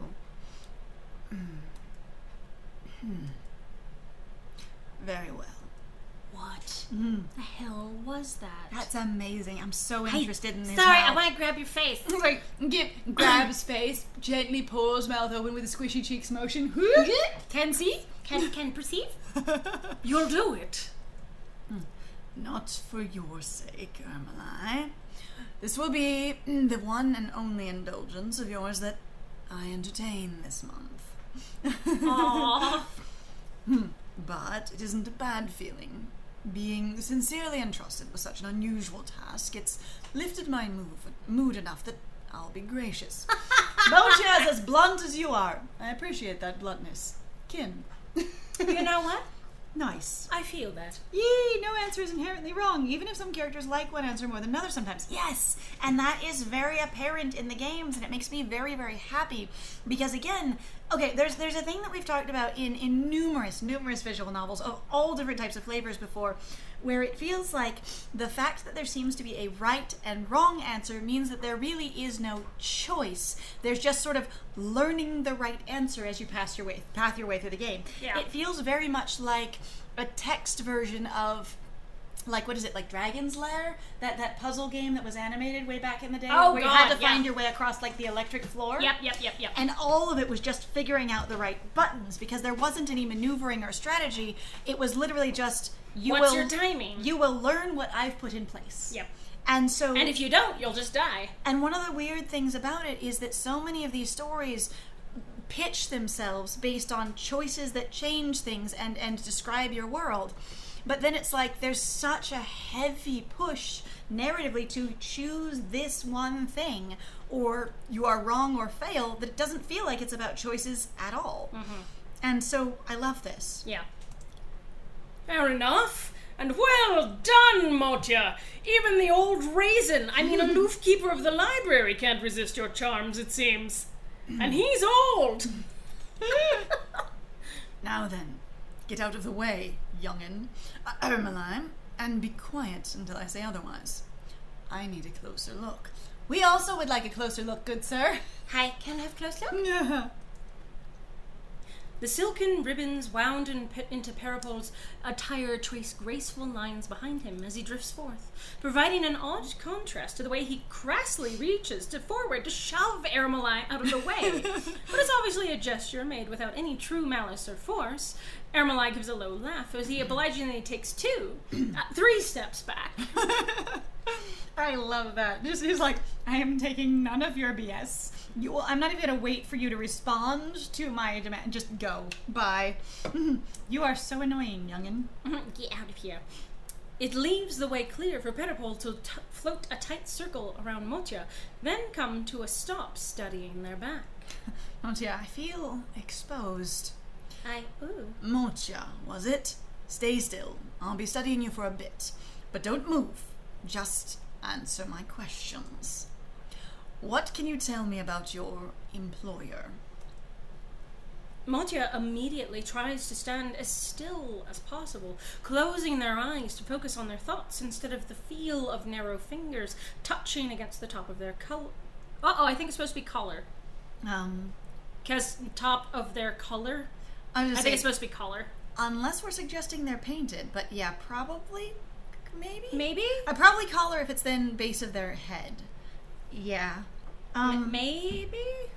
I was gonna say, unless this is a piece of lore, it would be collar and then noted. short Okay. hairs. Yeah, I think it's supposed to be collar. Okay, top of their collar, nails brushing through the short Hairs at the base of their head, yeah. Yeah, so that sounds totally like makes collar. sense. Yes, Okay, perfect. All right. My employer is... I'm afraid I don't remember anything about my employer. Or that perhaps I've had an employer. It does seem like that they recognize the question, though, which is nice. Because that's a piece of your character knows what this is, and it's something you get to learn about the world, which is neat. From somewhere behind them, Motya can hear Ermeline uttering a soft, "You don't?" But it's smothered by a shushing noise from Parapol. Those fingers gently tug at Motya's collar, pulling the stiff fabric away from their throat. I've just met you. I'm going to undress you. A nudity. Right. Remember how I said I'd like to see you nude? Apparently it's me we're going to see nude. Got it. Very well. Your place of employment, then. Anything is fine. What district it's in, what it looks like, what kind of work is done there. Whatever did they tell you? I'm so sorry that as a Persicom, you weren't programmed properly with all the information needed, but you know. It's she! The basics is fine. Oh my god. Suddenly Motya is she. She? Motya? I mean, they both have head wings. I know, it's cute. Oh, careful, you bap a thing. I didn't touch anything. It just did that on its own. Hold on. Everything just crashed on my monitoring device. Give me half a second. Uh-oh. Wow. Tea? No, now they sound like a Pokemon when you do it like that. Can only say one thing. Tea. Alright, here we go. Let's try again. One more time now. All right. Work is done there. Think hard. Nothing. There's nothing. Motya's brow furrows as they try to conjure an answer, but no matter how hard they try to dig, it's impossible. There's nothing to dig through. I'm familiar with all of these things. I understand your questions and the function of them, and that they're familiar and appropriate, but I've got no answers at all. That's really interesting. I like that. That's also extremely reasonable for an amnesiac. So again, and I've mentioned this in several other places because amnesiac things seem to be very popular. My mom is a disabled person that often experiences memory loss because of her particular condition. And it is always, I am able to do skills, I'm able to understand things, I just don't have memory of occurrences that have happened, and sometimes of people and things like that. I might not be able to name the can opener, but I can use it. And if you ask me where Main Street is, I might not know, but I know what the question means. That kind of thing. So this feels really authentic in that way. It's neat. I'm sorry. I don't remember anything about my place of employment either. Berbiol breathes out a huff that ruffles through Mochia's hair, and those fingers withdraw from their collar to instead trace downward, tapping at the casing of their torso, grazing over the joint to their right arm, tugging at the upper hem of their sash to peek through at their waist joint. I feel like they're looking for a tag. I feel like they're looking for like an inscription of who you belong to or where you were made. Seriously, of going, is it printed on the back of your neck? And again, this, not in any bad way, this quietly calls back to like looking for the on switch with Chi. It's kind of charming. But also just going, I'm just gonna stand here and let you dig through everything about me, I guess. I suppose. What kind of work are you good at then? Housework, deliveries, hosting, or were you inactive? Were you for display purposes only? Look at my beautiful doll in the corner. It could do anything you wanted to as a grand deluxe premium platinum model, but I'm never going to turn it on because it might get ruined. Collectors. Collecting only, still in the box. Perfect. I'm not certain. I feel I was inactive for quite some time, but to say I was meant for display also feels incorrect. There's a soft rustle of flesh on flesh, of papillae rubbing against each other as Berbiol abruptly swerves around to face Motia, floating directly at eye level with them, the bulk of his wings casting a dramatic shadow over them. I suddenly seem much more imposing, and Motia finds themselves staring up into those pale eyes. Ooh, sparkly. You aren't toying with me, are you? You truly remember nothing. I'm not, and I don't. I didn't realize it before, but now that you ask me, I don't remember anything from before the collision with Ermali's automaton.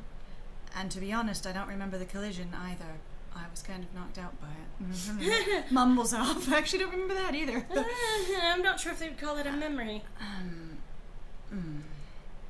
Berbiol has very blue eyes, Motia notes, very conscious of how intensely they're being stared at. But as piercing as that stare is, it's just as quick to shift away as Berbiol instead looks over their shoulder to shoot Ermali a dubious stare. Quinn, You you bitch. brought me something real complicated, didn't you? Didn't you? This isn't a one task I can do for you today this month. This is going to take all month, isn't it, you bitch? How could you? How hard did you run Mocha over, Ermali? Should I be grateful you didn't smash them to splinters? You can speak now. You know I would never be so careless. That automaton is large but slow, and I would never be so reckless in the streets where I could hurt people. Us being dragged along at an impressive clip. It's a really slow automaton. Right, Ermali. Slow for who? Deeply slow for this wide-gated, tall thing. You betcha. I was only driving 45 miles an hour. There are zones that go up to 75. It was quite slow. At what mileage were you supposed to accomplish in that area? Ermali? I don't know. Motia, I think I saw a sign that said 5. You were in a parking lot. It's 5. 5 miles an hour. Wasn't that bad? Are you sure? But it's truly a cause for concern. If it's as you say, Motia, you don't remember anything? Let me get the attention away from me. At all? Nothing? Nothing? That is what it is. Thank you for your concern. Do you have any suggestions? I think we would just confirm. Be like, you're asking this thing. I've just discovered this thing myself. Let me just lay it out there. Yes. It is what it is. Because thank you for your concern feels like a misdirection kind of thing. Like we're going to move somewhere else and not focus on that I don't have any memory at all. And do you have any suggestions is like, actually, I don't care that he's talking either. Yeah. At least that's what it feels like of going, he asked for you to speak, but not because we want to talk to you, just because we wanted some info. But Abriel's just like, and you must. Like, the last one really sounds like moving to Perpiol and Motia talking around Aramalai instead of the other way around, which is kind of fun, comedic, but also I'm gonna go with it. It is what it is. It would be a lie to say that I'm completely unconcerned, but it also can't be helped. So what I'm getting here is that sometimes when you choose an answer, it brings the answer down and you have to read it in the text, and other times when you choose it, it assumes you've read it there and then moves forward from it down at the bottom. I don't know if Have it you actually noticed that? I've always seen the line show up down below. That's what I recall. Did it do this time? Sometimes it shows up in a couple of lines. So, like, so there are circumstances found myself. Hang on. So do one more. Okay.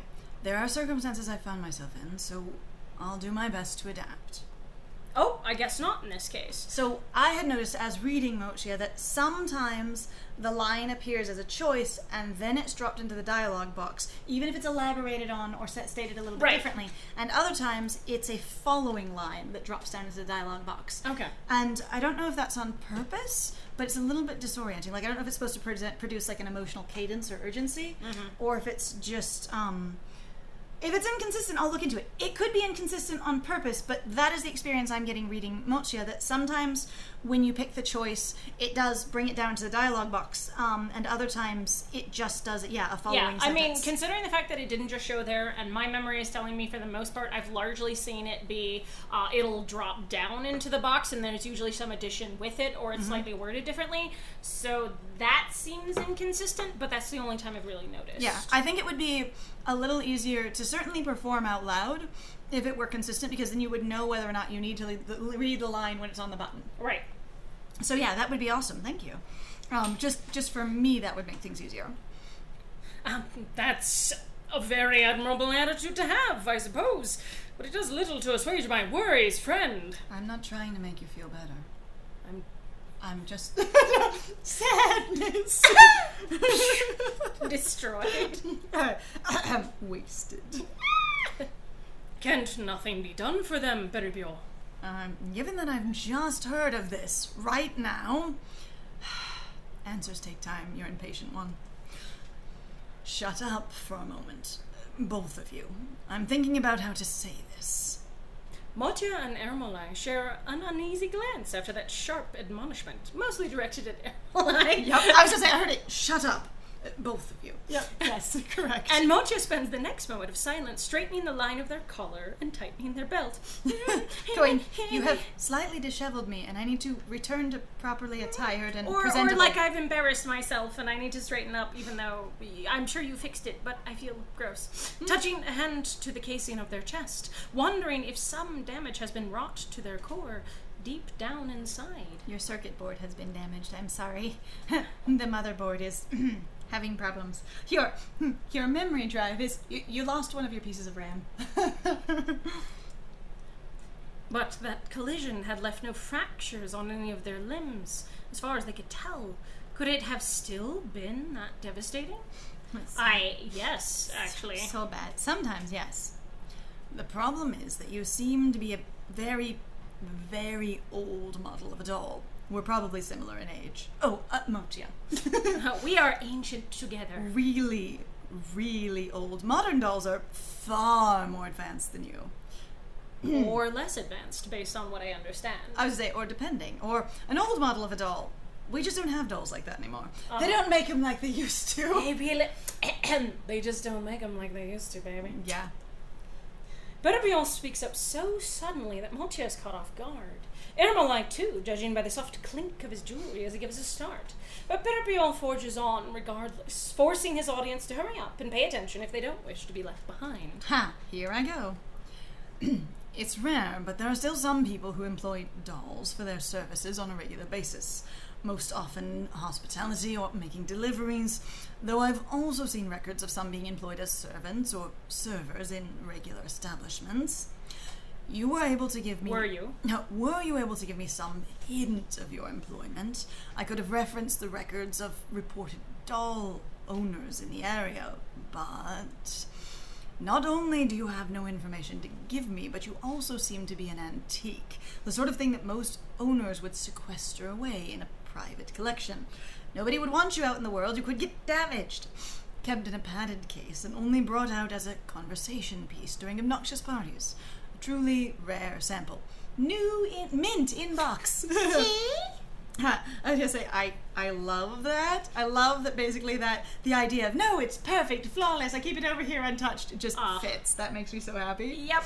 But also that level of going, what you have here is basically your classic, like, European automaton that we don't even know how they're made anymore or where it necessarily came from. And why would anyone put that anywhere except in a museum or a hidden private collection? What even the hell, man? But yeah, why touch? This makes the problem twofold. One is that I know nothing of dolls your age, despite my own age. I vaguely remember seeing a few antiques around the palace when I first began my apprenticeship at this library. You have no idea how long ago that was, but you are farther back than that. But those were soon replaced by more modern models. Then even those were later decommissioned once the use of dolls in the palace was abolished. I wonder if it was considered slavery. Actually, that was going to be one of my questions going, what is the status of dolls in a society culturally? Like, are they considered, because, so based on what I read, I'm like, so some of them are considered to be far more sentient, basically people, rare things, and then other ones just aren't much of anything. And I'm getting that question very much of going, maybe the older dolls, you know, one, amazing collectible conversation piece, what have you. Look at this valuable old rare thing that I own. But also perhaps, yeah, the going, we took them out of service or stopped producing them because we tried to make them less of people so it wasn't slavery. Right. I would be curious if that's a theme in here. Right. Because abolished is a very particular kind of word. Yeah. The second is that machinists capable of dealing with you will be near impossible to find. Doll machinists have become quite rare in the first place, as dolls have increasingly fallen out of fashion, but ones capable of dismantling and repairing such old models. Going, by the way, you'd need an extremely niche, like nerd. Yes. like disciplined fanatic. Extremely niche. Yes. Somebody who the only thing they You're an do eccentric. is, you know, repair old Model T Fords, and that's their entire life. They are just an artisan of that and nothing else. And But instead, the T-bird can look at you. I was saying, the Model T can ask you questions about itself. Who am I? I'll look into the records to see if any are still alive. But I make no promises. If you don't have the internet, it's going to be really hard to find somebody of that, you know, description. Do you have a Yellow Pages, maybe? You know, doll artisans or repairers or... If you're basically as medieval as you might be suggested by many fantasy novels, you probably have no easy way of checking the whole world's database right now. Understood. Thank you for your help, Papillon. You're a truly excellent keeper of knowledge. I'm grateful for your efforts. Is that all? I kind of like the hopelessness of is that all. But also, like, I feel like the level of, at this point, it's like you've clearly contributed a lot to something that nothing has been contributed to, and you spent your time to do it. I think grateful for your efforts sounds very reasonable. Truly an excellent keeper of knowledge sounds very bland and distant. Sounds like one of those vague, impersonal, I'm to the keeper of knowledge, excellent keeper of supreme knowledge. It's not like a platitude, but it's a generic titling. It's like, yeah, I have hobbies. I'm into stuff. Yeah, wow, exactly. you're so good at the thing you do. Right. You know? So, I'm grateful for your efforts. I'm grateful for your efforts, regardless of the information itself. Thank you. I can't say I enjoy being thanked without having produced satisfactory results.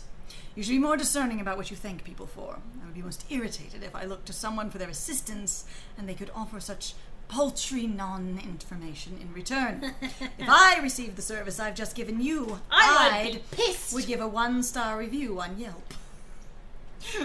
I would be filled with rage. Or am I like angry raisin rage? Angry raisin. This is hardly the first time Perpiol has displayed their penchant for biting words, but it still stings all the same. The fact that his delivery is so matter-of-fact, utterly lacking in malice, only salts the wounds further. You state this as if it's a matter of fact and that I have poor standards. Damn. And though Motia opens their mouth with a rebuke waiting on the tip of their tongue, Perpiol ruffles his wings with the soft whisper of his papillae carding against each other. That sounds so cool. I want Foley for that. I do. And just like this shooshing of feathers kind of thing. Mm-hmm.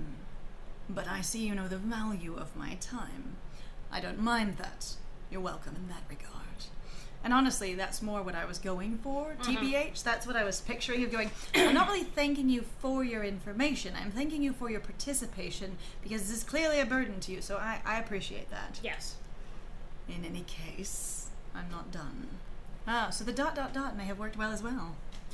As if enjoying the tension in the air, relishing this moment where his audience is kept alert with anticipation, Perpiol gives a leisurely stretch of his wings. So I'm getting very much, despite your Cracking knuckles, I'm gonna get into this. Watch it crunch. I was gonna say, despite your aloofness, you're also theatrical. Yes. You have a flair for the theatrical. Which I guess, given the way they were silhouetted up in the air and just kind of looked down upon you, knowing what their position in the light was, like, he knows what he's doing. It's also possible, again, I don't usually have anything here that's interesting and a captive audience that literally has to wait on me. Mm-hmm. This is fantastic. Why wouldn't I perform a bit? Mm-hmm. It adds a lot of character and personality. I kind of enjoy that. Yes. The gentle pop, yes, of he's stiff old. joints is accompanied by the gleam of sunlight off oily membranes, the subtle pulse of raised veins, and the peak of errant eyes and lips past the many rustling papillae. There's something in there. Perpiol sighs smugly, hypocritical given his previous admonishment of Ermelai's dramatics. And only once he's taken another deep breath, he settles back into his previous composed stance and speaks once more. I appreciate. You are such a shit. I was love gonna say, you. That's great. I really appreciate, again, that the narrator is inside Mochia's awareness and experience and going, this is how they see him. And that's just really fun in my mind because it's the whole thing of going, actually, you're being hypocritical. And so many of these types of things where it's supposed to be a romance, you're supposed to connect to people, they basically present all of them in the hottest, most capable, bestest light possible at all times. And the fact of going, actually, you're kind of being a hypocrite right now is just kind of great because it doesn't have to be flattering at all times for everything. It's just, you're a person and I can have opinions about you. Right. That makes me happy. There are two more things of note I can say, and both are related to the fact that Mochia appears to be a true antique, which, if I remember correctly, often include a significant portion of natural components, like the egg. Thus, the first point of note, that some antiques were crafted so they could recover from injuries of their own accord, given time and care. It did suggest that Mochia was a healing model based on the way we woke up, and I love that suggestion. Oh, actually that's true. So Motia may recover from this injury on their own. Their memories will return. Your memories will come back. Is that right? Yes? You're suggesting this to me, but I don't have the answer. Yes? Looks back to Perpiol. Wait, yes? Yes? So can you confirm or deny that they are this kind? No. But please? I can do that? I sound That quite sounds quite incredible. incredible. Honestly, at this point, with going, you've been pretty theatrical, and you're now giving this additional information, I've got this one very much being... We're just going to do a tiny bit of sass. You're getting a little bit more comfortable with the fact that both of these guys can sort of be nerds. And going, I feel less informal at this point, just because this has all been so preposterous. Do you know what I love, though, honestly? When people really do recognize that largely in a lot of visual novels, their characters are just ridiculous, as like, in the most, like, fun way. It's like, you're constructing a narrative where you've got these very specific characters doing very specific, ridiculous things, and I'm like, how do you not see the comedy or the camp in that, kind of thing, or just, like, have fun with it? Well, and the thing is, by and large, most romance pieces do have a large amount of camp and humor because of the nature of them, of going, if you saw any of this completely out of context, it would look so awkward and weird. But that's very much the way of if you're watching a movie and someone walks in for one scene, they can be like, that looks like the weirdest fucking movie ever. And you're like, but with context, it works. Sort of like me when my friend here, Scandal, was watching The Witcher.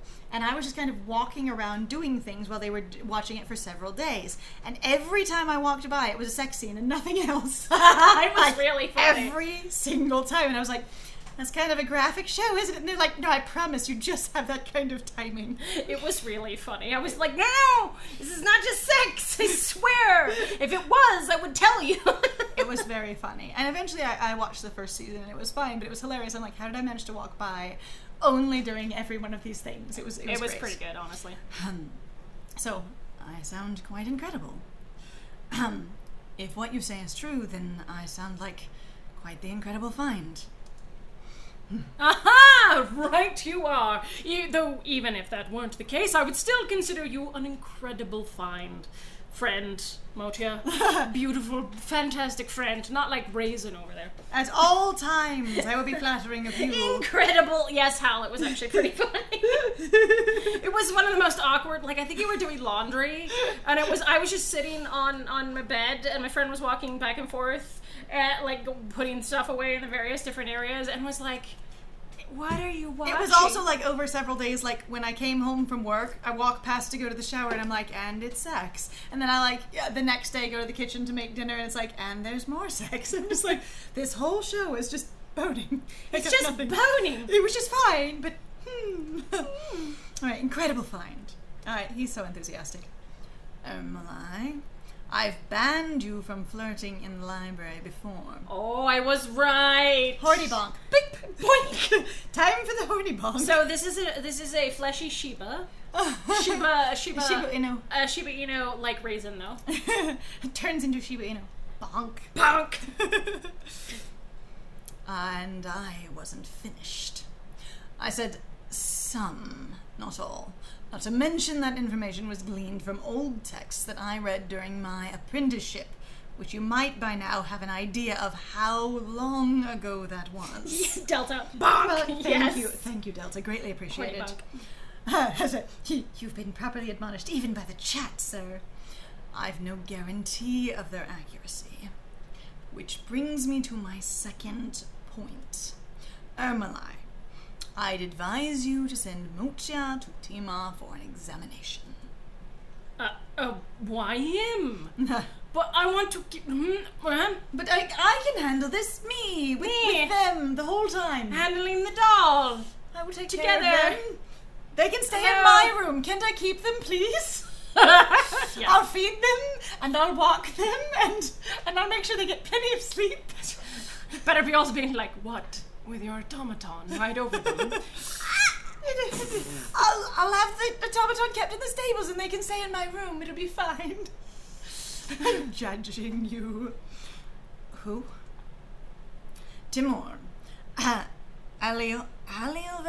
Okay. Aloive. Timur Aloive Zimniaczko. Zimniaczko. Niaczko. Niaczko. Zimniaczko. Me. Zim Nacho. Zim Nacho. Or Zimmy Nacho. Zimmy Nacho. Because dyslexia. He's a spicy nacho. Forgive. He's the spiciest of nacho. Timur is now a spicy nacho. I can't. And he suddenly the little Yowie Dorito. Do you remember that? I don't know. Do you remember the comics where they were like, Uke-chan, you know, and it was the Yowie Dorito, and it was so fucking funny, the series of comics. I don't know this one, Oh but my you'll have to God, enlighten me it at was some such point. a good meme. Adventures in Dyslexia, Spicy God. Nacho. Thank you for these lovely names that I will butcher continually. I appreciate them. A very skilled one. The best I've doctor. ever known. And to my knowledge, his tenure at the palace started shortly before the palace's dolls were decommissioned, because he's also Very old as fuck. Young whippersnapper. He may be more accustomed to dealing with dolls than other doctors. I see. But what if Mocha likes him more than me? But But surely just being in my presence would cheer Mochi up enough to fix themselves. Yes. To get better. You know what? Just like a Pokemon, they will love me so much, they'll heal themselves. They'll dodge any incoming attacks. Wait.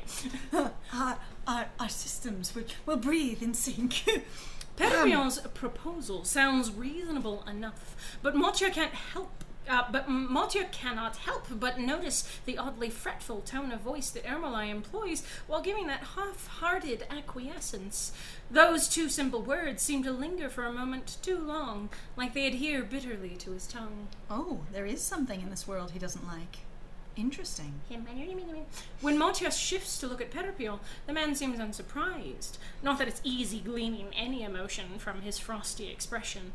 The neutral press of his lip and that flat stare of his communicate little other than the low level of indifference that seems to be his default. Unless, of course, he snaps his mandibles, and then that's some sort of an expression. That is quite an expression, actually. I am completely fascinated. On the other hand, I expected to like him, so... By the time they look back, Ermolai has wiped that look of trepidation clean from his face. Swoosh! Schmear.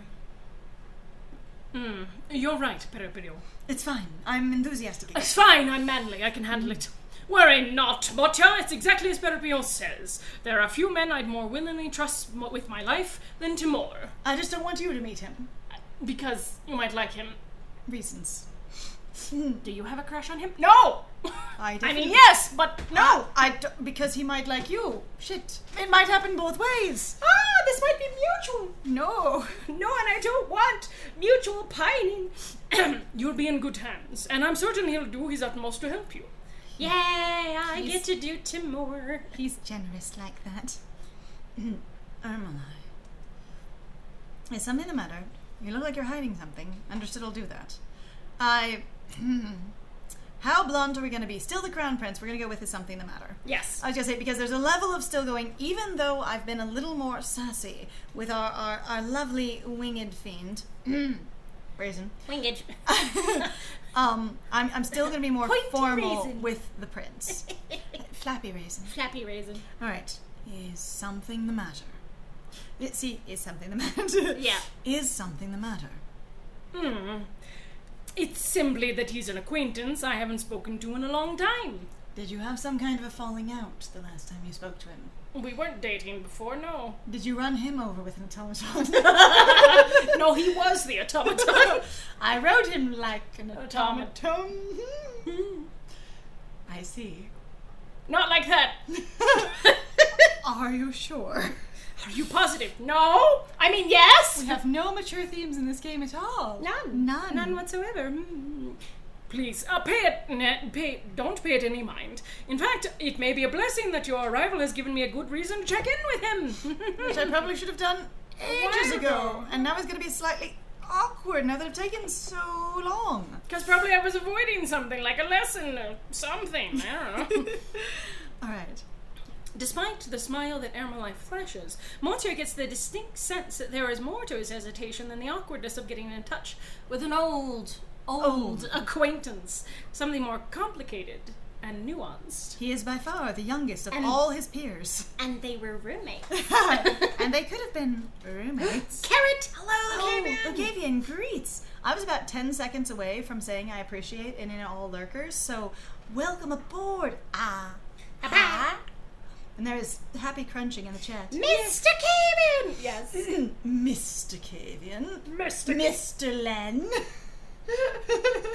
Perfection. Complicated. Nuanced. But as curious as they are to the nature of that complication, Yes! Mr. Len. Mr. Len, Motia is well aware of their position. As guest of the Crown Prince, it's hardly their place to interrogate Ermolai about a moment of seemingly harmless uncertainty.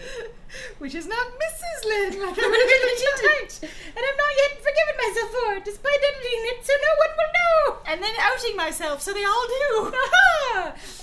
Humiliate me with me. I have to say that just not too long ago in this very playthrough, our prince did the exact same thing of going, I best not tell you of the mistake I made earlier, which I will now detail greatly. You're sure that doesn't let out the mistake? Not at all! Not even slightly. That most 9 people know. Greatly appreciated. There we are. Mrs. Len. Perfect. Look, it's Mr. Len. I mean, Lisa's Len. Mrs. Hal. It's Mrs. Hal. Mr. Len, Mrs. Hal. But as curious as they are as to the nature of that complication, I've already read this. Okay, let's Just do where- harness so uncertainty. There we go. uncertainty. Thought I pushed the button. Sorry. Yeah, So they commit this moment to memory, but opt to drop the matter for the moment. Perhaps a time to discuss it will arise later. It's me, but jellyfish. Hello. Blah, blah, blah. Love it. Happy. Perfection. Beautiful. Understood.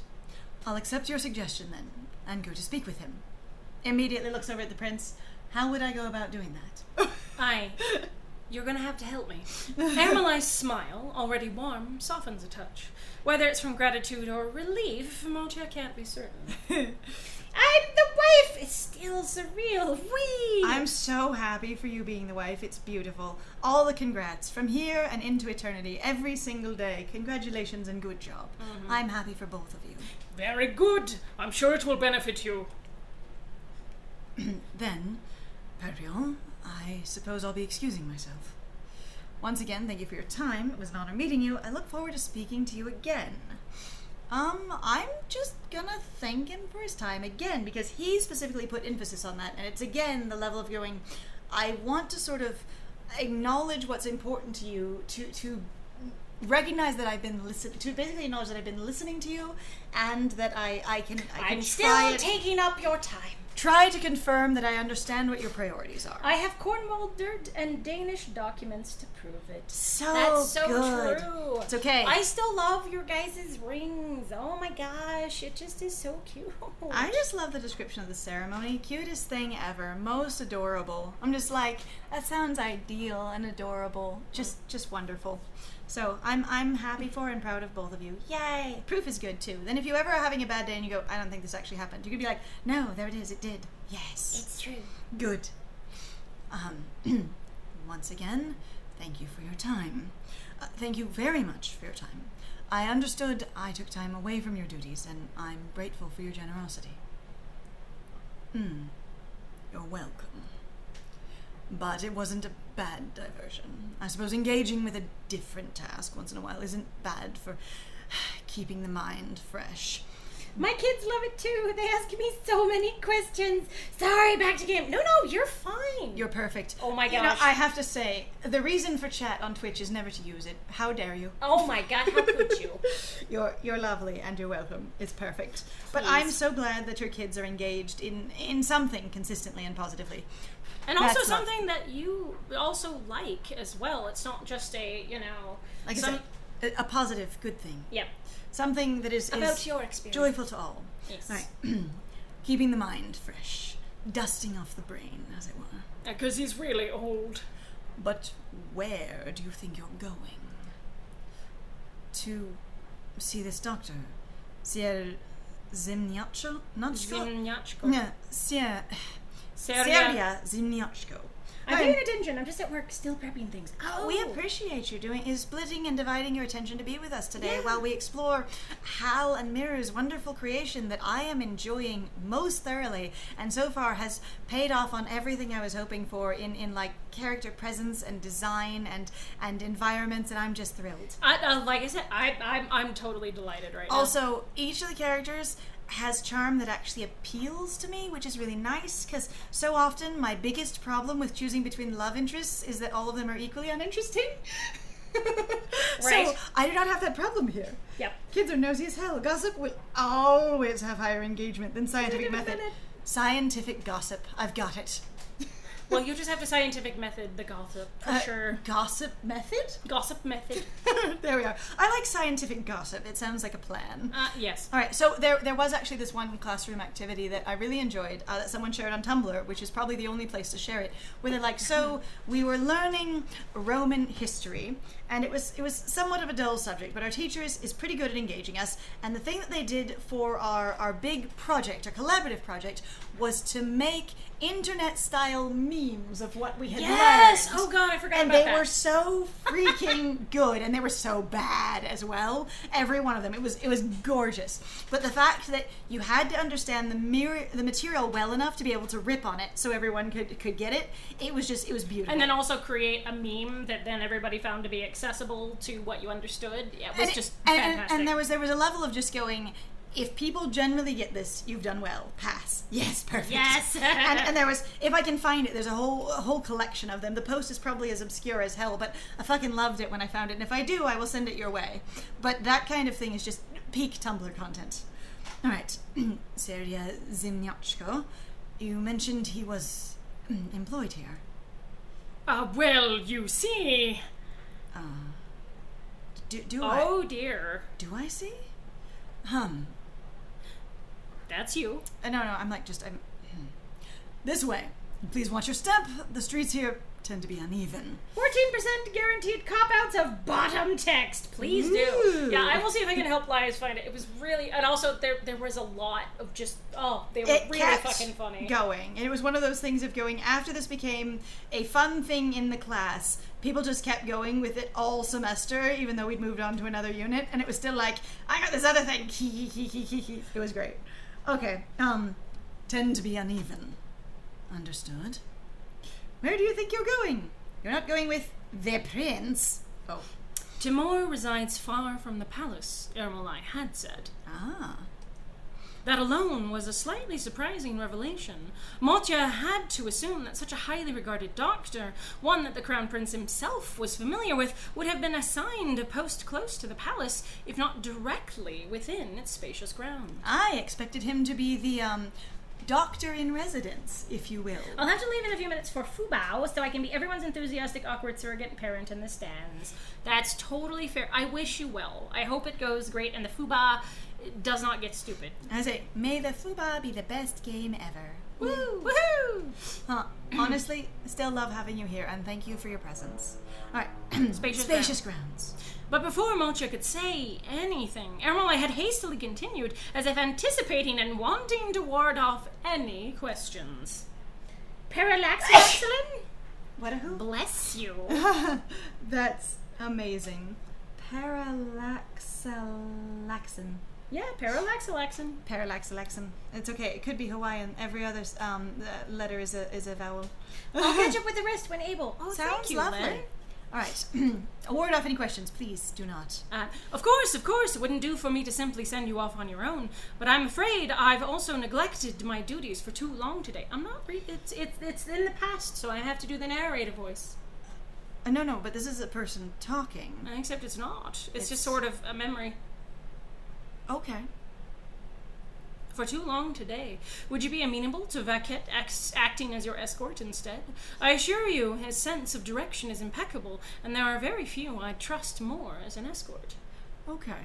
He's done tight. Yes. So when it's, thank you very much. When it's a person talking in the past, it doesn't give their name up top because they're not here. Yeah, this is just sort of talking about the conversation that you'd had prior. That's a background scrolls and flex his distance stat. Parallax. Yeah. Okay, I just was confused by the addition you. stuff. I was like, are we talking about the scrolling? See, then and it kept I going. didn't actually know that term at all, and I Yeah, it's called a parallax scroll. Though I think there are usually more layers to it, so like you'd have the back also moving and whatever else. But this is a version Honestly, of it. I really enjoy this person's profile. Yeah, there's something very nice about the just like soft faces, and it's This the sketchy hat, works also so well. capital hat, Perfect hat. very good hat. All right.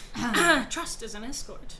And please do return as soon as your business is done, dear Motya, he'd added, surprisingly sincere and beseeching, especially coming from a man in such a high position. I must see this matter through to the end. I wish for nothing more than your well-being. Didn't you say this would be a good time for you to reconnect with the good doctor? How will you do that if you don't come along? Him. Nope, I'm running away now. Bye. Dodging! Noom!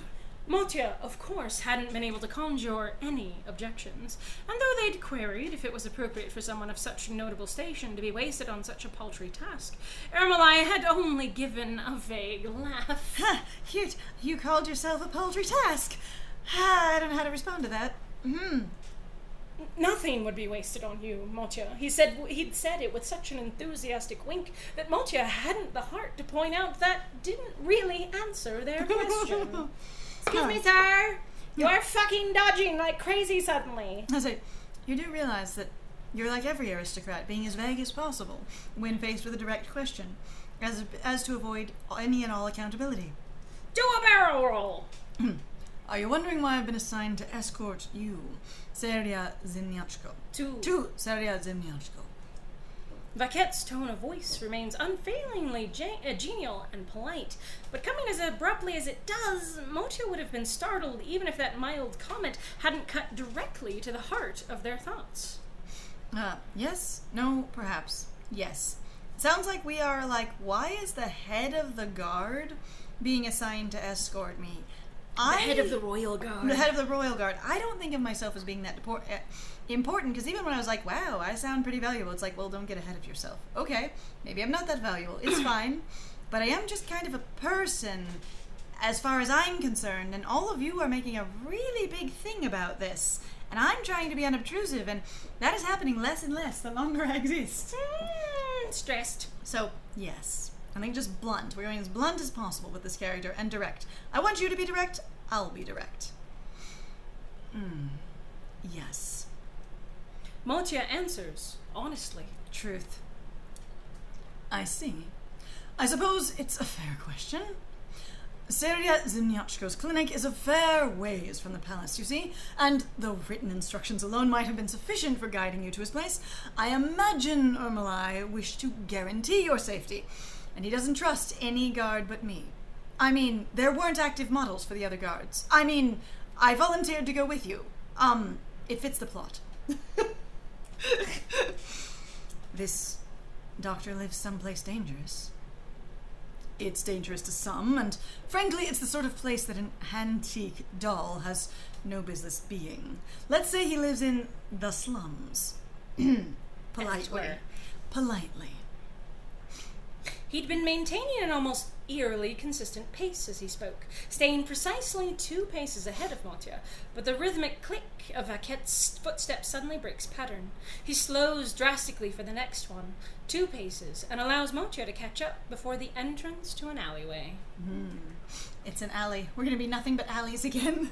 He comes to a full stop as he gestures for Motya to walk ahead, casting about their surroundings, his movements as precise and finely honed as any artisanal blade.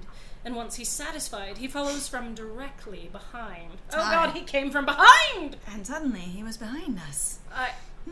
Okay. His hand always rests on the hilt of his sword, but his grip has tightened marginally, Motya notices. Text matches the visuals. Check! There's more! Look at this. Oh, wow. We are. It's back alley physician. I love the giant metal plate patching the concrete wall. That's such good ghetto. Oh, look, even the spheres are broken here. Yeah. We have totally descended into poverty land. Oh. And then also here's the sign of guess the king. You still have the symbol of the king, the emblem, as it were.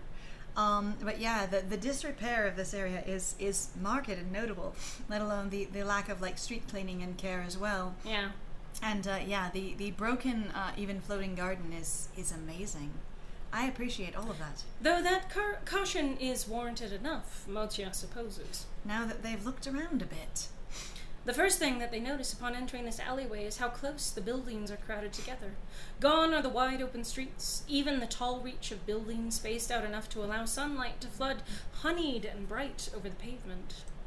Here, shadows reign king. Whatever sunlight reaches past the shapes of the buildings is divided into slices, interspersed only sparsely between planes of darkness. And even in the dimmer lighting, it takes very little effort to see how different this place is from the grandeur of the palace grounds. I was going to say, honestly, this really changes because, again, it is much tighter. You don't have nearly as much sky, even as you can see the sort of impact in the sky as well, which I find it really interesting that your infrastructure is affected basically financially even in the floating areas above it, so like all of it is a connected, unified area, as if those aren't separate sort of planetoids or things. They're literally just part of the nearby area. Let's go to the floating sky mall, you know?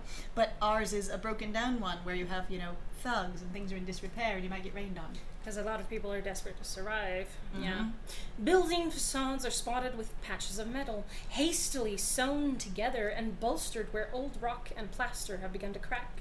Even the plants have woven through foundations, meant to hold together those myriad components, seem weary and stringy, leaves drooping as if they're struggling to carry their own weight. And maybe don't have enough light and water. And then there are the stairs. Though they'd been maintaining a careful, steady pace, trudging ahead, Motia finds their footsteps halting abruptly, dirt grinding underfoot as they reflexively look upwards. A curtain somewhere overhead rattles, and Motia realizes the strange, prickling sensation they'd felt to the back of their neck was someone watching them. Please, keep going, Motia. Right at the next fork, then forward. Don't worry, I won't allow anything to happen to you. Motia nods and resumes their steady plot onwards. Plod? Probably plod. Would be my best guess. Is that a term? Plotting, maybe? Like plotting out the area of like where I'm going, perhaps? Maybe this is, but maybe I don't understand. But I think plod would be definitely more common. Am I having an American English problem? Maybe. Hang on, I'm gonna go look it up real quick. But as they keep their gaze trained ahead, refusing to acknowledge the click of metal parts, the wave of a tail, the gleam of pale eyes gazing at them from overhead, they think. We'll check. Noted. Thank you. Yeah, sure. Something about this place feels vaguely familiar. Because, yeah, I think there's a way to use it where, like, you've plotted a course, he told you where to go, and you're following that, but I think plod, as I said, would be much more common. Yeah, because as far as I can tell, so I'm looking on Merriam-Webster.com, I can't find anything That's about, a similar usage. Yeah, like, based on what I can tell. Now, I'm not sure exactly what's going there but he will check. Look it up. It will be great. Yeah. Something feels vaguely familiar. Vaguely would be the most important word. It's not as if Motia gets the sense that they'd previously been a resident of these back alleys before losing their memories. Priceless antique doll. Living in the typo. poorest... Thank you. We'll fix. Oh, appreciate that. Oh, nice. Excellent. I just say, priceless antique doll lives in the impoverished section of town. Perfect. Uh-huh. But simply that they were not a resident of those glittering palace grounds either. Not if the chipped facades and uneven surfaces of these narrow streets, speckled with patches of metal in lieu of proper repairs, doesn't feel foreign to them. This way, please. We're almost there. But perhaps that matter is best left to be contemplated at a later time. For now, they should probably focus on the here and now, on this doctor that might elucidate the matter of their lost memories. Oh, hi, Tamara! Oh, greetings! Greetings! Please Thank you for enjoy lurking. your lurk, and if you do get a chance to admire this beautiful game, please do as well. It's brand new, and we're deeply excited about it. This is the demo. This but is it's the fantastic. demo. We've been playing this now for almost 4.5 hours. And we're so excited still. It's great. Deeply engaged. I didn't realize it'd been that long at all. Yes. Anyway, welcome aboard. Please enjoy your lurk. Nice to have you. But perhaps the matter is best left to be contemplated at a later time. For now, they should probably focus on the here and now, on this doctor that might elucidate the matter of their lost memories. Or might elucidate on whether or not they have healing properties, which I believe was the intention. Left, right, left, straight down, then one more left. It's a twisting serpentine path that Vaquette directs Motia down, and more than once they wonder how far they are from the palace grounds. It can't be too far, given they don't feel terribly tired, but the sheer difference between this place and those towering spires must make it feel further than it actually is. Oh, look. Oh, wow. There's even graffiti. Yes. Okay, I love the sort of like conspiracy poster. I know. They are watching. Yeah, kind of that feel. It's watching you. It's a small row of squat buildings that Vaquette eventually directs them towards, sunnier than the surrounding alleyways, and, in a strange way, less foreboding than the narrow alleys they'd been traversing thanks to a low buzz of noise. I really appreciate, again, how much lowering the gaze after having everything been so open, and including the sky and the tops of things and the ceilings, really makes it feel closed in more, but still gives a sense of things. So you don't have to have it right up against your face and have a tiny environment, but that contrast works really well. Yeah, it's the change in perspective is very nice. Because I can't tell you how many times where sometimes I look at backgrounds and I'm just like, you are so bland. Well, and you also, have no depth. You don't add anything to the story narrative. And here, you had giantly wide open spaces, and now they're closed in, without sacrificing sort of the complexity and the completeness of the background. You've just moved the gaze downward, and so we're scooched in closer, and I like that. Mm-hmm. Though it's nowhere near as bustling as the wide streets closer to the palace, Motia finds himself relaxing to the muffled sounds of conversation taking place somewhere nearby. The distant clatter of objects being moved about, footsteps echoing down another alleyway walking away from them. The gentle sounds of normal life taking place beyond these patchworked walls. I love that Motia finds that comforting and is like, so you did live in a place that was basically domestic and sort of mostly household, or where you're exposed to lots of people in at least your near proximity, because that feels comforting, which would mean it's familiar and usually good. I also have to say, at least straight up here, I feel far more engaged basically in the mystery of Motia trying to understand themselves. Like, it's not this desperate sort of like, oh god, I need to understand.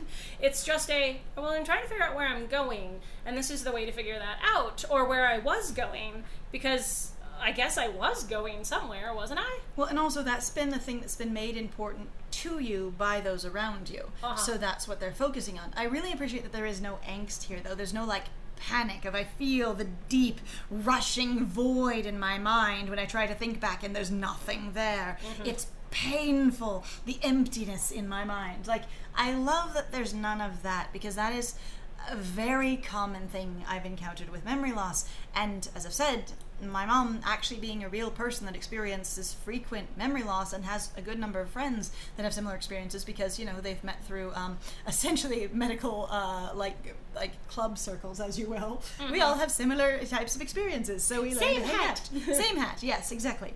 And there is generally no distress at all in losing your memory unless you're trying to do a task that you can't figure out. And there's definitely no feeling of where things are missing. There is no giant space that you can feel between things, anything like that. So this feels very nice. Yeah. Their footsteps drag for a moment as they look into the darkened window of what looks to be a storefront. But Motia perks up at the sound of fingers rapped at a door. I really appreciate the, like, cloth hand like painted sign thing. Vaquette stands before the door to a small building, a sign above the doorway reading, Clinic. Is that how you write clinic? I see. I'm trying to figure out how to do this. You have to make a choice. He's got a bigger body, so it depends on how you think the breath functions. Come in. The voice that responds after a moment is muffled by the heavy metal door. And though Vaquette gives a slight cant of the head, as if considering something, he turns to Motia soon enough and smiles. Of course he smiles. He has the smiling wolf trope. I'm trying to placate you with smiling. Huh. It seems he's in. Fortunately. Let us enter. Of course. The door opens smoothly, which in and of itself is a small surprise given the probable age of the building. It swings forth on its hinges without a single noise of complaint when Vaquette gives it a light tug, excuse me. And though Motia makes to enter first, Vaquette smoothly interferes, steps in first before Motia can do so, and leads the way. That sort of thing of, I'm just going to casually sneak in. Look at this. Okay, we have more falling water. That's just really amazing. In this small little place, you just have, like, the sink fall. Aww. That's neat. And you have sort of like your sun motif, but it's also a simplified, you know, of the thing. And then the doctor tools right out here, the bed. Like, what a nicely kept clinic. Also passing on your kind stamps of approval on various things, as well as any critique. Really glad the mem loss works for you so far. It does. And again, it's not like I'm an expert on these things, but having grown up with someone who has regular memory loss experiences, and again is in a group of friends who also experience them in different ways depending on their particular brain short circuits, I guess, it's always felt deeply foreign the way a lot of people write it, and going, I've never met anyone who experiences it that way, and I've been around quite a few of these people because of the circumstances of my life. And so yeah, I'm totally gonna say this feels very natural to, when you are lost and confused, just taking the authority that's in front of you and being led by it if you can't think of any personal motivation or anchor for yourself. And also, again, not being distressed by it. Like, yeah, no, absolutely, this feels great.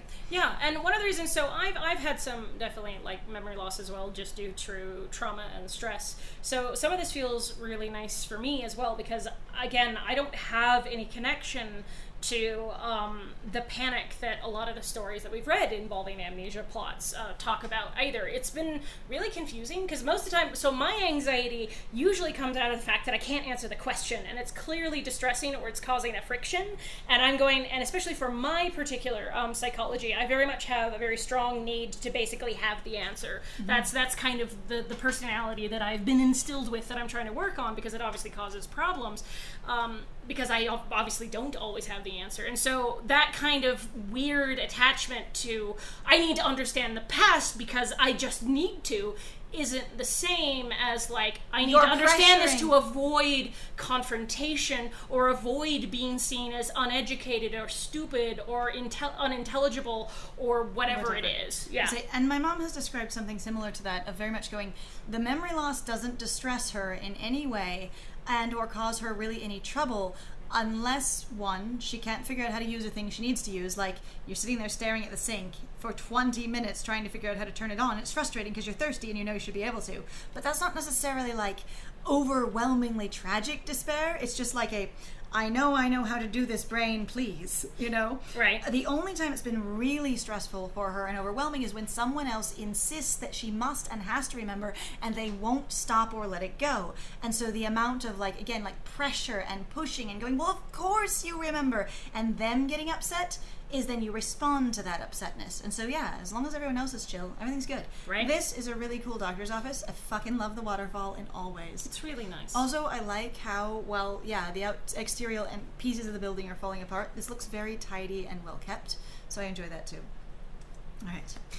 But it would be hard for Motia to state exactly what they expected from a doctor's office in these dingy back alleys.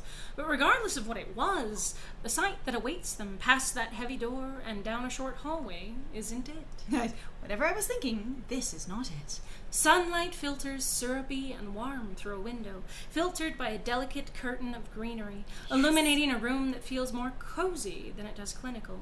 The steady sound of cascading water and the inviting spread of a soft blanket only adds to the gentle ambiance, and Motia eagerly tries to peer under Vaket's arm to get a better look at the owner of this clinic. Excellent in all ways. Additionally, pictures match the text. That's actually what I was doing as I was reading. I was pointing at all the elements going, oh, it's there. It works.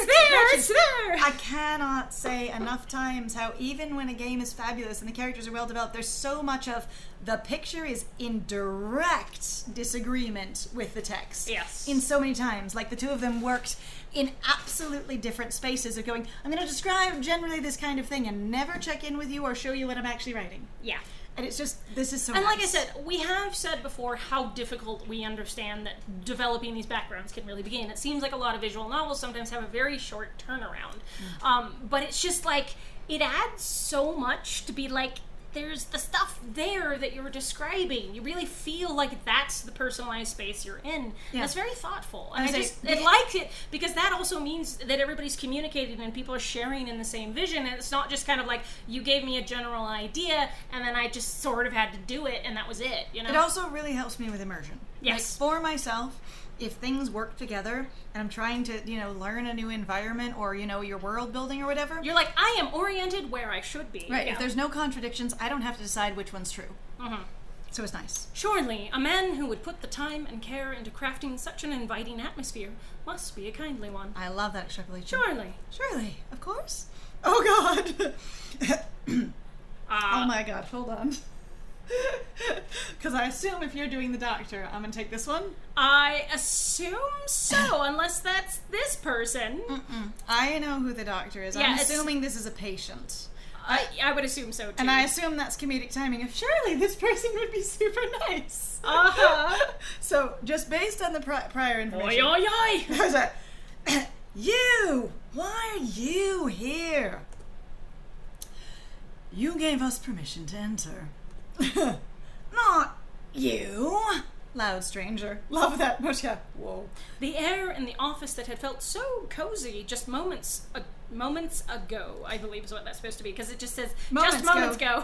Moments ago. Ah, yes. Delta's like, I was about to be like, Delta, furry vibes. But he's here. He knows. He has been summoned by the So just so people. you know, Delta, there's a whole entire, like, range, basically, of people that follow similar, basically, body plans. So you've got the forearms, and you've got the furry aesthetic, and then they're all ice-based, so they've got icy wings. characteristics. I was gonna go. So they all have exposed nipples. I mean, they're all very similar.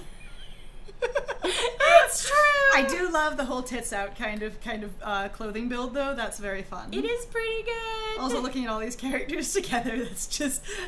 Don't you have the nervous twitch going on, because you seem aggressive. Wanna come play doctor with me? Ooh. Yes, perfect timing. Yeah, I know Delta. this character, unfortunately, isn't the doctor. It's another character, but they're still fun, based on what I understand. It's okay. They can absolutely still play doctor. You don't have to be a doctor to play at it. Yeah! We're just playing it. Just playing. Immediately tightens with tension, the close quarters seeming to shrink in claustrophobically as the two glare at each other. Vaquette warily stationed by the entrance, and this stranger standing by the bed where he seems to have just risen from. Or seems to have just risen. Just risen. But Okay. yeah, I think here we definitely want moments ago instead of moments go. Yeah. Just for your own notes, Hal. His tail lashes angrily behind him as he bristles, the pale of his fur standing on end as his voice pitches lower into a growl. What are you doing here? Grr. I apologize for failing to announce myself in a clearer fashion. Voi Parachitska? Baracheska. Parachitska. Noted. And Delta, I'm so glad you like our furry. Thank you. We gratefully covet your stamp of approval. Woo! Stamp of approval. Yes. Beautiful. Huh. Don't call me that. Oh, you're probably the noble for ice, I'm assuming. Ew. Oh. My apologies, Seria Vasa. I'm here on business with Seria Zimnyotchko. Anger flashes bright as sparks in those pale eyes, and Mocha finds himself standing straighter when the stranger's glare turns to them. And though Vaquette keeps his head bowed, Mocha catches the sight of movement at the periphery of their vision. Vaquette flexing his hand, narrow fingers straightening, then clenching to a fist. I really love the ear wiggle. It makes me so damn happy. The ear wiggles are fantastic. Also, like, 4 piercings in 1 ear is go. I know, it's great. Super good. No, that's the... He's out getting supplies. I'm watching this place for now. Me. So get out. I was about to do that line. Perfect. Why are you being so rude? Then we'll wait for his return. Sorry for startling you. I feel like, okay, and this is, I don't even know how to explain this. I feel like, then we'll wait for his return is the Mary Poppins answer. If you will. I'm going to establish what's happening. There will be no arguments with this statement. Period. This is the truth. Why are you being so rude? I feel like that's more of a direct sort of judgment than Mochi has. Like, Mochi hasn't made anything out loud in that way before. Yes. Like, even judging our good librarian, it was all internal. And there was one option to be a little more direct about it, but not that direct. So I think the then we'll wait for his return, because sorry for startling you, I don't think that Mocha's going to feel responsible for that, even if they were part and parcel to the experience, and they do recognize that he's startled. I think it's just going to be more of a, then we'll wait for his return, because that's what I came for. What else would I do? Then, with all due respect, we will wait for his return. The stranger's lip curls in unabashed disdain, but no immediate rebuke comes. Instead, he only glowers in silence before taking a half step forward, closing the distance between them by a fraction. And who asked you? Mocha is forced to fall back a step when Vaquette abruptly straightens up, his own tail scraping against the floor as it curls up protectively. The hand that he'd kept resting against the pommel of his sword this entire time tightens until Mocha can hear the leather grip creak, and the man's voice, normally so genial and pleasant, is tight with warning. Seria Vasa? What dog? And just as the tension in the air reaches unbearable levels, so thick that it prickles at the skin like electricity, there's a sudden sound of the door being thrown open. Bam! Exuberant entrance of enthusiastic person where all of you are deeply tense. Oh, he looks beautiful. I love him. Look at him, he's gorgeous. I love those clothes. I love the sort of Asian inspired like gold pseudo kimono. The thing though is that it's not. That is actually very It's Russian. a Russian thing, isn't it? I say I don't know. It's the gold that gets me. I'm sorry, but also on the different body plan, it's harder. But it looks amazing anyway. I love it. But also I love the additional like sashes and wraps of going. How do a centaur wear pants? Do he wear pants like this? Or like this. Also, his hands are wonderful. I love this character from the very beginning. I saw his design and I was like, yes, that. You like that one? I love that one. That one. Good. That one is for me. It's for me. Aye, what's going on here? Roche, I ask you to watch the place for a single hour, while I return to the sounds of an argument. I nearly dropped my supplies, I ran back. From a distance, I heard screeching and I went, oh dear. Large stranger. Like a small bubble of oil being lit with a flame, the stranger's hostility flares hotter for a split second before abruptly subsiding.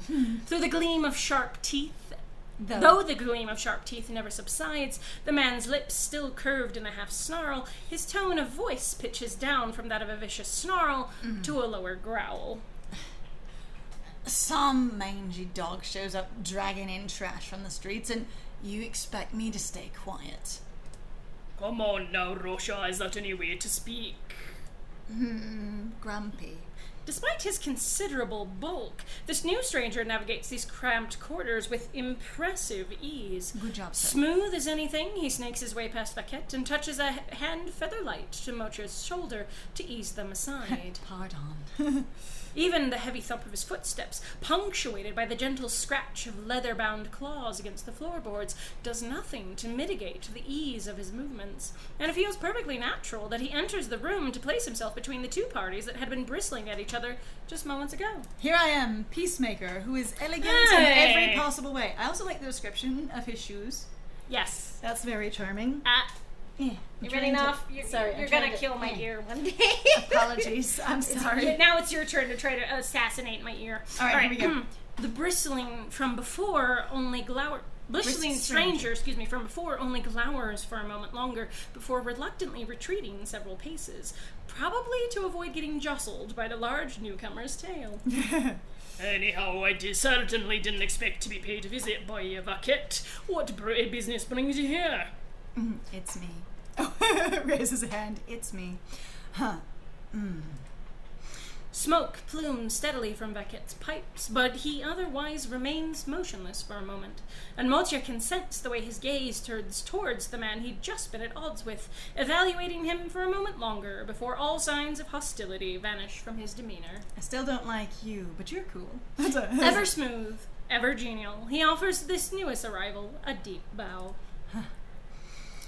Good afternoon, Seria Zemniachko. My apologies for making an appearance without sending you a message beforehand. Ow, now it's my turn. That was you ruining the earbuds. I hit my arm on the wall. Are you okay? I'm fine. Sorry. Pardon us. We can't manage the earphones at the moment. We're okay, though, I promise. Oh, and I actually derobed my earbud. Keep going. All right. For making an appearance without sending you a message beforehand. But Irmalai had a rather sudden request to make of you. Ooh. Oh, Mocha thinks with no small amount of relief. So this is the doctor. Thank you. I was afraid it was the Angy one. How bad? Though, admittedly, knowing little of the demeanor that the ideal doctor should have, that hostile stranger hadn't seemed like a particularly inviting physician. A+ on assessing character.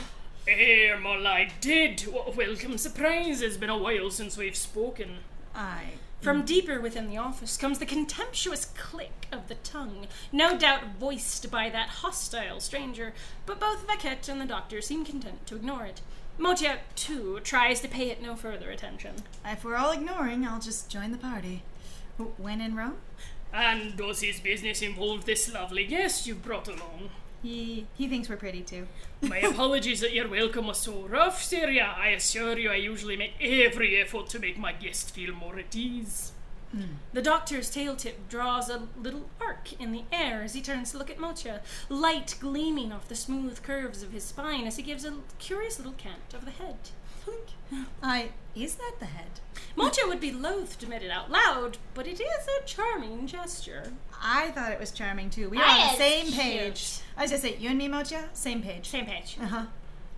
Hello, All it's right. a pleasure to meet you. It's fine, I don't mind. Or, that was a charming gesture! I'm just like, I'm I'm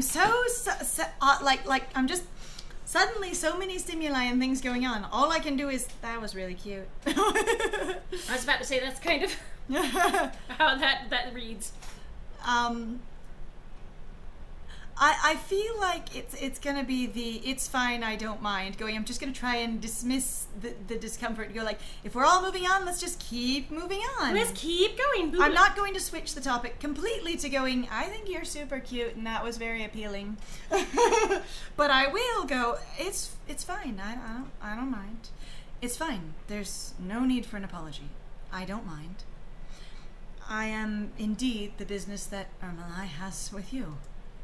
I see. How grateful I am to have been sent such a magnanimous and forgiving guest. I have very little ability to judge at the moment, so you're in good hands.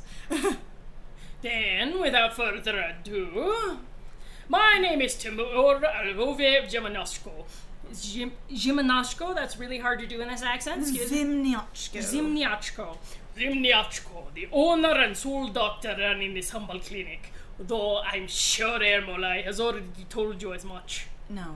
I'm thrilled to make your acquaintance on this most blessed day, Seria. My name is Motia. Seria Zimniachko. I know, Timur is just fine, Motia. Please, just call me Timur. Honestly, the librarian gave you an adorable nickname, but I'm somewhat hesitant to pull it up. My name is Motia Timur. My name is Motia Seria Zimniachko. Look to Vaquette. We'll be, if he's requested informality and he's generally comfy and nice feeling, so we're just gonna go, you know what, informality is fine. I think that will work. Of just going, sure. This doesn't feel like a particularly formal situation. We don't have any royalty here. And going, you've requested this, so I don't feel compelled by essentially a social obligation to do otherwise. There's none of that perceived social pressure. Of going, I don't care what the prince tells me to do. That's not appropriate. Mm-hmm. Yes. So, my name is Motia Timur. There we go. Oi, how bold to refer to this one in such familiar terms upon first encounter. You just invited it, sir. Oh, 'tis a grave offence, but how can I help but forgive it when it's coming from one so sweet? Oops. Oh, blushes. Sorry, I did think you were charming. Syria, please don't tease our guest too much. Ermelai would be troubled. After all he's been doing is flirting the entire time. Well, now that the introductions have been made, please excuse me, Syria. I will wait outside until Motia's business is complete. They have some questions to ask you, or I think you'll know what to do with them. Yeet! Oh, you're sure, Vaquette? I don't mind at all if you wait here. Vaquette's and Motia's, though they feel some guilt about it, gaze drifts from Timur over towards the barely visible shape of that hostile stranger where he sits at one edge of the bed. If he feels those two pairs of eyes staring, he seems adamant on ignoring them, staring staunchly out the window instead. I I'm a tsundere, fuck you. And after a pointed moment, Vaquette gives Mocha a smile, as blandly pleasant and opaque as ever. Emotionally unavailable. Da-da! The more you know. Da-da-da! I'll just be outside, so please call me if you've any need of my presence. Out there, where it's quiet and less drama. But I know I'm leaving you in good hands. Seria Zemniachko will treat you well. The other bastard I can't speak for. Then, by your leave... Oi, fuck off! His faith in Timur must be true. Despite whatever qualms Vaquette must have regarding that hostile stranger lurking in Timur's office, he turns cleanly on heel with no further hesitation and strides down the small corridor. His neat footsteps echo just a few times before there's the quick click of the door opening and then the thump of it closing. And then someone walking down the street freaks the fuck out when there's a royal guard standing in front of the doctor's office. I'm not going to be taking my business there today. Bye. I see that one is devoted as ever. I do wish Ermolai's influence would rub off on him a bit more. You mean how casual he is? But no matter for now. Come, Mocha, come in. I'm here. Timur's hands are large and surprisingly gentle, even those clawed fingertips barely prickling past the fabric of Mocha's sleeve when a hand pats at their shoulder and nudges them forth. And finally, Mocha properly steps into that cozy-looking clinic. Once no one's snarling and snapping at them. Right? Grr. The sunlight is even warmer inside. The gentle lilt of flowing water and the muffled sounds of conversation from outside providing a pleasant backdrop to the sound of their own footsteps. One can't help but take a deep breath upon entering the room, taking in the clean scent of greenery punctuated by the sharper tang of cleaning alcohol. Sometimes I really enjoy the extremely sterile smell of like a bleached and alcoholed room. There really is sometimes, like it really does actually have it, and it's also actually so if you ever feel like you're gonna be sick, here's a fun tip. You can actually sniff like alcohol, Rubbing alcohol specifically, and it will actually tend to help you with your nausea. it can stave off nausea pretty strongly. It just sort of shifts the senses. Yep. Sharper tang of cleaning alcohol. I've actually almost used it kind of like for migraines. It helps a little bit to distract. It's not perfect, but it kind of helps a little bit. Huff the alcohol. Mocha gets the time span of precisely 2.5 breaths to enjoy the wonderful ambiance before a grating voice captures their attention once more. So, what are you? Hello to you too. I'm a doll. I'm a guest. Ignore him. I feel like, again, if we want different behavior from him, we're going to have to sort of mimic it. I don't feel like we're going to be sassy to him because that feels very playful, even if it's rude playful, and I don't want to encourage that kind of behavior. So it's really just I can also tell the doctor about me at the same time. This feels very efficient to answer this just directly.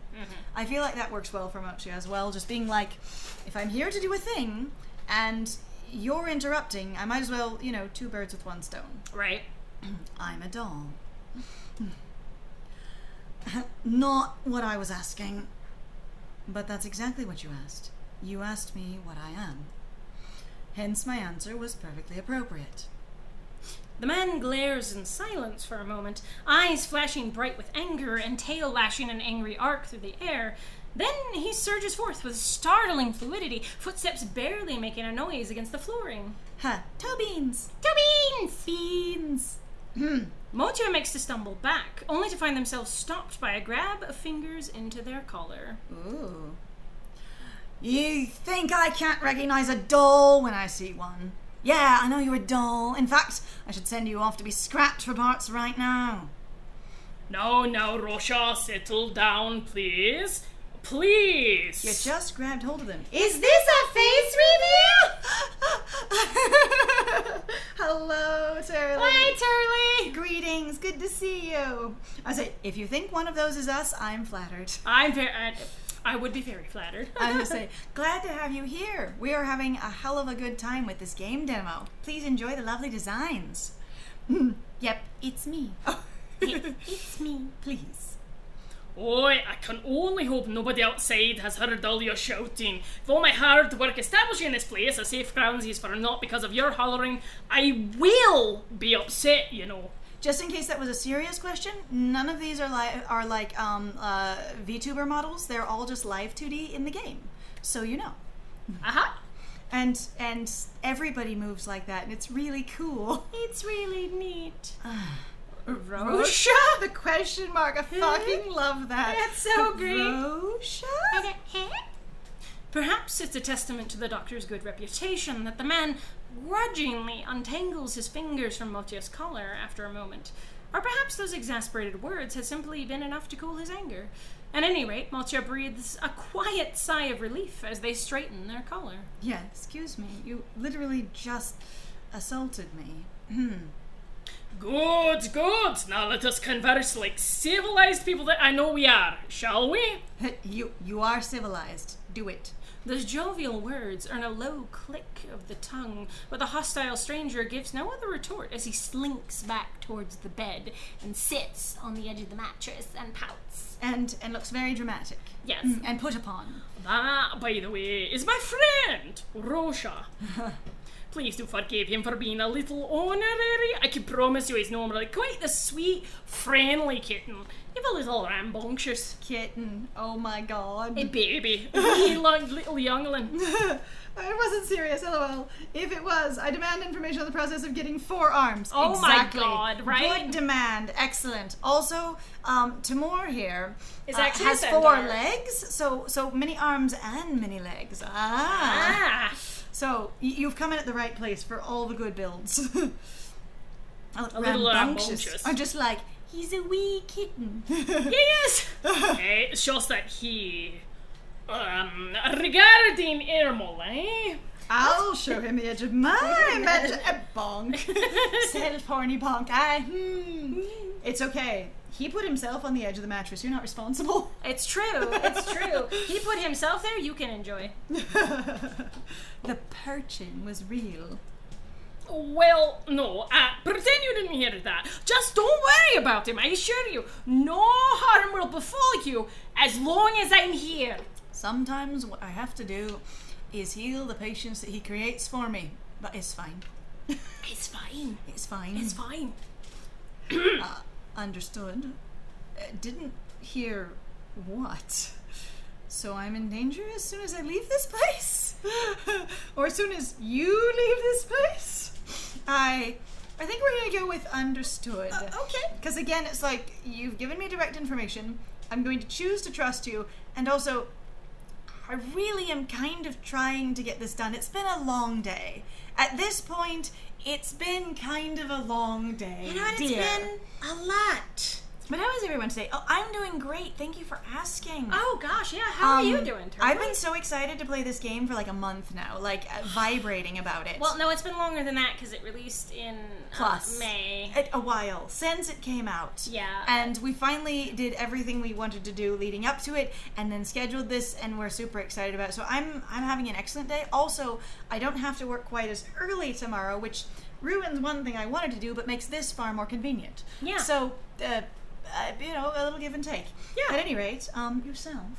Honestly, I'm doing great too. I was really excited to play this. I am here for this experience. How? No, I think you are welcome. You're welcome. We're having a great time. Yeah, it's awesome. All right, so Mochi is just going to be like, at this point, again, I've met a whole bunch of people. I've had a ton of information. I've been in a bunch of different environments. I have realized more and more that I do not know anything about myself. Can we just get on with the proceeding? And everything else would direct to something else. So we're going to do understood. Understood. Timur. Very good. It's not my style to leave my guests feeling so antsy, you see. So I do hope you'll be able to feel at ease while you're here. Now then, to get back to business, how can I help you, dear Motia? Also hypocritical, except for you were joking. And I truly hope you're doing well too. Nah, I'm doing worse than usual. Ears randomly bleeding is annoying. Oh, I remember that happening before. I'm sorry. I am really sorry It about is that. not the fun time. Hopefully you have gauze or cotton or whatever it is you need to at least absorb the bleeding. Right? I wish you care materials for such an unfortunate inconvenience. Quite, dear Motia. I must admit that I didn't expect to be sent any guests from Emerald. And that doll, of all people, your circumstances must be quite unusual. Well... Whoops. No. I didn't know you were pressing the button, sorry. Sorry. No. Scroll. I know.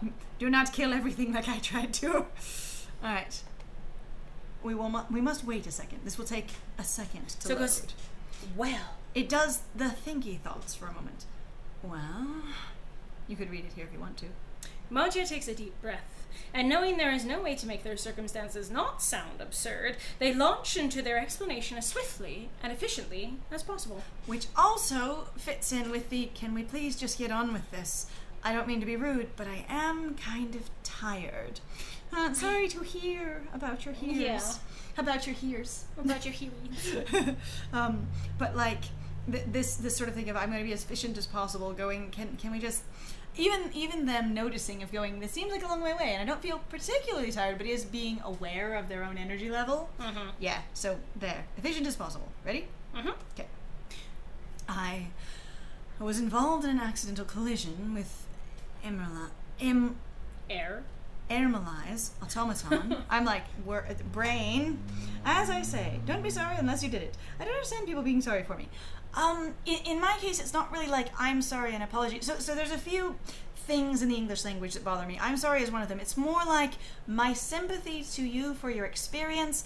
I wish you had better things. I'm not feeling bad for you, just wishing you better. And that's what the I'm sorry It tends to get truncated into I'm sorry because... like an apology? Yeah. Even though it's one of those things that just has many, many meanings. So, yeah. The English language is complicated. My apologies for seeming to have any amount of feeling sorry for you. More like being sympathetic to your experience and trying to wish you the best. Yeah. Still don't understand it. That's okay. I will try to use different language to be more accommodating. Anyways, it's there's also can be a level of I'm sorry that you're experiencing that, which is also sort of a I feel sympathy towards your experience, or empathy into I would be unhappy if that happened to me, so I don't wish it upon you. Yeah. At any rate. Ermalize. Collision, and seemed to have lost my memories as a result of the accident, and was told that, as a doctor, you might be able to offer me some advice on how to handle this predicament. I've always been told life's hard, suck it up. There's that. And the thing is depending on what kind of experience you've had, there can be different kinds of things. A lot of people are taught that it's a polite formality to say I'm sorry when somebody says anything that is considered a discomfort or undesirable in any way. Going, oh, I'm sorry. It's just one of those like knee-jerk social reactions. Like commiserations, etc. That's how I intend it as well. Exactly. Yeah. And there is definitely the no one cares, work harder, or life's hard, suck it up. And then there's also a level of sort of just hoping the best for you. And it's just very much different approaches of what one might consider either empathy or compassion, if you will. And the thing is I've definitely heard of people going like, you should, life is just hard, you should just suck it up. And I want to tell those people they should fuck off. Kind of. Because you have an opportunity to be kind and potentially even offer a resource, but instead all you're doing is telling them that you don't have any, there will be no help, whether emotional or not, for your situation here. It costs you $0 not to be an asshole, and you didn't do it anyways. Yep! And $0 to respect somebody. $0 to be polite and or supportive. All right. I seem to have lost my memories, and as a result of the accident, and was told that, as a doctor, you might be able to offer me some advice on how to handle this predicament. Tamora can't be blamed for needing a good, long moment, perhaps even two, to absorb that deadpan rally of information. I love the blunt directness of Mocha. Like, that was a lovely and concise summary. Honestly, it had no additional information of going, and then I had to meet this person, and then this thing happened. It was just I got run over. It was determined that I had a problem. They said you could most likely address it. Like, that's just really good. Don't even care about it. It's fine. We can be efficient here. And it is. It's a very effective efficiency. Sometimes people try and do that, and they're just really bad at it.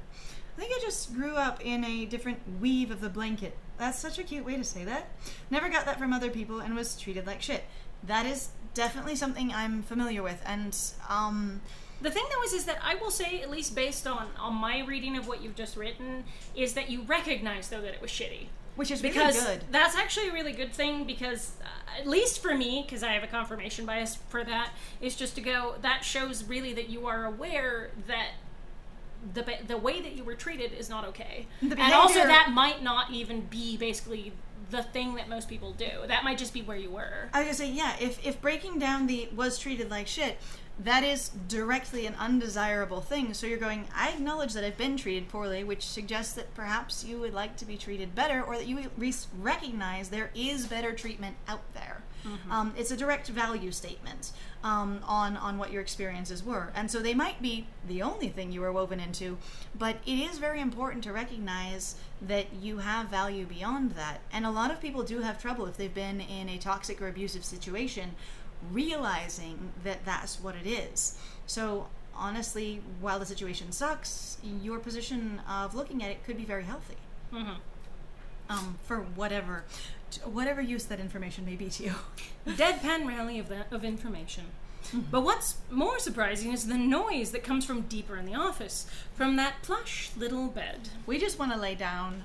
Mochi just keeps like ogling the bed. It's just like plush, soft, inviting, comfortable, soothing. You're just like, what you want to do is date the bed right now.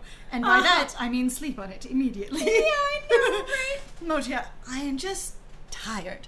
Ah, you're kidding. That gilded princeling ran you over with his automaton. And not just that, he ran you over hard enough to rattle your little skull. Really? Really? He did no such thing. That's technically correct. My skull is not little, adorable. I only know that because seeing a psychologist got me we are checking you into the funhouse. I got into trouble for threatening back. Oh. I mean, so I have strong opinions on that kind of thing of going, it is always, in my opinion, the professional's job to take the proper tone based on what their patient needs as much as they're able. And if someone is in a position where they're feeling, one, if the professional is threatening you, you've probably already degraded to a point where you're not in a professional exchange anymore. Mm-hmm. And two, if they've gotten you to a point where you're threatening back, that could just be a realization of, oh, that's the kind of background you come from, and now we're going to try and readjust. Yeah, it wasn't a threat on my end. It was a promise of retaliation. There you go. Yeah. And one can say that is a threat in the sense of this will happen, but if you do nothing, it won't. I mean, it sounds like a pretty good defensive thing, going like, I have come to you with an issue, and you have responded instantly, based on the way that it's written, just of, we're just not going to listen to you. We basically just think you're crazy, which is incredibly inappropriate. My God, I hope that psychologist loses their license. Like, deeply holy fuck. dismissive. Like, fuck off. But yeah, promise of retaliation sounds very familiar from being from a deeply aggressive environment. I will have to say that in my own experience growing up in an impoverished neighborhood, there was a lot of that, of just going, the only thing I've ever learned is fight to survive. The only thing I've ever been faced with is attacks and aggression. So the only thing I know is that in response. There is no compassion, kindness, friendliness, working things out through conversation. It's just active, essentially attack and retaliate. Explain it to them. If they put their hands on me, I'll break their jaws. Reasonable. Mm-hmm. Again, it just sounds like a defensive thing going, you are threatening me basically harm, so I will defend myself. Also, legally, they don't have permission to touch you without you actively doing some kind of physical harm. Yeah. Like, depending on what country you're in. I don't remember if I asked or not. But certainly in America, they can't handle or touch you as a healthcare professional. It's actually one of the ironic things about the United States. The healthcare system is actually typically trained to go, you cannot literally use any physical force, period, on any patient at all, no matter what, or you will literally lose your job, no matter whatever you were doing. In Ohio and the U.S., I was going to say, and yet police are allowed to use incredibly brutal force / up to just killing people. Yeah. Which is insane, because they're all like, but they're in tense situations. I'm like, my dude, they've had doctors get attacked by people who are experiencing some form of... There are many intense situations in the mental healthcare industry as well. And they don't kill anybody. Welcome to Ohio. I wish you better experiences in the future. Ugh. Not condemning your past ones or saying that you've done anything wrong, just saying I hope that you are able to move towards things you want and people that are effective for you. Because one of the experiences that I've definitely had throughout my life continually is that when the professionals you've been directed to help you fail you, things can feel awfully damn bleak. It also makes sense, because at least how I've grown up in the US, you're always supposed to trust those officials. And there's been such a heavy breakdown of it since really being an adult and actually being aware of all the things that are going on.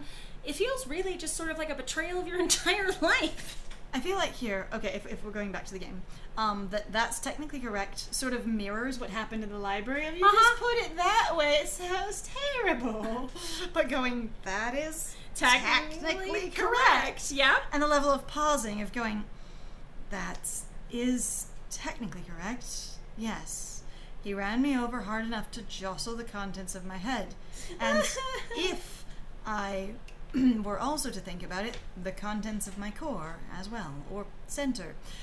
The place where there's fluid, and possibly egg. So, he trampled you with that ridiculous fluffball of his. I'm so amused I can't function. I wish I could have seen the look on his pretty little face when it happened. I oh my god. Blame you, Turley, for having stopped trusting professionals in that way in the medical field. There are definitely people who have definitely stamped over every single boundary in that way. There are a ridiculous amount of individuals when actually functioning within their professional industry that do not in fact have your best interests as their top priority anymore. Nope. If they ever indeed did. When it happened. Too bad about your little head though. Pain aside, that can't have been too dignified a way to lose your memories. Is there a dignified way to lose your memories? Actually, that's a good question. What's the dignified way, Rushrick? I just say, Rushrick, what would be a dignified way, pray tell? No, I suppose it wasn't. However, since I didn't set out to lose my memories, it's not like I planned this. That offer of, does Mocha dare consider it so? Sympathy is so seamless and yet so jarring compared to the man's demeanor thus far that Mocha can't help being startled by it. Mocha seems constantly surprised, jumping, being startled, buzzing, wiggling, like there's a lot of physical action with Mocha. I love it. They're like, One, I enjoy the fact that, like, going, everybody around me is so freaking animated. Can everyone just, there's a little bit of, like, you need to calm down. Just take it down a step. I always got the making up pain for attention diagnosis until I started coughing up blood. Then I'm not making it up.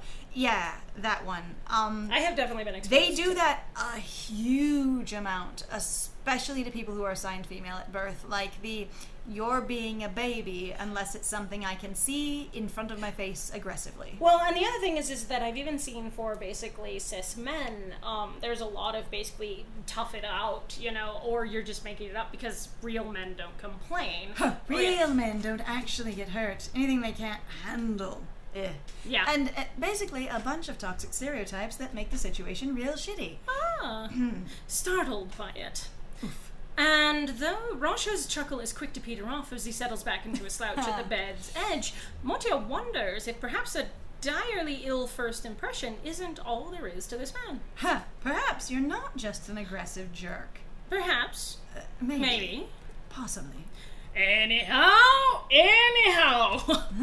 I've understood the gist of your problem, dear Motia, and I can understand why your Malai would do his utmost to help you get what you need.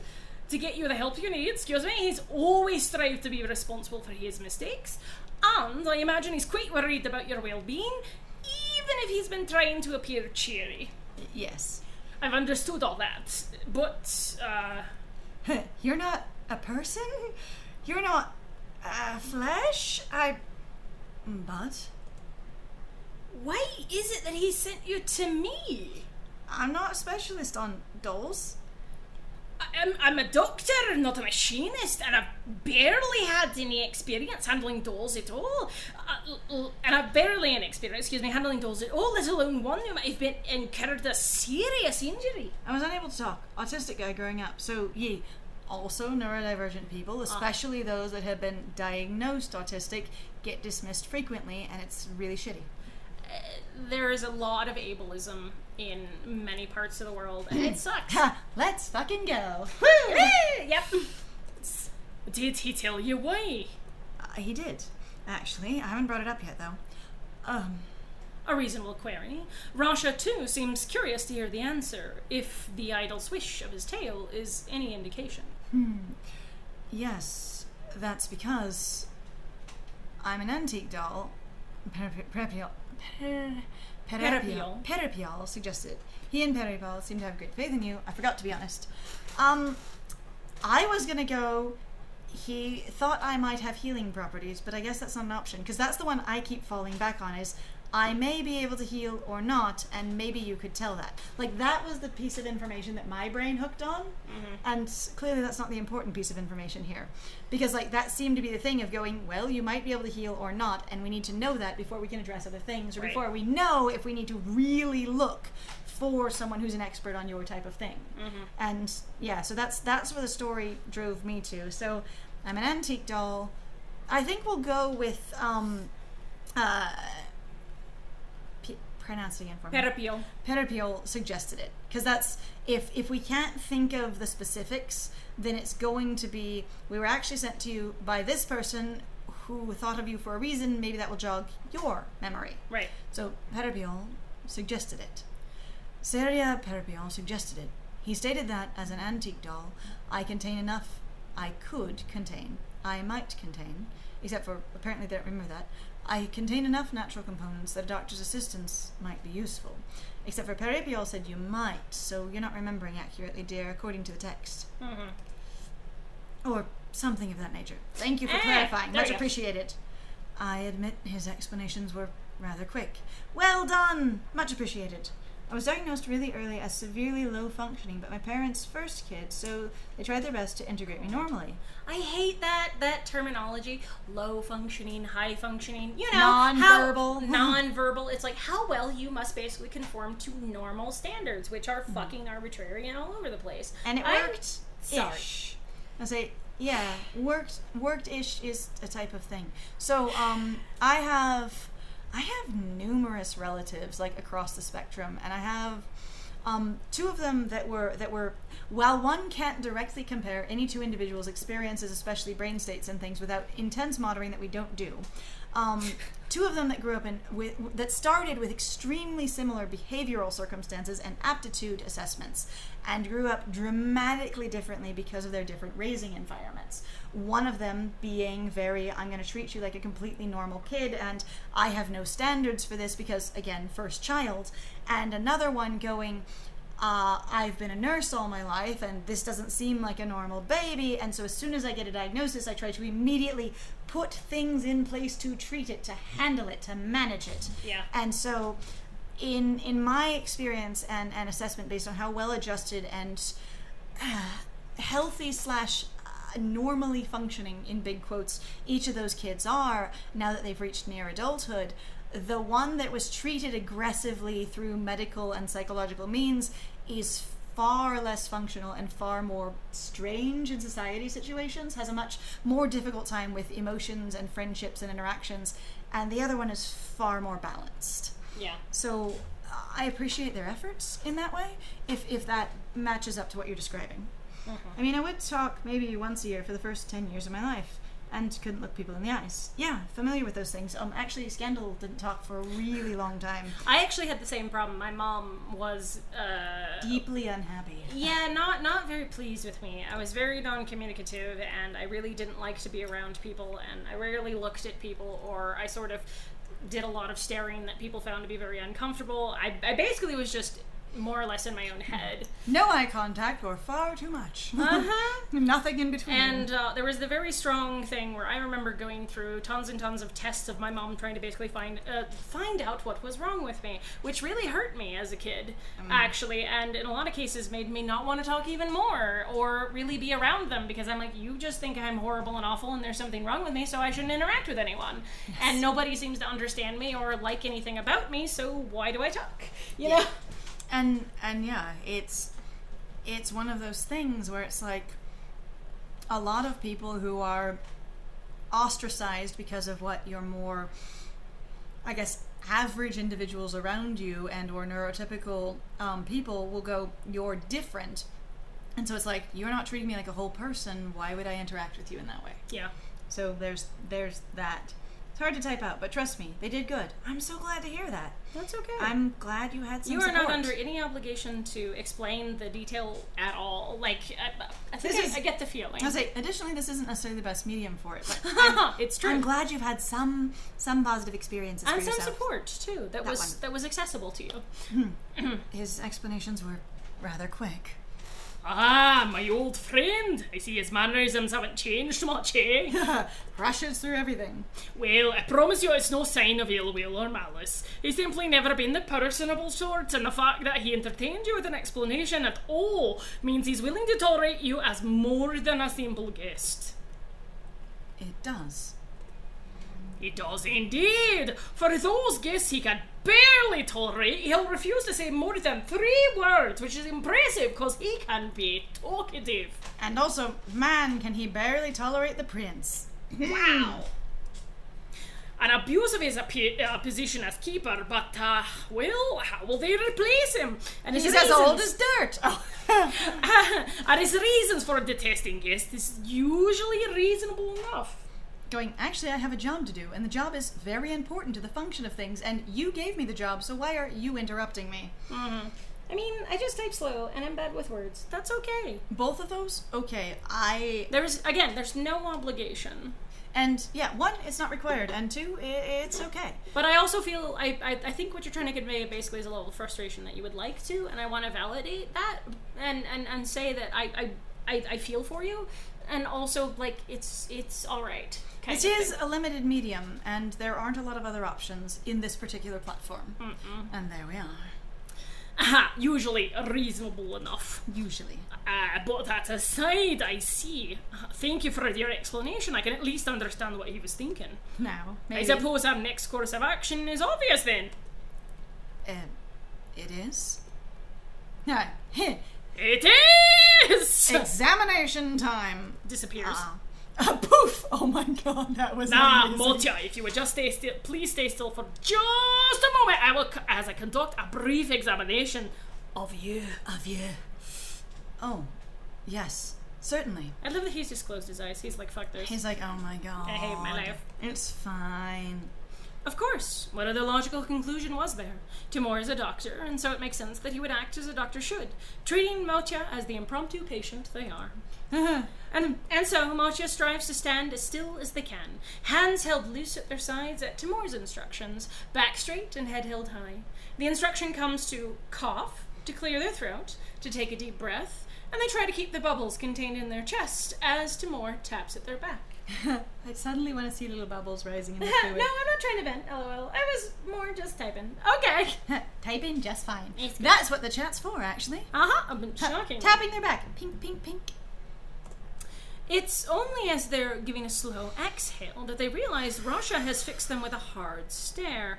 Harder than his other stares, at least. He's been staring a lot, and this is a different flavor to it. I didn't mean to come off as venting. My apologies. Oh, no. Gosh, you're fine. I don't think it really came off as venting. To me, it just came off as a share. So, yeah, especially because we asked, you know? I think it's one of those things, like, when there's an invitation and somebody sort of responds, and they're not necessarily getting into anything, but it doesn't mean the same thing. Even with serious topics, a standard exchange can happen. Yeah. But I appreciate your acknowledgement of it. Mm-hmm. Harder than his other stares, at least. You know, even if I'm warming up to you a little bit, I still don't trust you. Bubbles would be a really cute addition. We do have plans to add proper smoke for Vaquette as well, but for various reasons we weren't able to apply it in the demo. That makes total sense. I'm so excited if you're actually able to do those, but I do understand the limitations if you can't do it. I do think it would be fun, like, not necessarily always to have bubbles there, but, like, as a piece of, like, emotes and stuff, to have, like, a little bit of bubbling in the chest cavity. If that sounds charming to you, I would be all on board with that. Yeah, I think I agree, like, continual bubbling might be a little odd, but particularly when there's the reference of the bubbles, particularly, like, sort of having them be there. Or having it, again, be attached to some sorts of expression of, like, startle or whatever. Yeah, that could be a lot of fun. I still don't trust you. And what makes you say that? Now, Motia, please stand still. I'll be looking at the joint of your neck for fractures. Fractures. You know how rare it is for dolls to end up in these back alleys in the first place? And you're not just a doll, but an antique. Also, I know nothing about what the hell kind of doll you are, really. Omalai sent his lapdog to accompany you here because if you were on your own, thieves would have whisked you away and had you dismantled for parts by sundown. You know that, don't you? Like, you gotta know that. Oh my god. Can't think of any reason why whatever rich noble employs you will let you even wander outside within their grounds, let alone on the streets outside. You can tell Timur whatever story you want, but I'm not fully convinced you're not some underhanded trick that overgrown shrub's pulling. You could be a practical joke of his royal highness. Oh dear. Ew. Rude. Thank you for your concern. Thanks for your concern. Would you like to dismantle me, Rosha? Have me dismantled. You seem very invested in this. You're free to think of me as you wish. I apologize for discomforting you. You do seem really... This seems like the aggressive concern of, do you understand that existing in the world could murder you? Oh my god, you dumb idiot. Oh, you dumbass, because that's important and I care about that. I have aggressive carer. That's what I am. You're also kind of mean. Kicks down the door, screams at you that you're a dumb fucking idiot for getting sick, then throws a can of warm soup at you and buries you in a blanket and runs out. Yeah, pretty much. And you're like, rude. I think...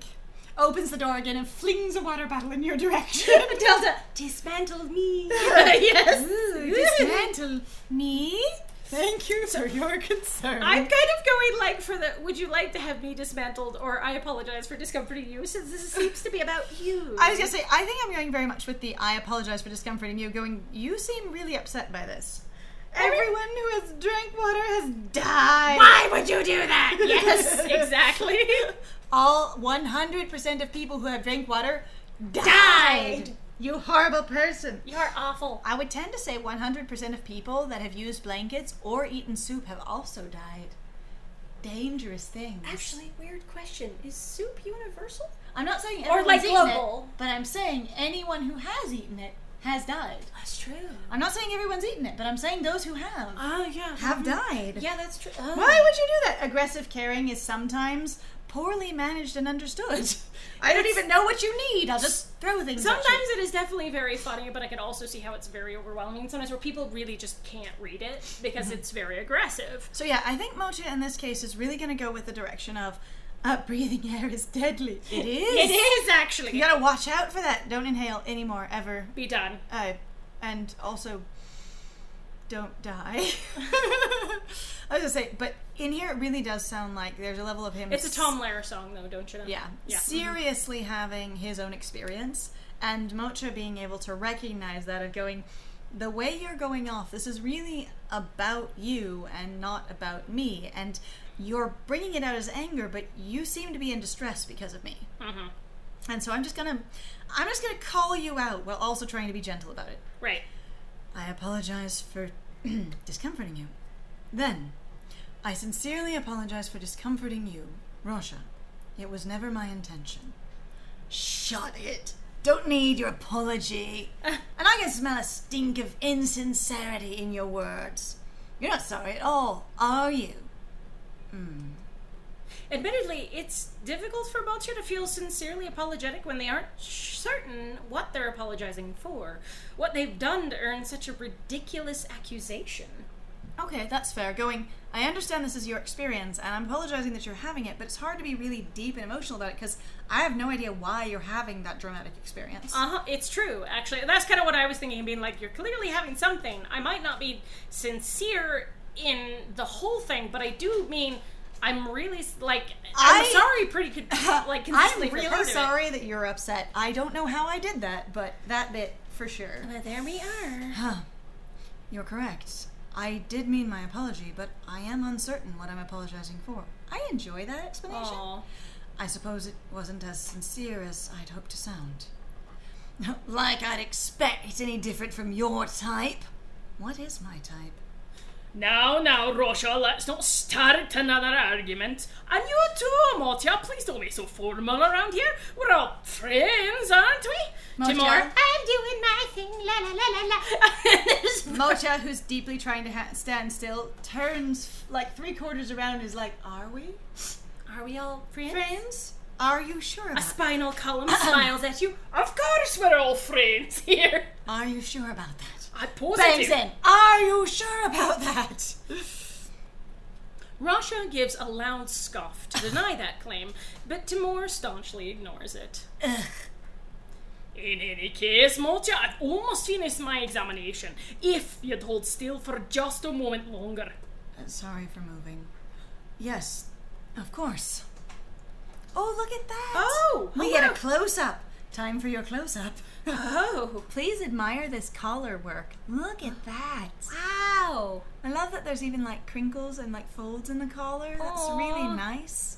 And the That's particular type of like latch is very, very cool. Mm-hmm. I also love that basically he's wearing a turtleneck underneath it, which is just deeply charming. I don't know if that's what it's like. It's clearly not meant to be that because there's a level of like folding. Uh-huh. Yes! Yes! Super close-up. Are And you ready you- for your close-up? Perceive. I have perceived, and you, sir, look lovely.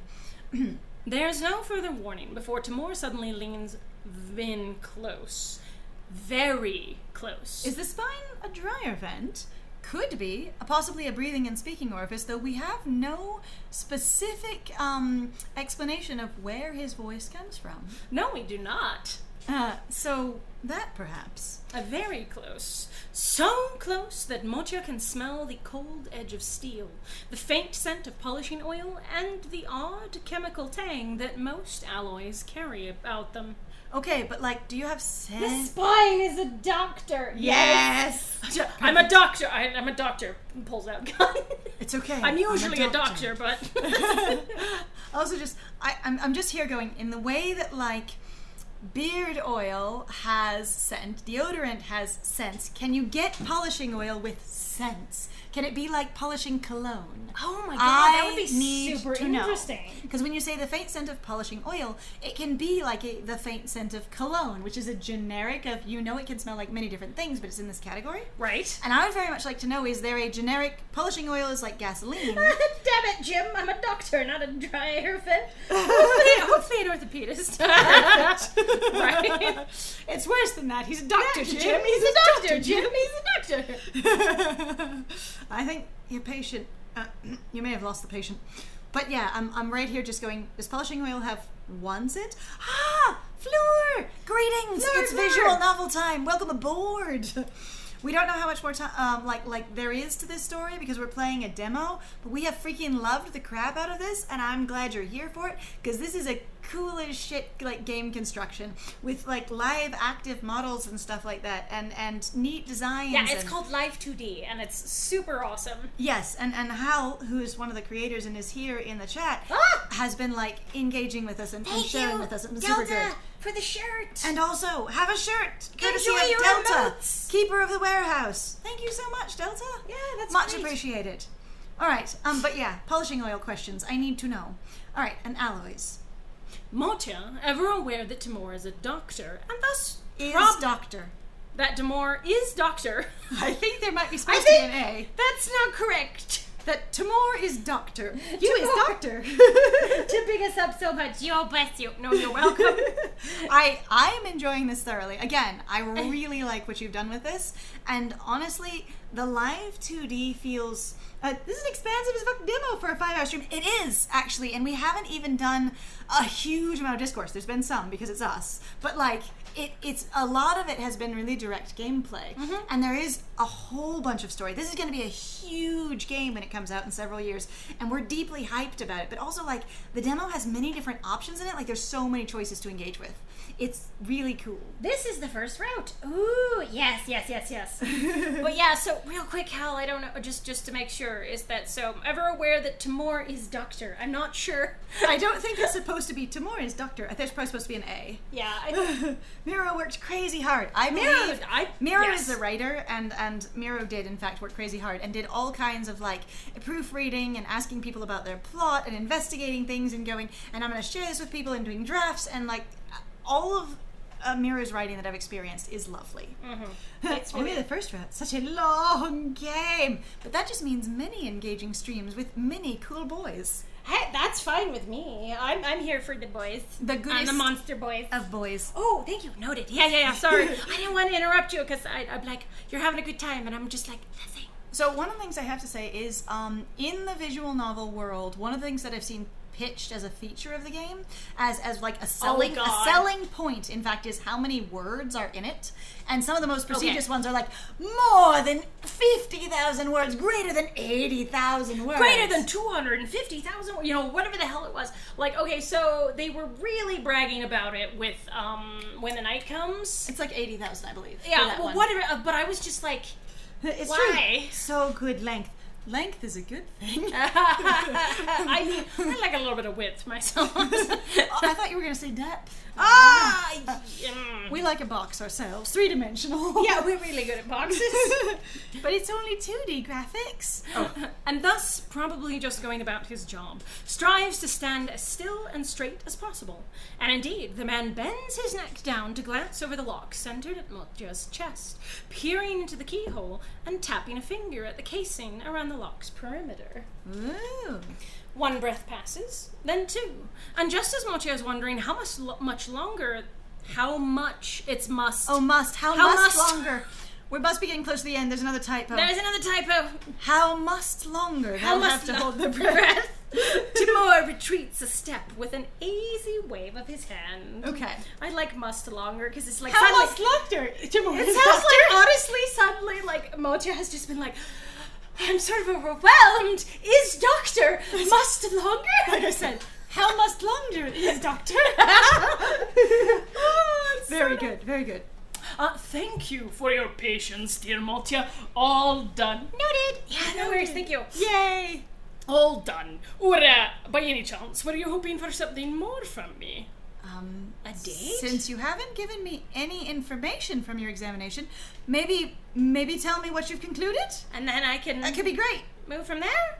The playful edge to his words is unmistakable, practically inviting a playful encounter. I love that. I do see him as being very playful, and it's very cute, but also like that sort of like, so it was like witty banter playful. I should start asking, what is your length? Instead of, how tall are you? Yes! Honestly, everyone lays down. Fair question. Yes, correct. Fair question. I need to know, what is a your million length? words, but then if you're DDLC, 700,000 words is just Yes. perfect. Like, I found it, though, to be really weird where some of them bank on it really hard, and you're like, why are there so many errors, and two, the story doesn't feel like it's coming together at all. It sort of feels like you just kind of went nuts and didn't really think about cohesion. So the thing is there's been numerous ones that are really, really big, especially from the creators. What are they called? The ones that did When the Night Comes and... I don't know, just the people who did that. Sorry, I can't remember their studio name right now. When I'm stretched gently. Some of them must be doubles. Perfect. I was going to say, there is a level of going, you put a ton of words in here, but to what effect? We were discussing that sometimes it does seem very much like you're being led down many specific paths. Lunaris, thank you. Thank Lunaris you, that's games. the one. So Lunaris games, of the ones we've played, it does often feel like that a lot of the words don't really contribute to the depth and richness of their story, so much as it's just... It feels like padding. It's padding. Yeah, there's a bit of padding, and then like some like awkwardly wedged in fan service and tropes occasionally. Yeah. And I like the effort, but like writing is so important to me. It's half of your medium, visual and novel. Yeah. So, like, there seems to be so much emphasis on the visual in so many of them Well, and the without thing the is, writing to bolster it. It's not just a characteristic of Luminar's games. I think it's one of the things Otome games struggle with is because they really do market themselves basically on how hot are my love interests, kind of thing. So they're really like, most of this game, they're really going, no matter what we do, you'll basically be familiar with the tropes, and this is the hot guy you like, so it'll be fine no matter really what we do, kind of. How many unique words are in your game? LOL. Yes. Honestly, we've had like two very Purview. Purview is in this game. I love so, that. You know what? There are a good number of unique words, but that would be a really fun way to pitch your game. Be like, 842 unique words, 2,076 unique words. We use all the words that Shakespeare invented. I was going to say, uses every letter of the alphabet. I would love that. Pitches your visual novel, uses all the letters of the alphabet. Every single one. From alpha to omega. So good. So good. All right, we will also be playful, like Timur. Flora goes, if you want a game with good depth of writing, try the Cultist Simulator. Ooh. It is a very cryptic and challenging, especially towards reaching endgame, but the writing is seriously stellar. I don't think I've ever heard of We should write that one down, because I'm going to do that. I have not heard of it, but the only reason that I picked Lunaris specifically is because one of their big pitches is our games are longer and bigger than other people's visual novels. Like that's one of the things that they put the crux of their advertising on, is going, this is a much larger visual novel with more words and gameplay time than other people's. Right. So, and they're one of the only companies that I know that makes stories that big regularly. And so that's why I mentioned them. Let's see, how many unique phrasings with said words? Honestly, what's your orders? We did have one colloquialism in here, and that was lovely, specific to the game, or made up for the game as far as I know. All right, playful edge of his words on a sequel. Please don't tease me, just a little bit. Would you blame me? What did he say exactly? Go look at your history. Hang on, I have to go to the You history. don't have to click it, but you can. I won't click anything, but I'm just gonna. So look real quick. Cultist Simulator. Maybe Cultist Simulator. So it was. Were you hoping for something more from me? Okay, and then back close menu. Okay. Seize forbidden treasures, summon alien gods, feed on your disciples. Cultist Simulator is a game of apocalypse and yearning. Play as a seeker after unholy mysteries in a 1920s setting of hidden gods and secret histories. It was a BAFTA nominee. Ooh, that sounds like fun. That sounds great. We should put that on our wish list Oh, immediately. it's also a card game. We're gonna die. We will die so hard. Oh God, I'm no good at It's games. resource management card game where where you you have to juggle timers. Oh God. We might have to learn to play that before we go like story heavy. Welcome back, Lynn. We are just going to make like our first bit of witty banter. I'm going to go flirty because honestly, this is one of the ones where the love interest seemed to immediately notice something that was charming and appealing about the person. So there was more of a direct like comfort connection as well as like you appeal to me connection, more than written with any of the other characters. Please don't tease me, just a little bit. Yes. Turley at Fleur goes, a game I liked back in the day was Secret Worlds because of the puzzle. It was so in-depth. Yes, thank you, Lynn. Lynn's just here. Perfect. Yes. We now have a peanut gallery. I mean, popcorn gallery. Yes. Would you blame me, Timur? You were leaning in very close. That's really cute. Aww. But I am going to point that out. In the way that in Meeting in the Flesh, we felt like Niarg's route was the most like romantically motivated. It feels like here there's more of an immediate potential for romantic connection. One going, you make me feel comfortable and at ease. I really like the way you present your environment. And I've specifically mentioned that way you've done something. Pop nuts. Yes, perfect. It's, it's not corn nuts, it's pop nuts. Honestly though, corn nuts fits the bill as well. Yeah, it's true. There's a reason that I like Pirates Movie. Peacorn? Okay, but that just sounds like a peacock unicorn. It's a peacorn. Check out the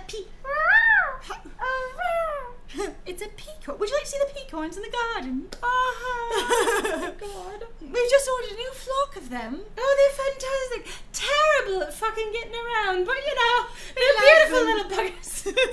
I'm just imagining, okay, it's like the bad griffins. Uh-huh. It's the unicorn and the peacock. Exactly, and they're just terrible. They run into They're incredibly, like, blasted out the brain. They're all show, no brain. Right, I just suddenly need Beldalore immediately going, I figured out my bad griffin. Finally, it's a peacock unicorn. Done. That's great. I was just like, peanicorn sounds worse, though. Oh, God. You were leaning in very close. It's rude to surprise someone like that, says playfully. Right, you are, Motya. Perhaps I probably should have warned you more explicitly before making such a daring move. Whatever shall I do to make it up to you? How could I ever? Despite what he says, there's again a complete lack of warning when Timur leans in, bumping the tip of his head against Motya's temple for just a moment, just long enough that they feel the touch of steel against the base of their horn. It's warmer than expected. If you like Puni Cornadas. I like Puni Cornadas. Yes. Thank you, Lynn. Oh my God. And the Puni Corland is the thoughtfulness is perfect.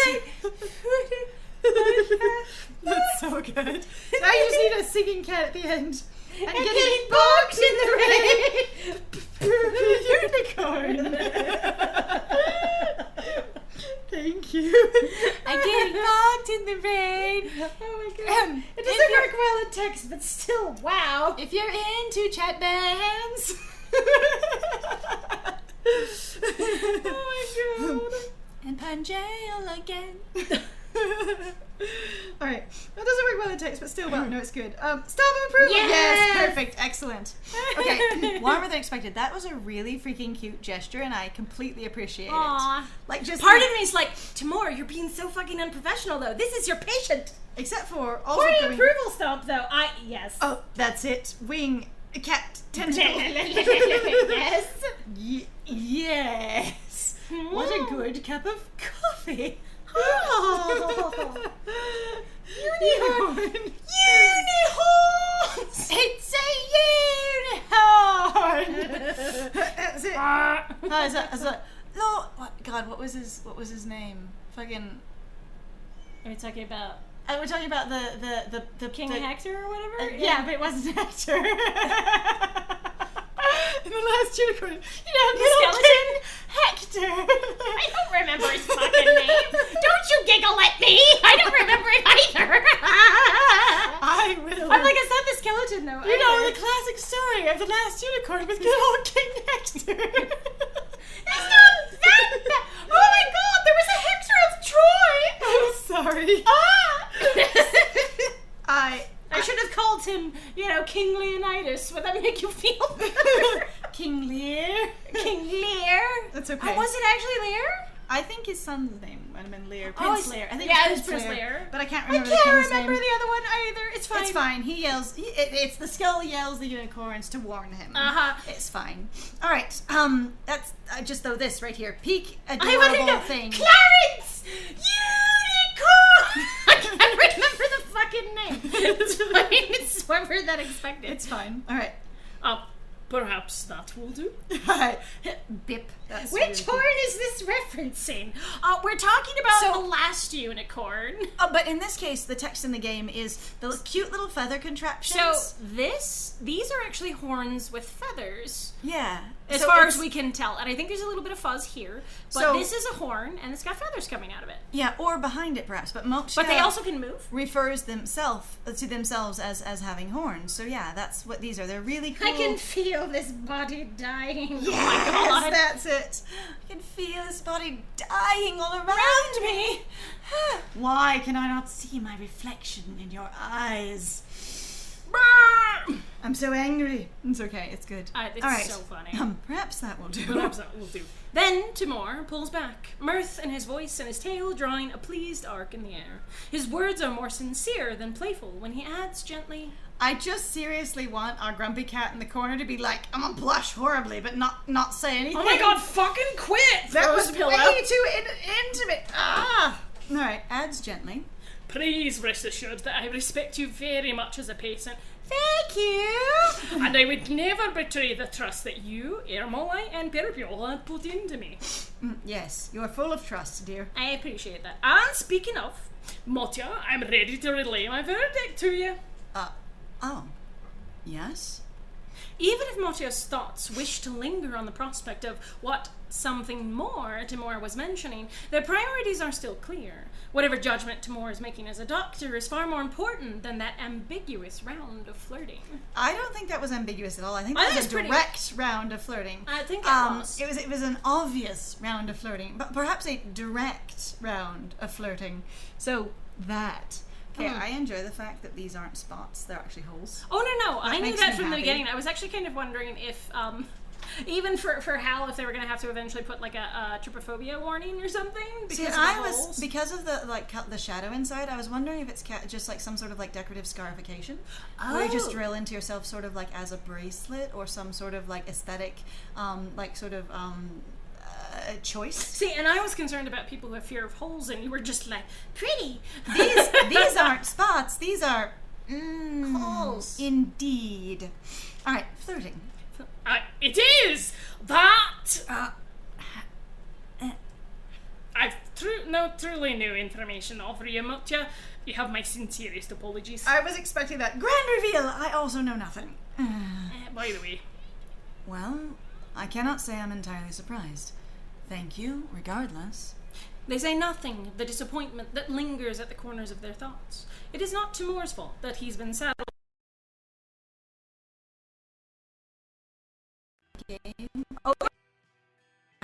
On the computer, it was trying to like do something else. Computer, why did you do that? That Why? was really... I mean, I'd miss that as flirting if it were me. Oh, that's fair. Maybe. I mean, that's entirely possible. Well, the thing is so what helped, like me in particular, is that there's still the other context clues where it's going as if it's inviting. So it is kind of basically informing you in that way, with the language written, that it's going to be more of a flirt. See, I was gonna say, if it had just happened, sorry. Yeah, about sorry, that. Delta. It just got froze. I don't know why I did and that. screeched for a second. So I would say, but yeah, if it had been there without any of the narrative dialogue, I wouldn't have necessarily seen it as I wouldn't flirting have at either. all. But it felt like the game definitely set it up clearly that way. So providing that's what was in Mochia's head, then I would say not ambiguous flirting, but Right. more brazen flirting, perhaps. I have answers. Oh, you do. Ooh. Ew.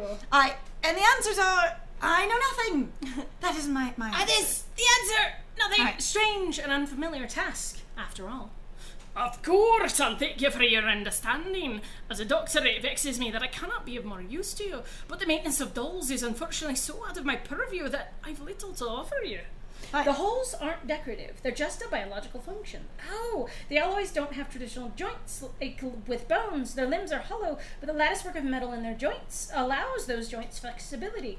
Oh, That's super fucking cool! I like that a lot. The only reason I assumed something different was because nothing shows through it like it does with Mochia. Right. I wonder if it's like it's only the one side for a Maybe. reason?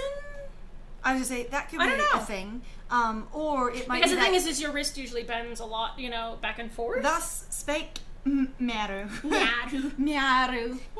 Miru. Nyanru.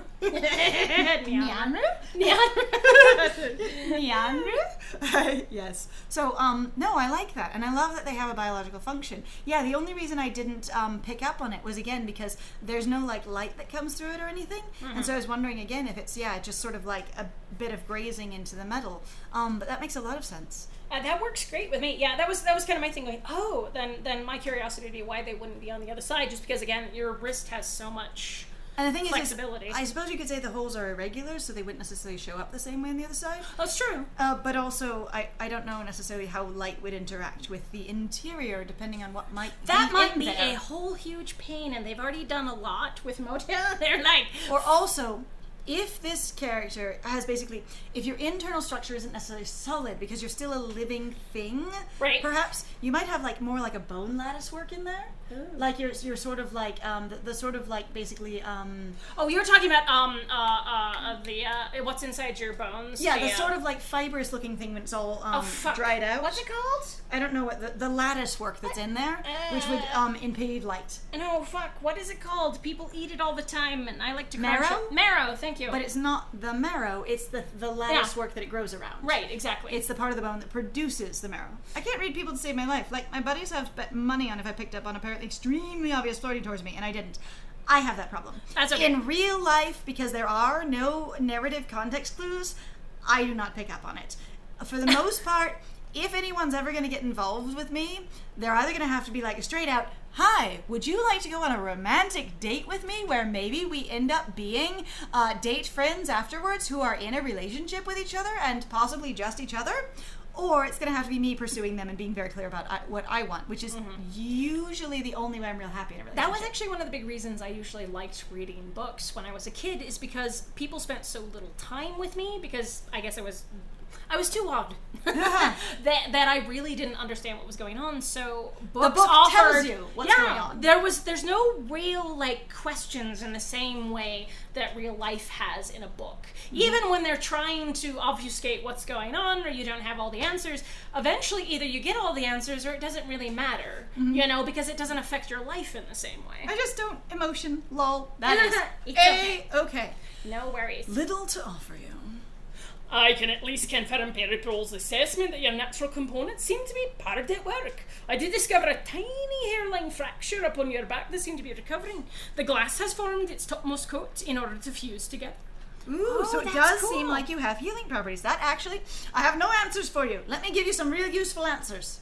Actually, that was one of our questions, was No. are we old enough, basically, or antique enough? Are we of a style that is self-healing? Yes. And the intro to the game gave me as a player the idea that definitely they are self-healing because of the way they woke up and recovered from the blariness and worst headache ever. Yeah, But which I love actually this. appreciated you picking up on that, because I didn't really. But once they kind of brought that up, like you mentioning that, I was like, oh god, that makes total sense. Yeah, that you don't necessarily recover unless you're recovering. Yeah. But that's really good.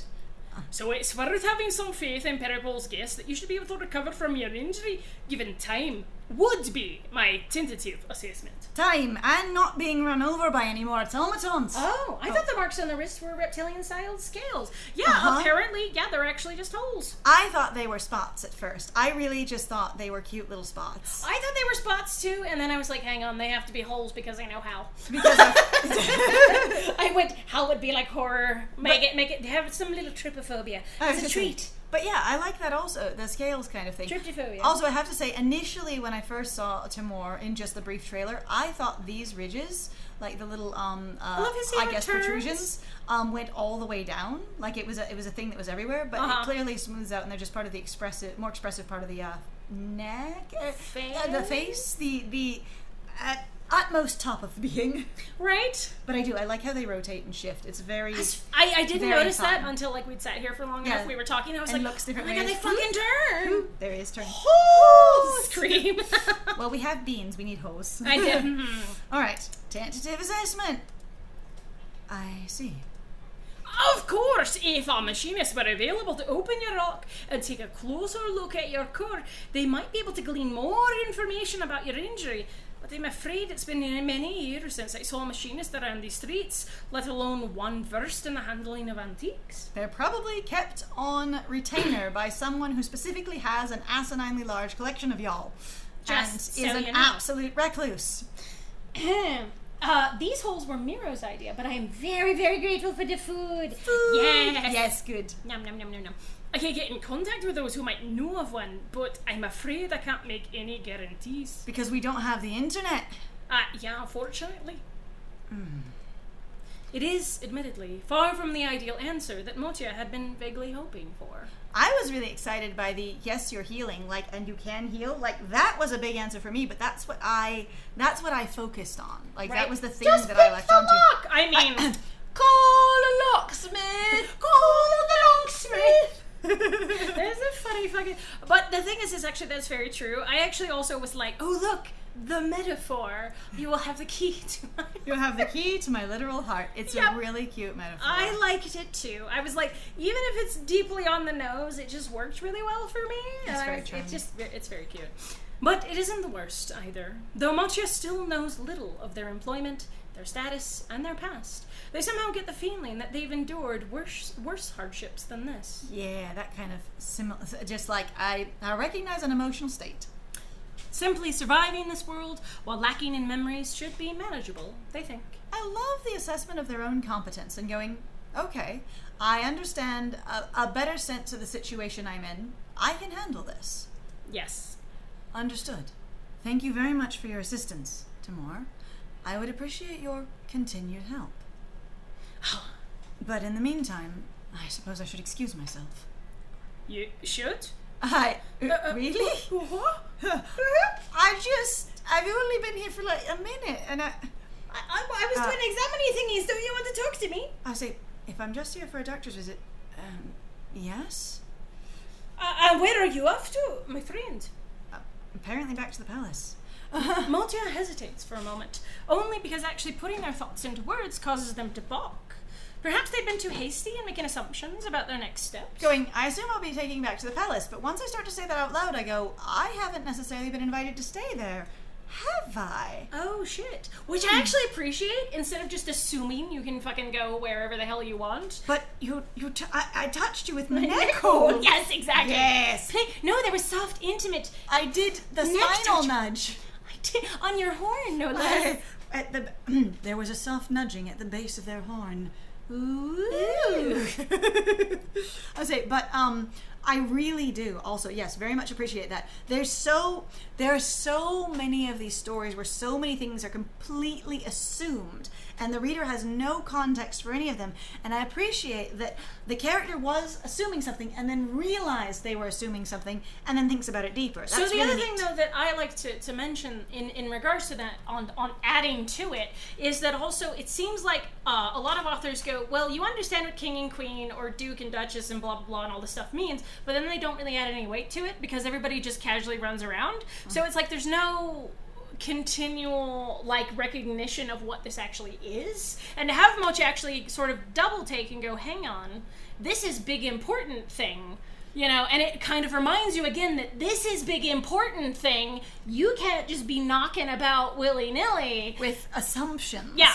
And yeah, that and it level adds of- more weight basically and more authority to the figures in the story. Well, and there is this thing a lot of times where characters end up staying together, especially the fact that a lot of visual novels end up with isolationist fantasies. Yeah. Because it's in my opinion, it's easier to write that because there's less people to keep track of. But also it's very popular because then the reader doesn't have to think about anyone else either. Yeah. I just say, so there's this experience of going, I've been brought to somewhere and it's never discussed that I'm staying here. I never acknowledge that I'm staying here. I never even recognize that I'm staying here.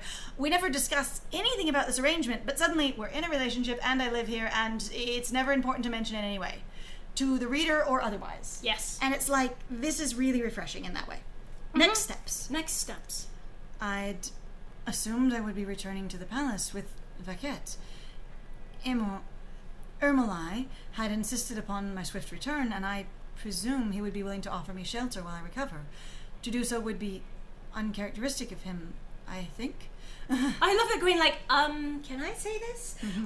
But when you assume, you make an ass out of you and me. Yes. It's okay. We will It's all true. be asses. Ah, a return to the royal palace, I see. I suppose that's fair enough. Hey, you can't live here. The cat boy's angry. Catboy is angry. But in case you're tired from the day's events, I can also offer you shelter here in my clinic. I say, that's really nice, but like... You've no obligation to take it, of course, but I'm sure you've had a long way, and the palace is far from these streets. I do have an escort back, and an expectation that I will return. And some people have already been quite distressed about their own experiences of And it's also not like, being where they're supposed to be. you have the captain of the guard who clearly has other things that he's doing. I think Motia, even if Motia was tired, which is possible it will come up, sort of this recognition that I might be a little tired, it'd be like, I feel too much of that. Again, if they're going to have that social pressure awareness, they'd go, Vaquette has too many things to do, and Ermolai is waiting to hear back. I think that would be way too much for me to be like, I can just stay here. I think I could politely simplify things by just going back like is expected. Yeah. Yes, again, keeping things concise. Not like I wouldn't want to stay here. Catboy's a little off-putting, but you're very nice. And given how little help I've been, a warm bed is the least I could offer you. Looks at Catboy sitting on the edge of the bed. Do I have to sleep with him? Delta, I'll do it! Delta, me. It's okay, if you don't want to sleep with him, I got this. Vibrates to the ceiling, me. There's no need for you to apologize, Timur. The polite denial comes first. After all, Mochia does truly believe that the man has done everything within his powers. An apology changes nothing about Mochia's lost memories. And instead, the more pressing matter is that of Timur's kind offer, whether to return to the royal palace or remain here. Accept Timur's offer, return to the palace. I think we've already discussed I let the Catboy put me off. I wouldn't... Well, I wouldn't be mad at you if you kicked me out of a bed. I'd be happy to fall out of a bed at night with you. So in this case, I really do feel like the way we've read Mochia and the amount of pressure that we've perceived them experiencing and the sort of obligation they feel towards the Crown Prince would mean that we'd like to return to the palace. I would enjoy an offer of both. For me, sometimes the dichotomies, even if they make sense for the character, as a player, I'd like more options of going... so it always makes me happy. So I'm basically though also having a meta reaction where I'm concerned that if I pick one, this is actually you're making decisions about who you're going to spend the most time with. This is locking in a route. And so I'm like, but I want to... Wait, why is the bed warm already? Fluffy Catboy's been sitting. Actually, it's in the sun. It's in a warm. Oh, that's true. Because Fluffy golden, Catboy honey is sunray. technically made of ice. Yeah. So that probably would be really cold. So the bed is warm because the sunshine is bathing it and has been for some time. So that's I hear. So yeah, in this case, I am concerned based on previous games that this locks us into or out of a route. Now, Hal as a meta player, we don't need an explanation from Hal to fix this, but this is a thing to realize, especially when you're doing games or writing stories. Sometimes like this. There's sometimes a meta reaction of going like, where's this gonna lead? Like I still want to know, but in regards to us going, let's make a character decision where the character feels the pressure, it doesn't mean that you're not interested in these other characters. It's just you're going, I feel like this makes the most sense based on story and character, not that that's who I'm interested in dating. Right, and I was gonna say, in this case, while no changes are required in any way, this isn't even a recommendation. Something that I as a player would enjoy is the opportunity to offer both, because so often there are these dichotomized answers, polarized answers. There you go. And you don't get any other options, and so often in my own mind it's like, I feel obligated to do this, I am also interested in this, right, kind of thing. Or like your offer is really generous and I would completely accept it if I weren't obligated to this thing, which still sends you back to the palace, but also perhaps creates more of an open rapport with this individual without just a flat turn down. So that's something that I particularly like when it's available. Right. All right, so in this case, we're going to return to the royal palace. I don't know how it will be handled in dialogue, but I feel like that's the most natural choice at this point. Yes. In the end, they would rather heed Ermolai's plea to return. He seemed genuinely concerned, after all, and it wouldn't do to leave him fretting, even if Faket could probably deliver a message just fine. I would also tend to say, depending on how formal Mochi has been and how much obligation they feel due to his station, it's not necessarily heed Ermolai's plea so much as I can't let down the prince, that kind of thing. Right. And having a little more of an idea of where they stand on, am I thinking of him as a person or as the prince or a little of both? I'm about to say, more of the position. It's a power dichotomy. I was actually going to say, so what I'd perceived up to this point really is that even though we're using Ermolai, that's just because we're trying to please the prince, not that we're trying to please the man. And so you're really having that basically power dynamic, where the character is really just like, I'm submitting to a higher authority because that's expected of me. And I was going to say, there was this really interesting thing that we encountered while playing the Arcana in specifically Nadia, the Countess's route, where we are romancing her, as the game dictates, and an employee to her, and she is literally our Countess, and we are of no particular station. Yep. And so there's often a question of, am I in being involved in this relationship out of 1, obligation, 2, duty, or 3, interest, or a combination of all of them? And what is the power dynamic there? I can probably let you know, no spoilers really, that in the game proper, it'd be too long to create an immediate lockout, unlike Me in the Flesh Day 2 choices. Okay. Oh, okay. It sounds like a thing, but yeah, that's just one of those things of going, and again, this isn't like this needs to happen or anything. It's just one of those things of going, when you have someone who's essentially a commoner and someone who is in a position of power, knowing how they're reacting to that position of power can be really valuable. It can be a really cool piece of character to put in there, and especially since Mochia did have a very strong reaction to, oh shit, you're the crown prince, I suddenly need to remember and interact with etiquette. That would be interesting to keep here. There's a lot more to this game in general, including early opportunities for individualized interaction and some solo time with each suitor, etc. Neat. Oh, that sounds great. That sounds lovely. I enjoy that very much. Yeah, I mean, because the thing is for me as a writer, I've always really enjoyed exploring power dynamics, and it's really easy and very obvious to go with, like, here's royalty and here's, commoner or whatever. Like, that's one of the biggest, most obvious ones. That's more enjoyable because it's much more distant compared to doing, like, here's a CEO and here's a worker on the floor. Their secretary. Yeah, exactly. Which is far too much at home, which is why I think I like the fantasy setting usually in that way more. But it's very interesting because you do walk through all these multiple layers and you're trying to basically circumnavigate, how much is basically this tilting towards this today? How much is this? Do they have any other obligations they're dealing with? Like, power dynamics are fascinating to me. Miru's gonna die doing all that shit. I promise to be worth it. Yes. Yes. No, I completely believe in this game. And again, like I said, I'm not asking for anything more. I'm deeply appreciative of this. And again, this is lovely. I think it's just a sort of explaining our personal anxieties because we have played other games and going like, I don't want to have that kind of anxiety. And I know even if you guys do it, it's not a bad thing. It's just the fact that a lot of people also like. I don't know how to explain it. Again, it's that feeling of being like, but now I've been cut off. See, and I was going to go more the direction of, if the power dynamic was very important to Mocha before, and there was no clear place where that changed, is it important now? Ah, okay. I'm not even anything particularly complex. Going, are you going back because he's the prince, or because he's Ermelai? Right. And in the same way of going, when you're dating the Countess and you are essentially a peasant, when she says, join me in my room, do you do it because, woo, sexy times with someone I'm attracted to, or the Countess has told me to come to her room? And also potentially some level of, I'm also attracted to her, but I'm also under the awareness that, 1, she's my employer, and 2, she's also my countess. What the fuck am I And one gonna of do? the things that I have never encountered in like the king-peasant girl dynamic sort of thing, or the crowned royal prince and girl of no particular, farm girl of no station, right, is the person talking about, I feel like I have to because he's in charge of me, or even acknowledging that power dynamic of, even if he's absolutely into me and genuinely sweet at all times and has the best of intentions, he could literally have me killed, deposed, and or put out destitute and exiled at any time, and I understand that's never going to change. And that's a huge fucking power dynamic. Yeah. At any rate, Uh-huh. delivering the message just fine. Thing. Thank you very much for your kind offer, Timur, but I'll return for now. I like the openness of that statement. That's really nice. Ermelai would worry if I asked Paquette to return alone, and he'd already seemed beside himself with concern over hurting me in the first place.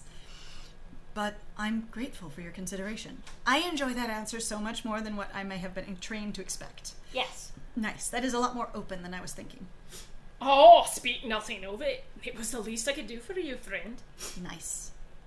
Aww. Oh, that's very nice. Hey, here we go. Woo! Look Timur. at that. He walked you back too? What? Aww. Hang on. Timur, ever the gentleman, sees Mocha off with a smile and a wave. Rasha, of course, does not, having slunk off at some point during the discussion of Mocha's lodgings. I'm like, are they actually in this place? I need to know. And when Mocha asks Paquette to lead the way back to the palace, he seems to glean whatever information he needs from their demeanor alone, asking no further questions. Okay. Despite the late hour, the streets are still bustling when they emerge from the twisted web of alleyways. Vaquette makes a point of walking at the edges of the street, placing himself between Motia and the flood of people milling about. Okay, I would tend to say that was a little bit... For me, that was a little bit confusing, returning to the main marketplace far away from the dingy poverty alleys with Timur there. Okay. When he didn't actually come with you. Ah, that's fair. Yeah. I was just say, it doesn't mean it has to be changed, but for me, I was like, holy shit, he walked you back to the palace too? Oh, no, he's not actually in this square at all. Yeah. This was happening somewhere else. Right. So maybe it should have been that like should have two transitions? just been in the alley for a second, Right. and then possibly been here. Right. So that would be a recommendation that I think would be a very small change. Just have a slightly different backdrop while Timur's in the screen, like maybe outside the shop, and then go to this one, because... The clinic.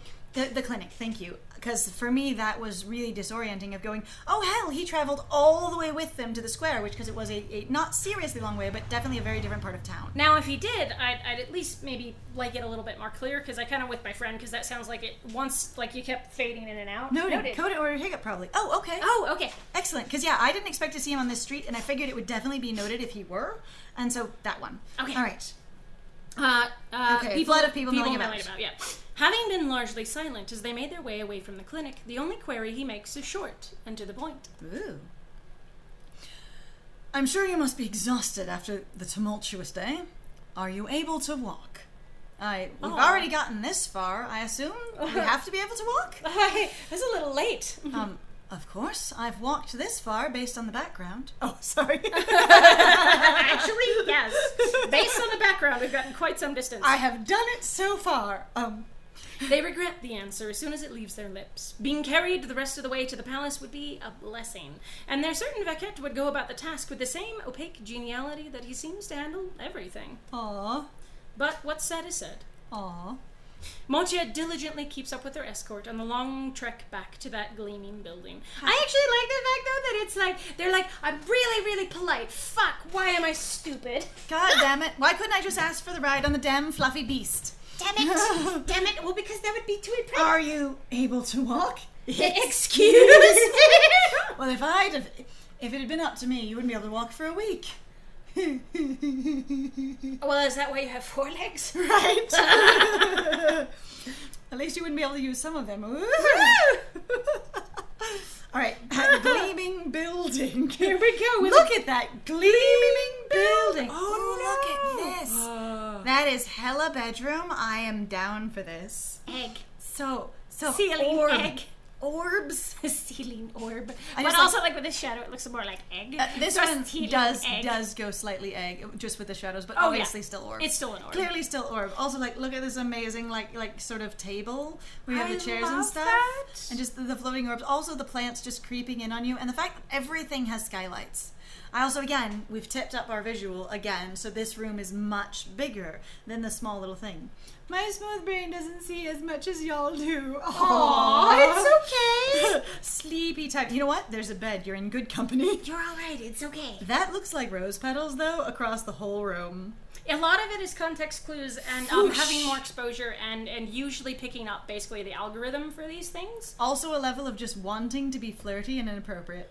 Correct. I say inappropriate in the most friendly, extremely playful way. Inappropriate. Respectfully. As in playful. This is also a giant freaking mirrored wall. Oh, that's This is a gorgeous. seriously, like, decadent room. Oh I no! fucking Is it love like the cabin in the woods Egg. where you could see through it? Egg? I think it kind of That is, would but be also very like funny. I love how. Okay, so what's really fun as an interesting contrast to this, in reference to like poverty and financial security. Okay, here you have all the plants growing into and onto everything, but they're not damaging any of it. Clearly, it's all maintenance and cared for very well by either gardenists or botanists. under one of the chairs. LOL. You did. I mean, that chair is clearly a The hover one chair. in the background, those Hover chair. hover chair. Hey, a good time to notice now. I'm gonna sit in the hover chair. I'm fine. That's good. I love it. Can't unsee floating chair now. Yes. Perfect. Everyone loves. You see. So would you like the floor chair or the floating chair? Ghost chair. Yes. Yes. This room is too fancy for me. Thank you for using that emote in the best possible context. So good. I was gonna say, but like, I love that there's plants growing on both buildings, but one of them, the plants are sort of of invasive and destructive. And in this one, they're clearly an incorporated piece of things. Well, the thing is I think obviously that's world building narrative where it's explaining basically without using words that the elements more or less are have disease between each other. That the symbiosis works well here, and there it's a little more parasitic. yeah. But, like, no, I like that, though, because it does take a lot of work to maintain this kind of foliage without it tearing your building apart the way it does with rocks, naturally. So I think that's really cool. But anyway. Leave it like that is an Easter egg. Oh, yes. Floating chair. La, la. It'll be the one clickable interactive, and it's just a little pop-up Easter egg. That would be super funny. Egg. The room that Ermolai has prepared for Motia turns out to be an incredibly lavish affair. Motia agrees. It's a too fancy room. It really is too fancy. Too fancy. Motia, of course, cannot say for sure if they've ever stayed in such luxurious quarters before, but they feel the chances are unlikely. The ceiling is so high that it's paradoxically a little suffocating, the window displaying such a high-up view of the streets outside that it's enough to cause vertigo. Okay, so I have to tell you, unfortunately, how, so for me, based on how everything is arranged and how small these drawers are over here and the size of things, like this is a huge fucking pitcher of water and this is a tiny cup. Either that or that's a normal sized cup and that's a huge fucking pitcher of water and these are really small and this bed is enormous. Yeah. And I want to get lost in the bed of E. What's your point? No, I just want to be like, but it'd be like, it's so big. I'm like, the bed is dominating everything. That's what I want to be in. This is one of the backgrounds that needs the most repair for the final, so I can fix along the way when I repaint the rest. Click on Ghost Chair to make Ghost appear. In it, take a sip of tea, then disappear again. Yes. That's great. It will be a former love interest from the previous game. Actually, that would be really charming. I just say, ghost of one of the, of like Niarg appears, drinks tea, disappears. Aw, that is so good. Dumps it into one of his mouths. Yeah, kind of. Anyway, I was just say, but like I'm not intending to be mean at all. It just makes me giggle because I'm like, the bed is so, I'm like, Maltia, the bed. The bed is the thing we should talk about. I'll talk about the windows, I'll talk about the height, I'll talk about the hugeness, the opulence. Me, bed. Giant fucking bed. First thing you must, bed. Bed. Mocha, I didn't even notice the bed. Maltia, what's bed? Ceiling so high causes vertigo. Even the furniture is intimidatingly lush. Lush. Beautifully carved chairs, a table woven entirely from still living tree roots, branches on one side serving as a shelf. Water jugs made of glass so clear that the liquid inside appears to be floating. Precisely. That's super pretty. Oh no, I'm with you. I have a few strong negative opinions, but I hate this background as it currently stands. Just not back with the test or my original vision of it. Aww. I mean, that's fair. Like, I can see where you're going on a technical point. This is not what I want. Like, again, the sizing thing, you can brush away in regards to if you're sort of having fun. It was last second edition for release, but I'm going to ton of love for the finale. That's really sweet. Please don't hurt yourself. I support all of your ambitions to get what you would like. Yes. And I was going to say, and just that, I was going to say, what I do appreciate very much about this is that it's here. Last minute editions are great, and just as concept art, that's fine. This is a demo. Go, go Power Rangers, go. Also, I think it's really funny that Mochia described Timur's bed 3 or 4 separate times as being inviting, plush, cozy, soft, and this one, it's just there's nothing. The furniture, I think it was there was something about there's a table woven entirely from still living trees. No, there isn't. The bed isn't even mentioned, is it? I don't know if maybe it'll come up, but I'm so far the bed is there is no mention of the bed whatsoever. Zero bed. It makes me laugh because there's really then that atmosphere of where Mocha was like, no, that's home. That's where I live. No, I live there now. I also get the impression of what a beautiful, soft, tiny, little squishy, inviting bed. This giant bed is so unremarkable and so undesirable, so uninviting, it's not even worth mention. It's so off-putting as opposed to a tiny, cozy, lovely thing that I have such fond memories of. That bed is just unmentionable. It's a rather fun form of character, even if it's unintentional. Right. It's all what one might expect from a guest room belonging to the imperial family, of course. But even so, As Motia sinks into the plush mattress... Oh, there we Okay, go. now it's plush. Oh, well, now it's plush because now you can feel it, right? It doesn't look inviting or plush or interesting, but No, it feels that plush. way. Mm-hmm. Feeling the soft fur and down puff up around them like some sort of ravenous cloud. Bed. Wow! Consume. Vorbed. Vorbed. And stare up at the bed's headboard towering above them like the palace's own spires. They try not to wonder about how many artisans it took to craft the bed they're currently lying in. Or how much, like deliberate growing and tailoring of something until they could, cut it down and make this thing. Mm-hmm. Instead, they strive to focus on the day's events. They don't even notice the beautiful orbs hovering above them. Orb! And then stare at their face as it warps around on the orbs. Aye. The dizzying introduction to the grandiose Ermolai and his faithful guard, Vaquette. Now we have grandiose and faithful instead of steadfast and boisterous. Jovial. Jovial, there we go. The inspection from the brusque parapet amid those towering walls of books. The long trek to the quiet back alleys, so narrow and still somehow alluring. The introduction to the exuberant Timur and his inexplicably hostile companion, Rosha. Hot style. Spicy. The final verdict from the kind doctor that the best solution might simply be time. The strange tension between those of the palace and those of the back alleys. The sense that there is more to these people than they let on. And that I don't know what any of it is. And of course, the mystery concerning their own lost memories. I think we made it. I could feel it winding It took down. us 7 hours, but we made it! Woo! Woo! There's still a great deal that they wish to figure out. And though Parapol and Timur had insisted that simply waiting to see if time would return their memories was a viable option, Motia feels it isn't in their nature to simply wait.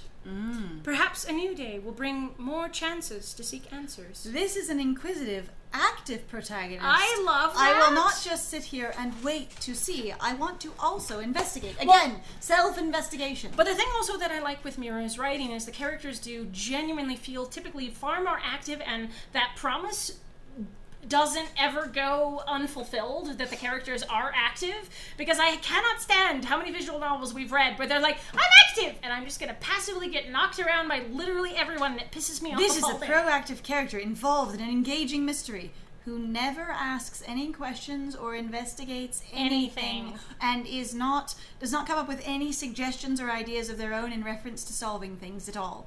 They are the most incurious Nancy Drew I've ever met. Great.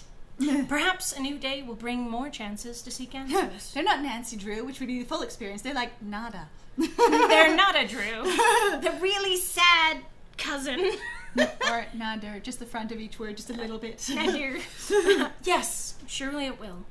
But for now, sleep overtakes the doll before they're even aware of it, wrapping warm and overwhelming around them like the embrace of an overbearing lover. Ooh, the bed consumes you and then sleep swallows you down. This concludes the demo version of Pyreside Waltz. We really hope you enjoyed our demo. Did, absolutely. Thank you so much for giving it a shot. Whether this is for your first encounter with us or you've returned after playing our first game, Meeting in the Flesh, both. Yes! For this second game, we've tried to venture into new territory by experimenting with a slightly different style and using new development tools. Obvious and wonderful. We're always grateful for feedback or reports of any issues encountered, and we hope you'll look forward to our game as we continue development into the future. Once more, thank you very much. You are welcome, and thank you. Yay! And I love your fucking logo, by the way. It's really cute. It's really cute. Both of you poke. Yay! It's that whole thing of that like the creation of Adam with God, reaching out kind of thing. Oh, Turley, you finally found the actual... Yes! Okay, so I found an amazing measurement. A buttload of wine is 126 gallons of wine for real. This is an April Fool's Day. Yeah, a butt is an actual unit of measurement. Yes. Basically, before measurements were standardized, the imperial system, considered the Wild West of measuring systems, was used. Yes. Yeah! I remember the It's- butt being a thing too. Thank you so much for playing. Yeah! And CacoEthicArt, thank you so much for being being here. here. Hal, I appreciate you so much. And thank you everyone else for being here for this experience. Please do feel free and encouraged to go try the demo on your own. There are many choices in here and definitely I could feel some of the places where different experiences were had. So even with a smaller thing where you're not going to end up in any conclusions, there's definitely a lot to dig up in here, and I think it would be fun. As well as if you feel comfortable promoting this to anyone you think might be interested, that would be super cool. Yeah! Thank you, Delta. Thank you, Delta. I am so excited to play the full thing when it comes out, and probably do the whole like mining for routes and everything. Like not 100% of content, but definitely digging in and trying to find one ending for each of the guys. All dating all the boys. I'm possibly really saving what I predict to be the best ones for last. because that's what we do.